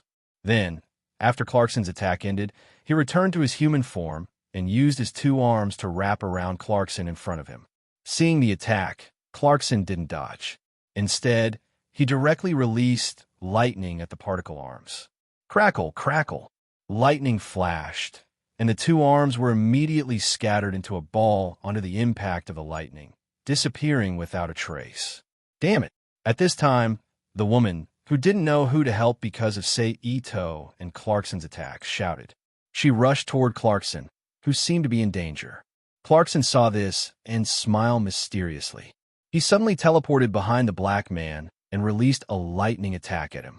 The black man's reaction wasn't slow. When the lightning attack reached him, a layer of ice appeared on the surface of his body, acting as a shield to block Clarkson's lightning attack. But he had blocked Clarkson's sneak attack. However, he ignored Ito's attack. Ito, who had teleported behind the black man, lowered his back into a horse stance. He threw a punch at the black man. The black man, who was confident in his ice defense, didn't care too much. He just thickened the ice on his palm and reached out to meet Ito's fist. Bang! A muffled sound immediately rang out from where the two's fist met. Then, the black man's expression suddenly changed, and he screamed in pain with a look of disbelief. "Ah, idiot!" Ito cursed in a low voice. He quickly lowered his body and swept the black man's leg with his foot, knocking him to the ground. Then, he quickly turned around and looked at the black man beside him in a half-crouch. He punched the black man's chest. Feeling a fatal threat, the black man's eyes widened. The ice on his chest immediately turned into sharp icicles to meet Ito's fist. Humph! Ito snorted and stopped his fist halfway. His figure flashed, and he appeared behind the undisciplined woman who was attacking Clarkson with her telekinesis. He kicked her butt. Ouch! The undisciplined woman, who was suddenly attacked, cried out in pain. Her body staggered forward a few steps. At that moment, Clarkson stretched out his hand. A telekinesis shackle immediately enveloped the undisciplined woman, imprisoning her in place. Damn it! The undisciplined woman cursed as she used her telekinesis to resist the shackle. At that moment, Ito, who was standing on the ground, waved his arm. Several wind blades immediately flew out from his hand and shot toward the particle man. The particle man saw this and scattered his body, allowing the wind blades to cut through his particle body. He shot toward a red maple tree not far away. Kacha-kacha sounds were heard. The sharp wind blades instantly cut through several red maple trees and finally disappeared into the distant street. However, before the particle man's body could completely reassemble, a whirlwind suddenly appeared around him. It spun at high speed and swept up his already reassembled body, and the countless particles scattered outside of his body into the sky. Then, Ito stretched out his hand, and a large amount of lightning shot out from his palm and into the whirlwind. Together with the whirlwind, they formed a lightning storm and electrocuted the man inside the whirlwind. After a short while, the lightning storm dissipated, and the particle man, whose skin was charred black and had a large number of small wounds on the surface of his body, fell towards the ground. Then, with a muffled thump, he fell heavily to the ground. Ito didn't even look at the particle man's final outcome. Instead, he turned his head and looked directly at Chris, the black man, and the undisciplined woman who were fighting in a corner. Then, Ito's mind moved, and a large number of small telekinetic bullets appeared around him. Then, as he waved his arm, they flew toward the black man and the undisciplined woman. Sensing the attack, the black man and the undisciplined woman immediately retreated from Chris's attack and activated their telekinetic barrier and ice shield to defend against the telekinetic bullets. In order to prevent Ito's sneak attack, the black man even turned his ice shield into an upside-down ice bowl on the ground, enveloping his entire body. Seeing the black man's defensive method, Ito sneered and punched the alloy iron block that suddenly appeared in front of him. Then, a thick beam of light emitting an orange light instantly passed through the battlefield and bombarded the black man's ice wall. Boom! A loud sound was heard, and a large flame immediately rose from the ice wall. Crash! Then, there was a burst of noise, and the ice wall behind the flame suddenly shattered and fell to the ground. At this time, Ito's figure flashed and instantly appeared behind the black man who was about to activate his ability to protect himself. Then he struck the black man's neck and knocked him out. Now, you're the only one left. After casually putting the black man into the Rubik's Cube world, Ito turned to the undisciplined woman and said, "Do you want to surrender? Or do we have to do it?" "I surrender." The undisciplined woman first looked at Ito, then turned to look at Chris. Then, with a depressed expression, she removed the telekinetic barrier in front of her and raised her hands. "Very good." Seeing this, Ito nodded and used teleportation to teleport to the side of the fainted touch ability user. With a wave of his hand, he used teleportation again to teleport to the side of the particle man and put him away. "What's your name?" Ito who had completed the containment work, slowly walked towards the undisciplined woman and asked, "Oh, Laura Taylor." The undisciplined woman answered honestly, "Oh, Laura." Ito came to the undisciplined woman and reached out to touch her cheek. As his hand moved to her neck, he said softly, "For safety reasons, can I trouble you to sleep for a while?" Then, without waiting for Oh, Laura to react, he suddenly knocked her out and put her into the Rubik's Cube world. "Now, what are you going to do? The higher-ups of America?" Ito turned to look at the scattered fighter jets in the sky that were fighting with the Red Lotus Heavenly Baji style, and thought to himself, "Boom, boom." Not long after Ito thought to himself, several loud noises suddenly sounded in the sky. Then, the last few fighter jets that were fighting with the Red Lotus Heavenly Baji style exploded into balls of fire and fell to the ground at high speed. Ito smiled gently when he saw this. He flipped his hand and summoned a mobile phone from the pitiful world. He quickly pressed a few buttons with his thumb and then put it to his ear to wait. "Oh, hello. This is the Department of National Defense," a female voice said on the phone. "Go to your minister and tell him that someone from the White House is looking for me," Ito said. "Okay, please wait a moment." The woman took a deep breath and then replied carefully. Then, Ito heard a soft sound and a series of hurried footsteps that gradually faded away came from the phone. Dozens of seconds later, a series of hurried footsteps came from the phone again. Then, it stopped, and a male voice with heavy breathing came from the phone. "Hello, I'm a Minister of National Defense, Swede." "Hello, Minister Swede." Ito greeted the phone with a smile. "I'm sure you already know who I am."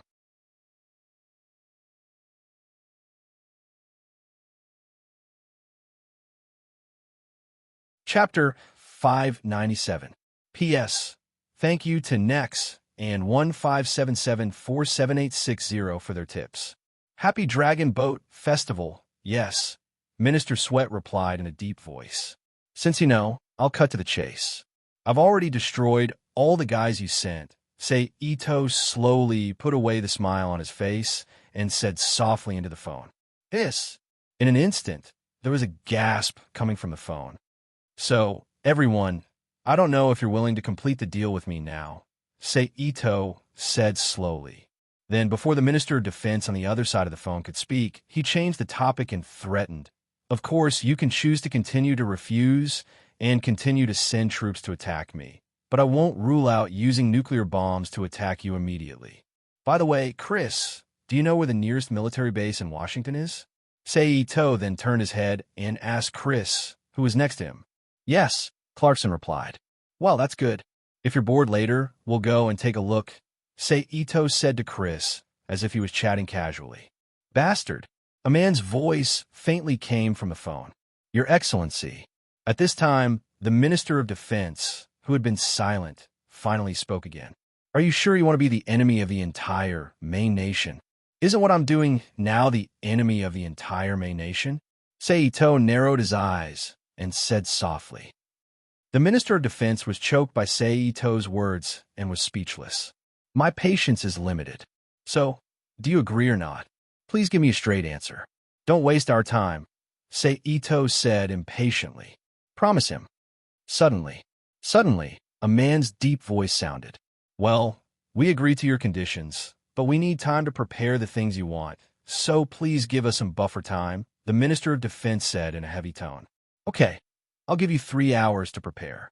After 3 hours, if I don't see what I want, Then every half an hour, I will destroy one of your military bases.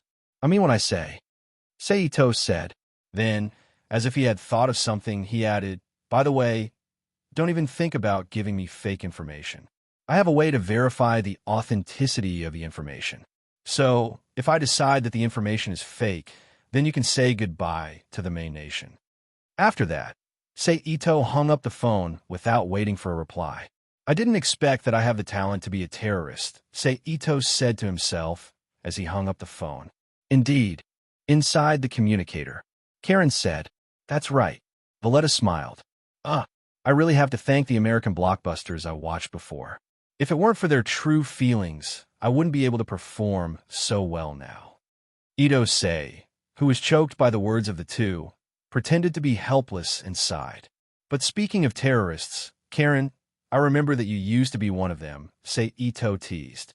I was a resistance organization, not a terrorist, okay? Karen retorted with dissatisfaction.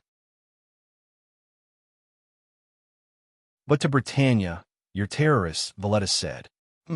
Speaking of which, your Britannia is the real-world terrorist group. Karen snorted and retorted. Okay, let's not talk about it anymore. You're not a member of the resistance organization, nor are you soldiers of Britannia. You are all Ito's women. Let's not dwell on those old matters, Ito quickly said when he saw that the two of them were going off topic. Okay, Valletta replied softly. I got it, Karen said shyly. Then, the three of them chatted aimlessly on the phone.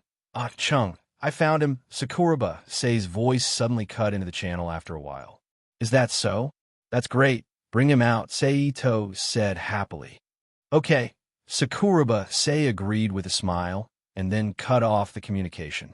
About 3 to 4 minutes later, the soldiers carrying the President of America and Sakuraba, Sei rushed out of the White House and stood in front of Seito in a few leaps. Plop! The soldiers then threw the President of America on the ground. Hello, Mr. President Gregory. It's nice to meet you. Seito looked at the Caucasian man in a black suit on the ground who looked to be in his 40s and reached out his hand with a smile. Who are you people? Gregory did not reach out to take Seito's hand. Instead, he stood up from the ground and frowned at the young Seito. Sorry, I forgot to introduce myself. Seito withdrew his hand naturally and smiled. I am Seito, the leader of the Garden of Eden. The Garden of Eden, Gregory repeated with a frown. At the same time, he quickly searched for information about the Garden of Eden in his mind. However, after spending a long time thinking about it, he could not find any information about the Garden of Eden other than the annotations on the Bible. Yes, the Garden of Eden. Seito smiled mysteriously at Gregory, who was deep in thought, and suddenly stabbed him in the heart and said softly, Are you? Gregory looked at Seito in disbelief. He really did not understand why the other party wanted to kill him after spending so much effort attacking the White House and pulling him out of the sanctuary. Seito ignored Gregory and instantly withdrew his hand. Then there was a muffled sound, and a large amount of blood quickly flowed out of the wound. In the blink of an eye, it seeped into the black suit. Plop! Gregory, who was holding his heart with both hands, suddenly knelt on the ground and panted in despair. Ha! After a moment, Gregory's body tilted and fell to the ground, panting with a pale face. Are you willing to be my puppet? But just as Gregory's face turned green and his consciousness blurred, Seito's voice suddenly sounded in Gregory's ear, whispering softly like a demon. I am willing. Gregory, who was tempted, responded subconsciously. As the words, I am willing, fell, Gregory and the surrounding space immediately distorted, and then in the next second, they returned to the world outside the White House. At this time, there was no trace of injury on Gregory's body. Use your phone to contact your cronies. I don't think you're the President of America anymore. That's not what I want. Ito Sei said to Gregory when he saw that Gregory's eyes had regained their luster. Yes, sir, Gregor replied. Then he took out the phone he carried with him and contacted his trusted aide. What's going on? Looking at Gregory's obedient behavior, Sakura Moundsheng asked in confusion. It's nothing. I just hypnotized him and made him my puppet. Seito explained with a smile. No wonder. Sakura moaned. Shung put down the gun in his hand and said. Then he asked again with a puzzled expression. If what you said is true, he is no longer the president of America. Then what use is he to us? Not being the president of America doesn't mean he is useless. Seito reached out and put his arm around Sakura Shung's waist and smiled. After all, this guy used to be the president, so he must have some secret power under him. If needed, he could still do something for us. Moreover, it's just my guess that he is not the president. Even if I guessed correctly, it was because of our attack that he was abolished. So as long as we deal with it properly, this guy can still return to the position of the president. Oh, Sakura Shung, who was leaning his head on Seito's shoulder, nodded. Sir, as you said, those people did indeed abolish my position as president, Gregory said with a somewhat angry expression. Then can you still return to the position of the president? Seito asked with a frown.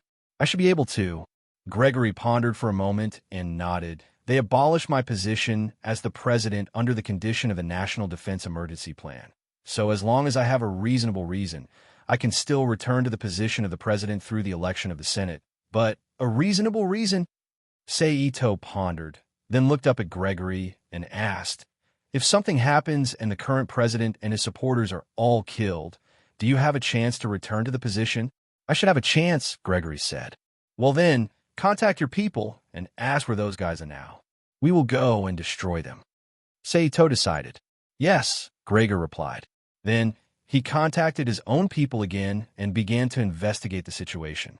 Sir, they are currently in the Pentagon. Gregory said. Got it. Seito nodded, then looked at Sakura Shung and the soldier and contacted Valletta and Karen with the communicator. Okay, the battle is over. I will send you back now. Okay. Sakura Shung, the soldier, Karen, and Valletta agreed in unison.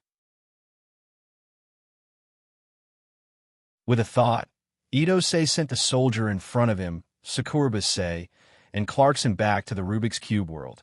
Then he grabbed Gregory's shoulder and teleported to the Blue Heresy and the Red Lotus Heavenly 8 Extreme style. After sending them back to the Rubik's Cube world, he took Gregory and flew toward the Pentagon at high speed. The Pentagon was located on the banks of the Potomac River, next to Arlington. It was the location of the highest military command in America, the Department of Defense. Like the White House, it was in the city of Washington, so it didn't take long for Seito to appear near the Pentagon with Gregory. Give me the faces of those people, then find a place to wait for me. I will deal with them. Seito, who landed on the ground, turned to look at Gregory and said, Okay. Gregory nodded, took out his phone, opened the internet, and showed the proposal and the photos of the people who agreed to abolish the bill.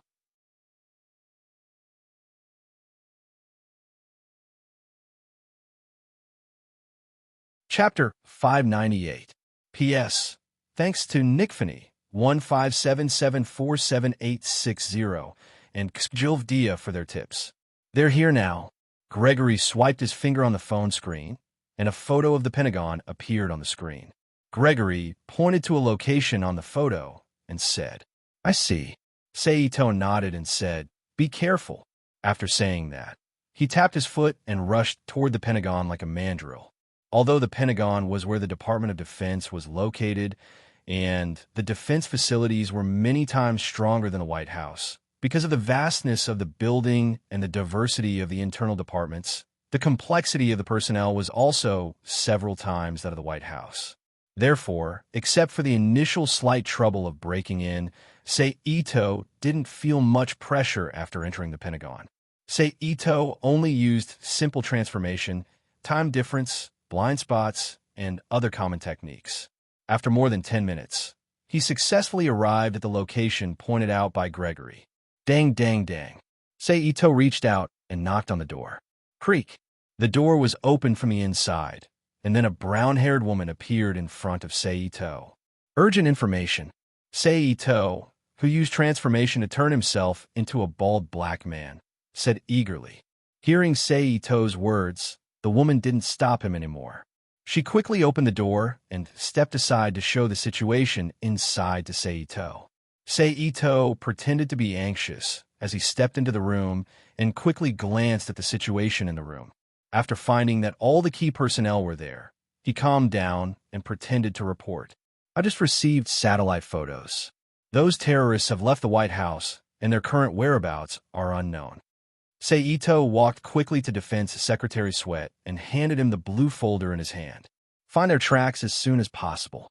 The Defense Secretary casually flipped through the document in his hand, then looked up and said to Seito, "Yes." Seito replied, then turned around and walked out of the room. Just as he was about to open the door, a strange-looking grenade suddenly appeared in Seito's hand. He threw the grenade into the room and quickly left the room, closing the door behind him. Exploding with his greatest speed, he rushed out at top speed. In the next second, a silent, pitch-black ball suddenly broke through the room and quickly spread to the surroundings. After it had expanded to a certain range, it paused slightly and suddenly shrank to a point. Finally, with a soft sound like a bubble bursting, it completely disappeared, leaving behind a huge, empty space with a diameter of 10 meters. A large amount of electric sparks shone from the exposed wires of the metal plate that was cut off at the edge of the blank space. Seito, who had only stopped after running out of the explosion range, turned his head to look at the huge sphere behind him and muttered, "What terrifying power! And it's soundless." He exclaimed in his heart, "It seems that there's a need to mass produce a few more of these antimatter grenades." Then, Seito put away his thoughts, flipped his hand, and summoned a phone. He sent the 2 letters OK to Greg's phone in the form of a text message. After receiving Seito's message, Greg's face lit up with excitement. He immediately took out his phone to contact his trusted aides and began to arrange various matters to retake the position. Just like that, an hour and a half later, Greg, who had just been removed from the position of president less than an hour ago, became the president of America again. This is the information you asked for. 6 hours later, in the morning, Greg, who was in a secret office, handed the list of America's superpower users, the information of awakened and unawakened superpower orphans, superpower research data, and information related to nanomachines to Seito. Very good. Seito took the information and nodded in praise. Then, Seito slowly walked to the side. He summoned the quantum computer with the small program made by Erica and connected it to the internet.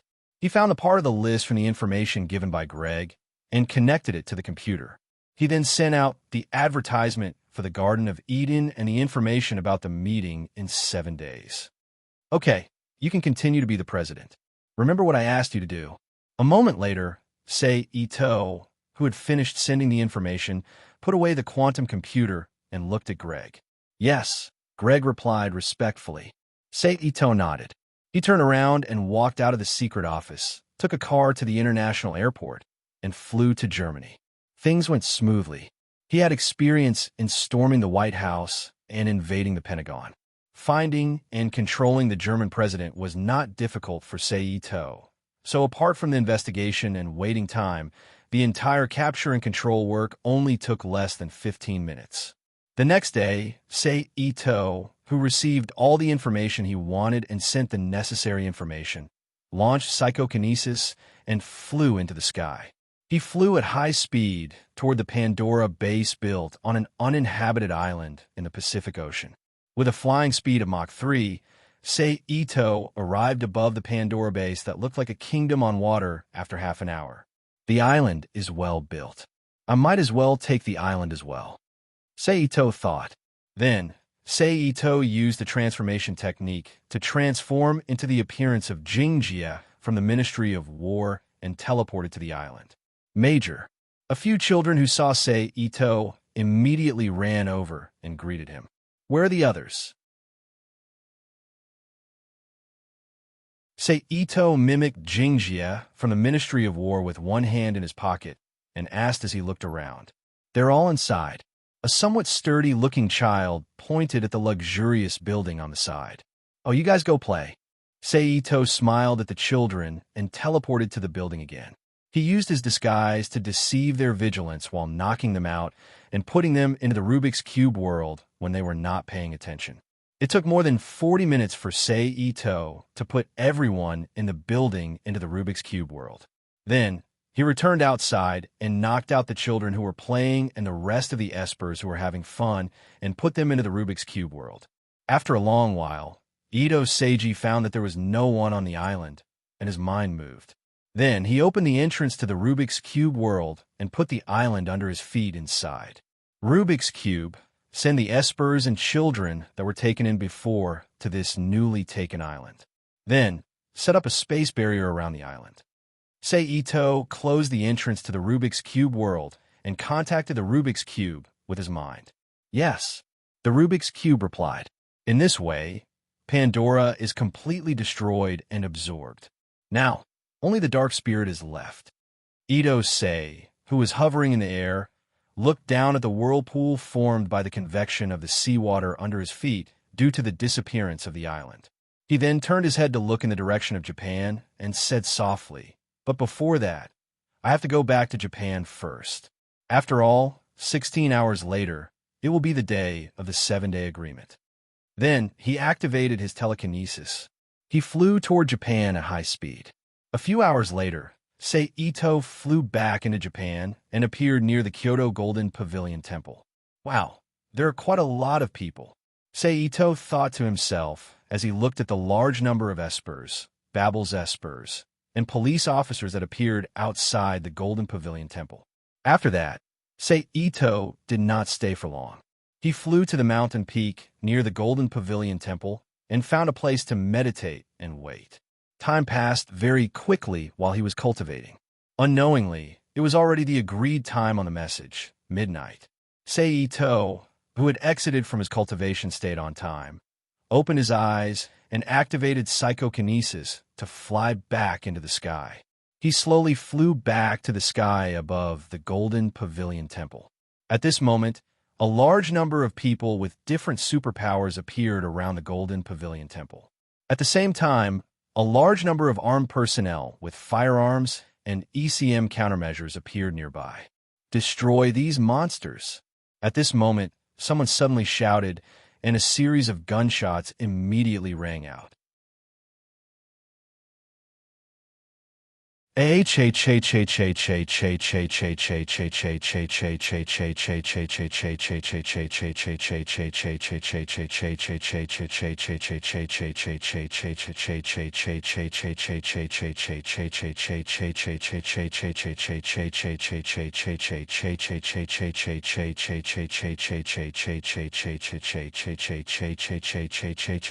Damn it. All of you stop. Following that, Kaori Akashi's figure suddenly appeared in the sky. She activated a telekinesis barrier to protect the espers as she looked at the flashing gunfire around her and shouted, "You monster, you should die too." Hearing Akashi Keru's words, several men who were dressed as police shouted and shot at Akashi Keru. Only by words. It's impossible to convince a bigot.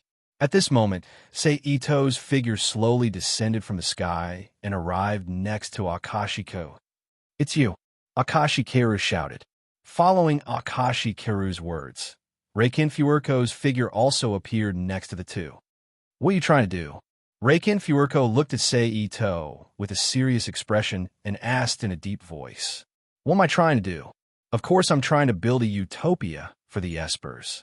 Is the name of my organization not clear enough?"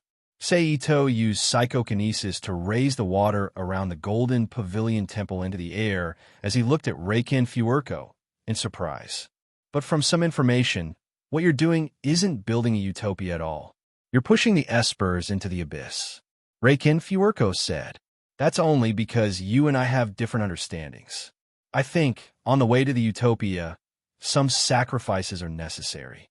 Sei Ito said as he controlled the water to turn into countless water droplets. Then he changed his mind.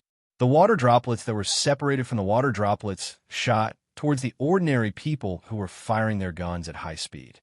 The water droplets were like sharp arrows. In the blink of an eye, they were in front of those people, piercing their skin and entering their bodies.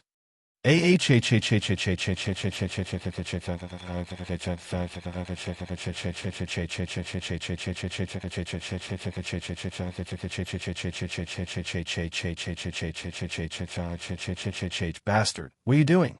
Akashi Karu roared at Seito. As you can see, we're rescuing the attacked espers. Seito glanced at Akashi Karu and said softly. Then, he looked at Reiken Buurko and said, I'm going to take away all the espers here. Are you going to stop me? Bastard, Kaori Akashi shouted. She used her telekinesis to attack Ito Sei with telekinesis. Seito didn't even look at Akashi Karu's attack. He extended his hand and created a telekinetic barrier to block Akashi Karu's attack. Karu, stop. Reikenbu Urko stared at Seito and said to Akashi Karu, who was about to attack again. Granny. Akashi Karu shouted unhappily. Stop. Reikenbu Urko frowned and said again. I know. Akashi Karu curled her lips and said unwillingly. It was the first time she saw Reikenbu Urko so serious. It seems like you have made up your mind. Seito looked at Reikenbu Urko and smiled. Then he activated his telekinesis and enveloped all the people who didn't belong to Babel. Then he lifted them up from the ground as if he was carrying something. Since you're so cooperative, I'll give you a piece of information for free. Ito Sei, who was about to turn around and leave, stopped in his tracks. He tilted his head slightly and said to Reiken Fujiko, in about half a month or a month, America, Germany, England, Italy, Chunghwa, and Russia will implement the policy of isolating people with superpowers. At that time, it will be up to you to decide what you want to do. After that, he didn't stay any longer and left Kinkakuji with more than 100 espers. Then, he used his telekinesis to knock them out and put them into the Rubik's Cube world. Not bad. I thought it would be a good harvest if I could get 30 to 40 espers under the combined efforts of Babel and the police, Seito thought to himself. Later, Ito Sei began to visit all the superpower prisons in Japan, and a total of nearly 600 superpower criminals were imprisoned in the Rubik's Cube world. Then, he changed his direction and flew back to Chunghwa. Using the little black ball, he contacted the old man and got the location of the military camp where the Esper orphans were placed. In the end, it was a place for orphans, so the defense facilities were not very tight. The ECM strength of the surrounding equipment was also very low. Therefore, Ito Sei only had to wear the newly improved ECCM device on his wrist and waist before he could use his superpowers normally. With his powers, Seito could do things more easily. He used a wide range of hypnosis to confuse the soldiers' senses and open the entrance to the Rubik's Cube world. There were about 18,000 Esper orphans between the ages of 5 and 15, and they were all sent into the Rubik's Cube world. As for the orphans below the age of 5 and above the age of 15, those under the age of 5 couldn't take care of themselves, so they were placed in a special orphanage. As for those above the age of 15, they were selected to be sent to the military camp and trained separately. They weren't in this orphanage. Orphans are the right way to go, Seito thought to himself as he flew toward Mount Tai. Half an hour later, Seito arrived at the top of Mount Tai. He found a good spot on the cliff and dug out a cave. Then, he sat down and started to meditate.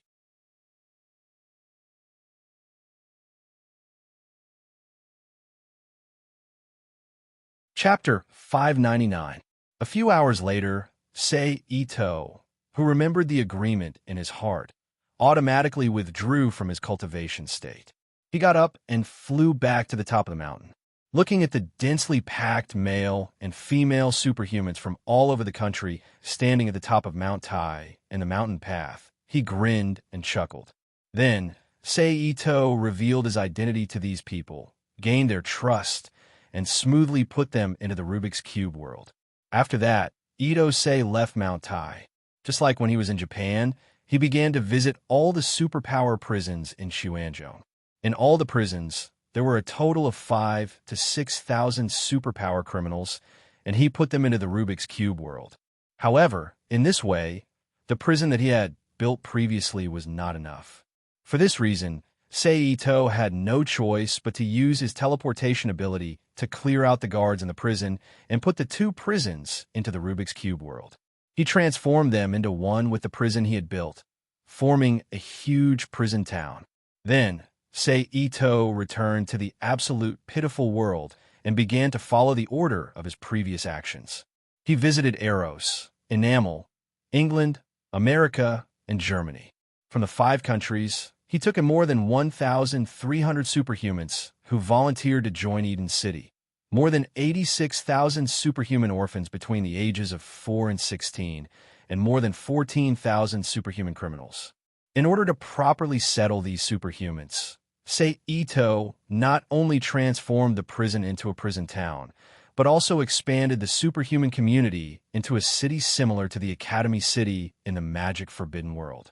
It's finally done. 20 days later, Seito, who had settled all the superhumans and returned to the absolute pitiful world, let out a long sigh. Then, Seito took out the little black ball and sent the words, "It's time to begin," to the heads of state of the 6 countries under his control. 5 hours after the order was issued, Zhang Hanyang's expression changed. Zhonghua, America, Enamel, England, Germany, and Eros announced to the public that they had passed the superhuman quarantine law. As soon as this announcement was made, it immediately caused a huge uproar in the 6 nations and on a global scale, causing the societies in the 6 nations to be in an intense turmoil. All sorts of conflicts between superhumans and ordinary people continued to occur, causing the world to begin to become polarized. However, none of this had anything to do with Seito at the moment. He was currently in an island in the Pacific Ocean and couldn't feel the effects of the changes in the world. The Kingdom of Abraham, the world's smallest country, is also the world's largest exporter of rare ores, known as the Leia Stone. What a strange place. As he stood by the sea and felt the coolness of the seawater, he turned his head to look at a Seito that was built on a cliff. Forget it. Let's dig out all the Leia stones here first before dealing with that thing. Seito retracted his gaze and teleported to the mine. He used his hypnosis ability to hypnotize the workers who were mining here. He opened the Rubik's Cube world and began to absorb the Leia stone in the mine. However, in order to avoid being accidentally discovered during the absorption process, Seito only absorbed from the outermost layer at the beginning. After that, he would leave a thin layer of or skin for the miners outside to dig out and hand over to the royal family of Abraham. He would then absorb without any care in the vein behind the ear skin. Just like that. After absorbing for more than 40 days without stopping, Seito finally absorbed all the Leia stone deposits in the Kingdom of Abraham, or the absolutely pitiful world. It's time to get that thing, Seito thought as he used psychokinesis to hover himself in the huge hole created by hollowing out the ore. Then his figure flashed and left the underground hole and appeared in the backyard of the royal palace of the Kingdom of Abraham. Who is it? As soon as Seito appeared, a woman's voice rang in his ears. At the same time, a halo completely condensed from psychokinesis shot toward Seito. Seito didn't panic when he saw this. He stretched out his hand and opened a psychokinesis barrier in front of him, bouncing off the psychokinesis halo that flew toward him. At this time, the space flashed, and a woman wearing pink cloth shoes on her feet, pink leg guards on her calves, a rope belt twisted from pink horse cloth around her waist, and a long pink and purple cloth hung in front and back to block out the spring scenery. Her upper body was only connected by a black gem at the chest, and the belly was completely separated to both sides, revealing her smooth belly inlaid with 4 red gems. Her arms were covered with pink sleeves, and her neck and forehead were decorated with the same style of gems. Her long dark green hair fluttered naturally. A woman who looked to be in her late 20s appeared in front of Seito. Masala? Seito looked at the woman who suddenly appeared. He said in a puzzled tone, "Oh, someone actually knows about me."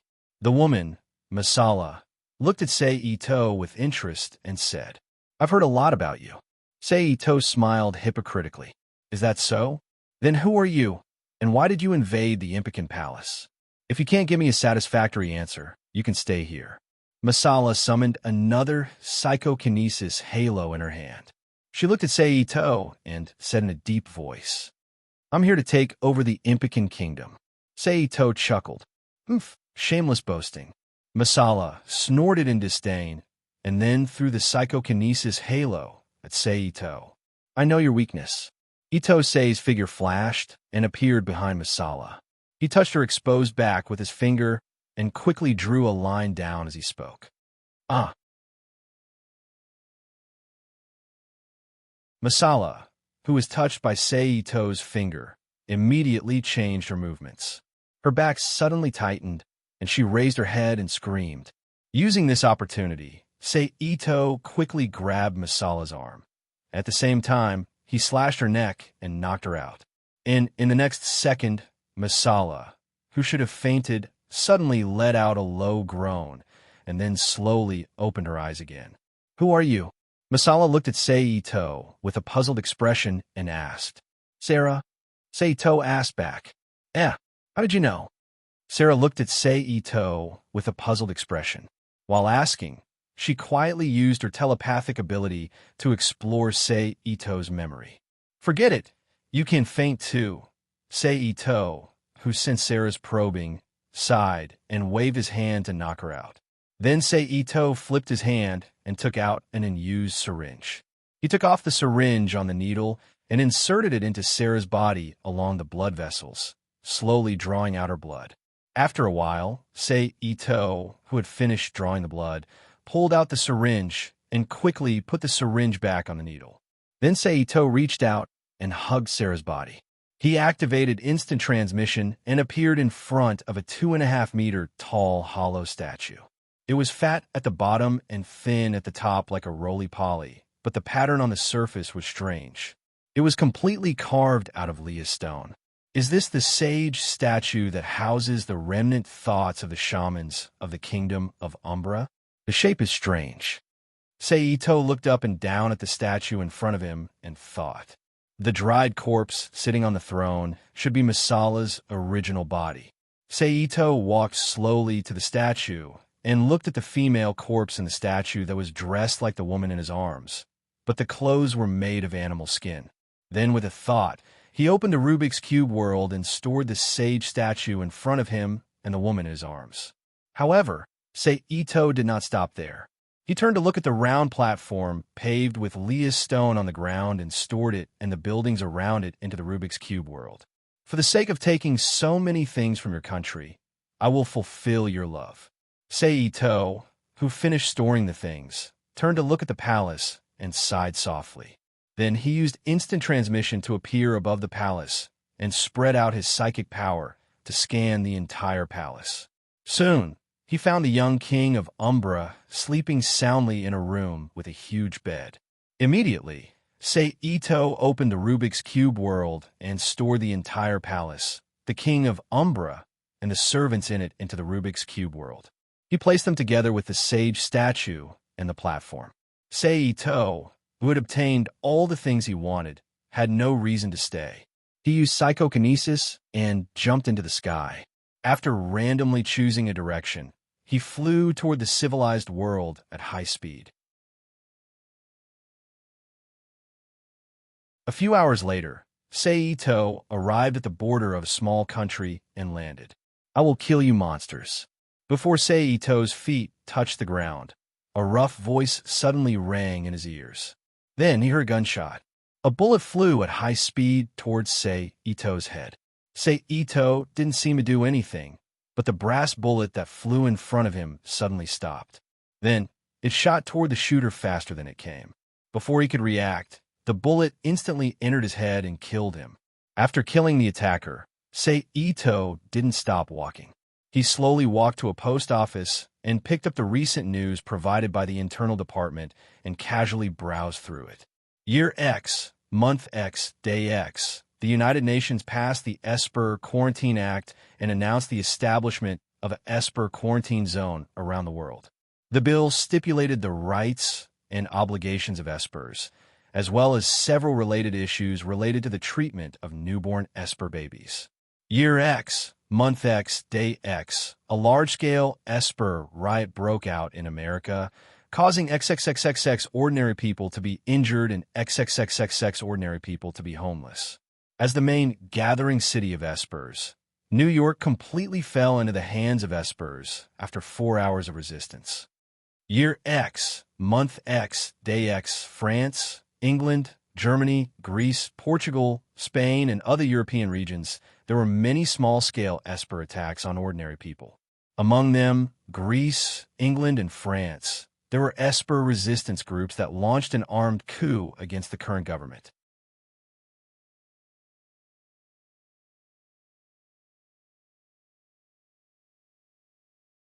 Chapter 600. Year X, month X, day X. As the representative of ordinary people, XXXX organized an uprising to start the resistance against superhumans. Year X, month X, day X. The conflict between superhumans and ordinary people escalated and gradually evolved into a war. Military facilities in various countries were attacked and robbed to varying degrees by ordinary people and superhumans. Year X, month X, day X. The first large-scale armed conflict broke out in America. Year X, month X, day X. I didn't expect the world to change like this in just over a month. This is really unexpected, Seito thought to himself as he put the newspaper back on the shelf. Then, Seito took out a quantum computer and connected it to the network in the post office. He took out the little black ball and contacted the leaders in America, England, France, Germany, Russia, and Chunghwa. He asked them to send all the information in the past 40 days to his mailbox. After receiving the order, the 6 leaders didn't dare to hesitate and quickly sent the information in their hands to Seito's mailbox. Let me see who's behind all this. Seito opened the mailbox and browsed through the 6 large documents in it. Zhaoi's daughter, Ingji, and the Dark Spirit. After a while, Seito finished browsing through all the documents. He crossed his arms in front of his chest and looked at the 2 people that appeared on the screen. Seito knew about Zainu Eiji. He was a commander of the Japanese superpower force during World War II. He had a fake smile on his face and was good at using words like righteousness and necessity to coax superhumans into joining the war. His 2 subordinates back then were Kayasuke and Raikin Fujiko from the Ministry of War. At the same time, he was one of the main reasons why Kayasuke from the Ministry of War was created. If it wasn't for his merciless shot back then, Kayasuke from the Ministry of War wouldn't have become a notorious superhuman criminal. As for Dark Spirit, its mastermind was just an ordinary person. He used some unknown method to imprison a female superhuman and turned her into an egg to provide the mother. Then he used genetic technology to create his daughter, Yuri, who was a LV-7 hypnotic superhuman. She was the hypnotist that Seito had always admired. Through her, the Dark Spirit controlled the entire Dark Spirit organization. I didn't expect you guys to surface so quickly. I thought you guys would wait for a while. After a short while, Seito sighed after recalling all the information about the 2. He reached out to turn off the quantum computer and put it into the Rubik's Cube world. Let's get rid of the Dark Spirit first. After all, Eiji Zhaoi is just an old man who has a perverted desire for the Ministry of War. The forces he can mobilize are just ordinary soldiers belonging to the United Nations. They are not a threat to me at all, Ito-sei thought to himself as he turned around and walked out of the post office. Then, he leaped into the sky and flew toward America. However, not long after he flew out, a LV-7 psychic wave suddenly appeared in his senses. The psychic wave is chaotic and disorderly. There's also fear in it. This is a superpower going berserk. Seito, who was suspended in midair due to the psychic wave, closed his eyes and sensed it. I have to take a look. Who is it that can make a LV-7 superhuman feel fear and cause his superpower to go berserk? Seito opened his eyes and looked down with interest. He then quickly descended. However, when they were about 10 meters away from the ground, the surrounding space suddenly changed. The originally clear sky turned into a pitch-black space with a distorted environment. All kinds of strange creatures that were even more distorted than the characters in Picasso's paintings appeared in the space. This is the space of consciousness. The hypnotic superhuman's superpower has gone berserk. Seito, who had observed the change in space, thought to himself. He frowned slightly and quickly looked around. He thought of the superhuman who had gone berserk. This was because in the midst of this berserk change, Seito thought of a person who should only appear 4 years later. Over there. Soon, Seito found a place not far away where there was a large number of distorted mental consciousnesses. He immediately activated his psychic power and flew over there. It's really her. Seito, who was flying above the distorted mental consciousnesses, looked down at the petite figure.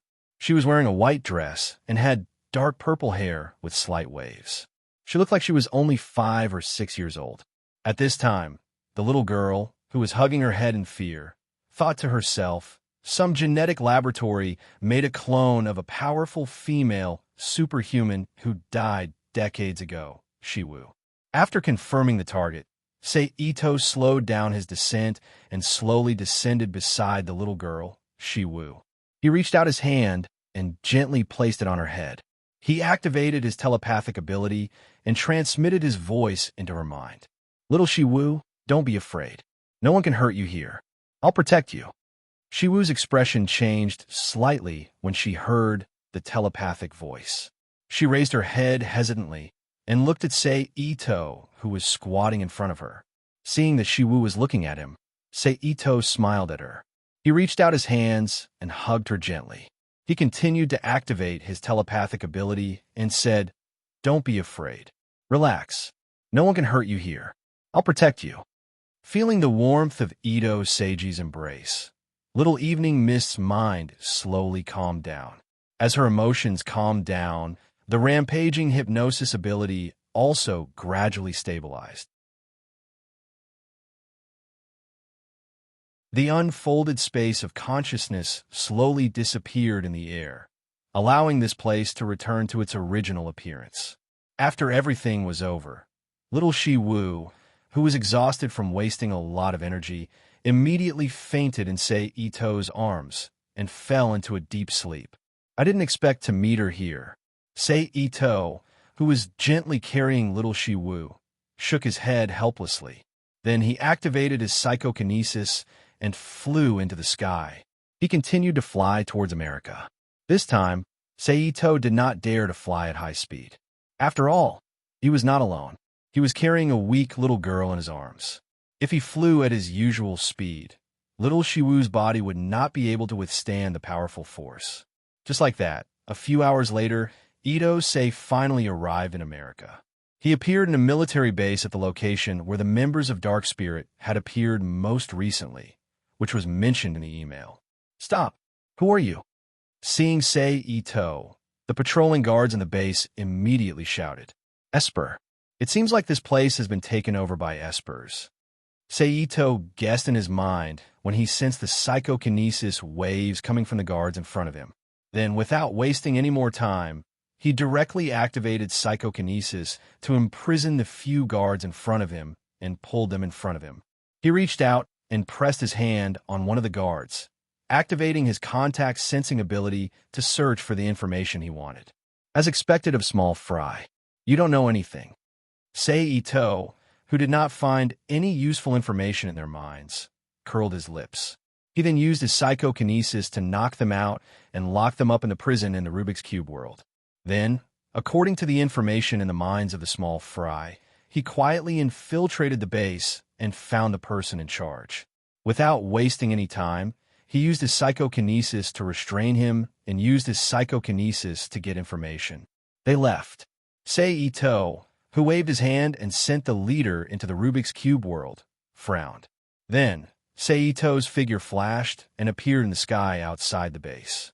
He flew towards the direction of the Dark Spirit members in the leader's mind. Just like that, Seito began his journey to capture the Dark Spirit members. "You're awake." Seito, who was flying in the sky, felt the little body in his arms tremble slightly. He lowered his head and smiled at her. Hearing the sound, Little Shiwu's body tensed up, and she carefully opened her eyes.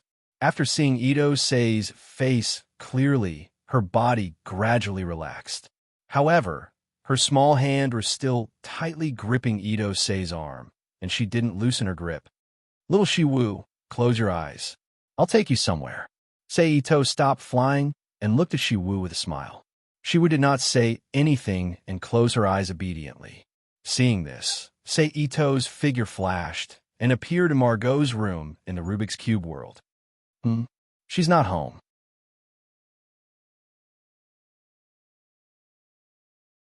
Ito saw that the room was empty and muttered to himself. Then, he closed his eyes and connected to the Rubik's Cube. He expanded his senses and searched the entire city. Soon, he found Margot, who was selling flowers with Bakilialu in a flower shop. With a thought, he summoned Mag to his side. What are you doing? Margot, who was holding a wrapped lily in her hand, looked at Ito unhappily and asked, Sorry. Ito smiled. Then, he lowered his head and said to Shiwu, whose eyes were still closed in his arms, Okay, you can open your eyes now. Hearing permission, little Shiwu slowly opened her eyes. When she saw Margot standing beside her, her body instinctively shrank into Ito's arms, and her fingers tightly held onto his clothes. This is... Margot looked at Shiwu in confusion and asked, This is Shiwu. I pick her up on the road. Ito explained, but because of some reasons, she's a little afraid of people and closed off. I plan to let you raise her for the time being. Let me? But I've never raised a child before. Margot looked at Ito in surprise. It's okay. You can learn if you don't know. Just think of it as learning experience for us to have our own children in the future. Ito teased her with a frivolous smile. Who wants to have children with you? Margot blushed and rolled her eyes at Ito. Little Shiwu, can you live with her from now on? Ito smiled and turned to look at Shiwu, who was cowering in his arms, and said softly. Shiwu's hands clung onto Ito's clothes. Her big eyes looked at Margot, then at Ito. She shrank her head back into Ito's arms and shook her head gently. You're tuning in to the Warrior Lore YouTube channel. Don't forget to subscribe and join us on this journey to catch the most captivating stories.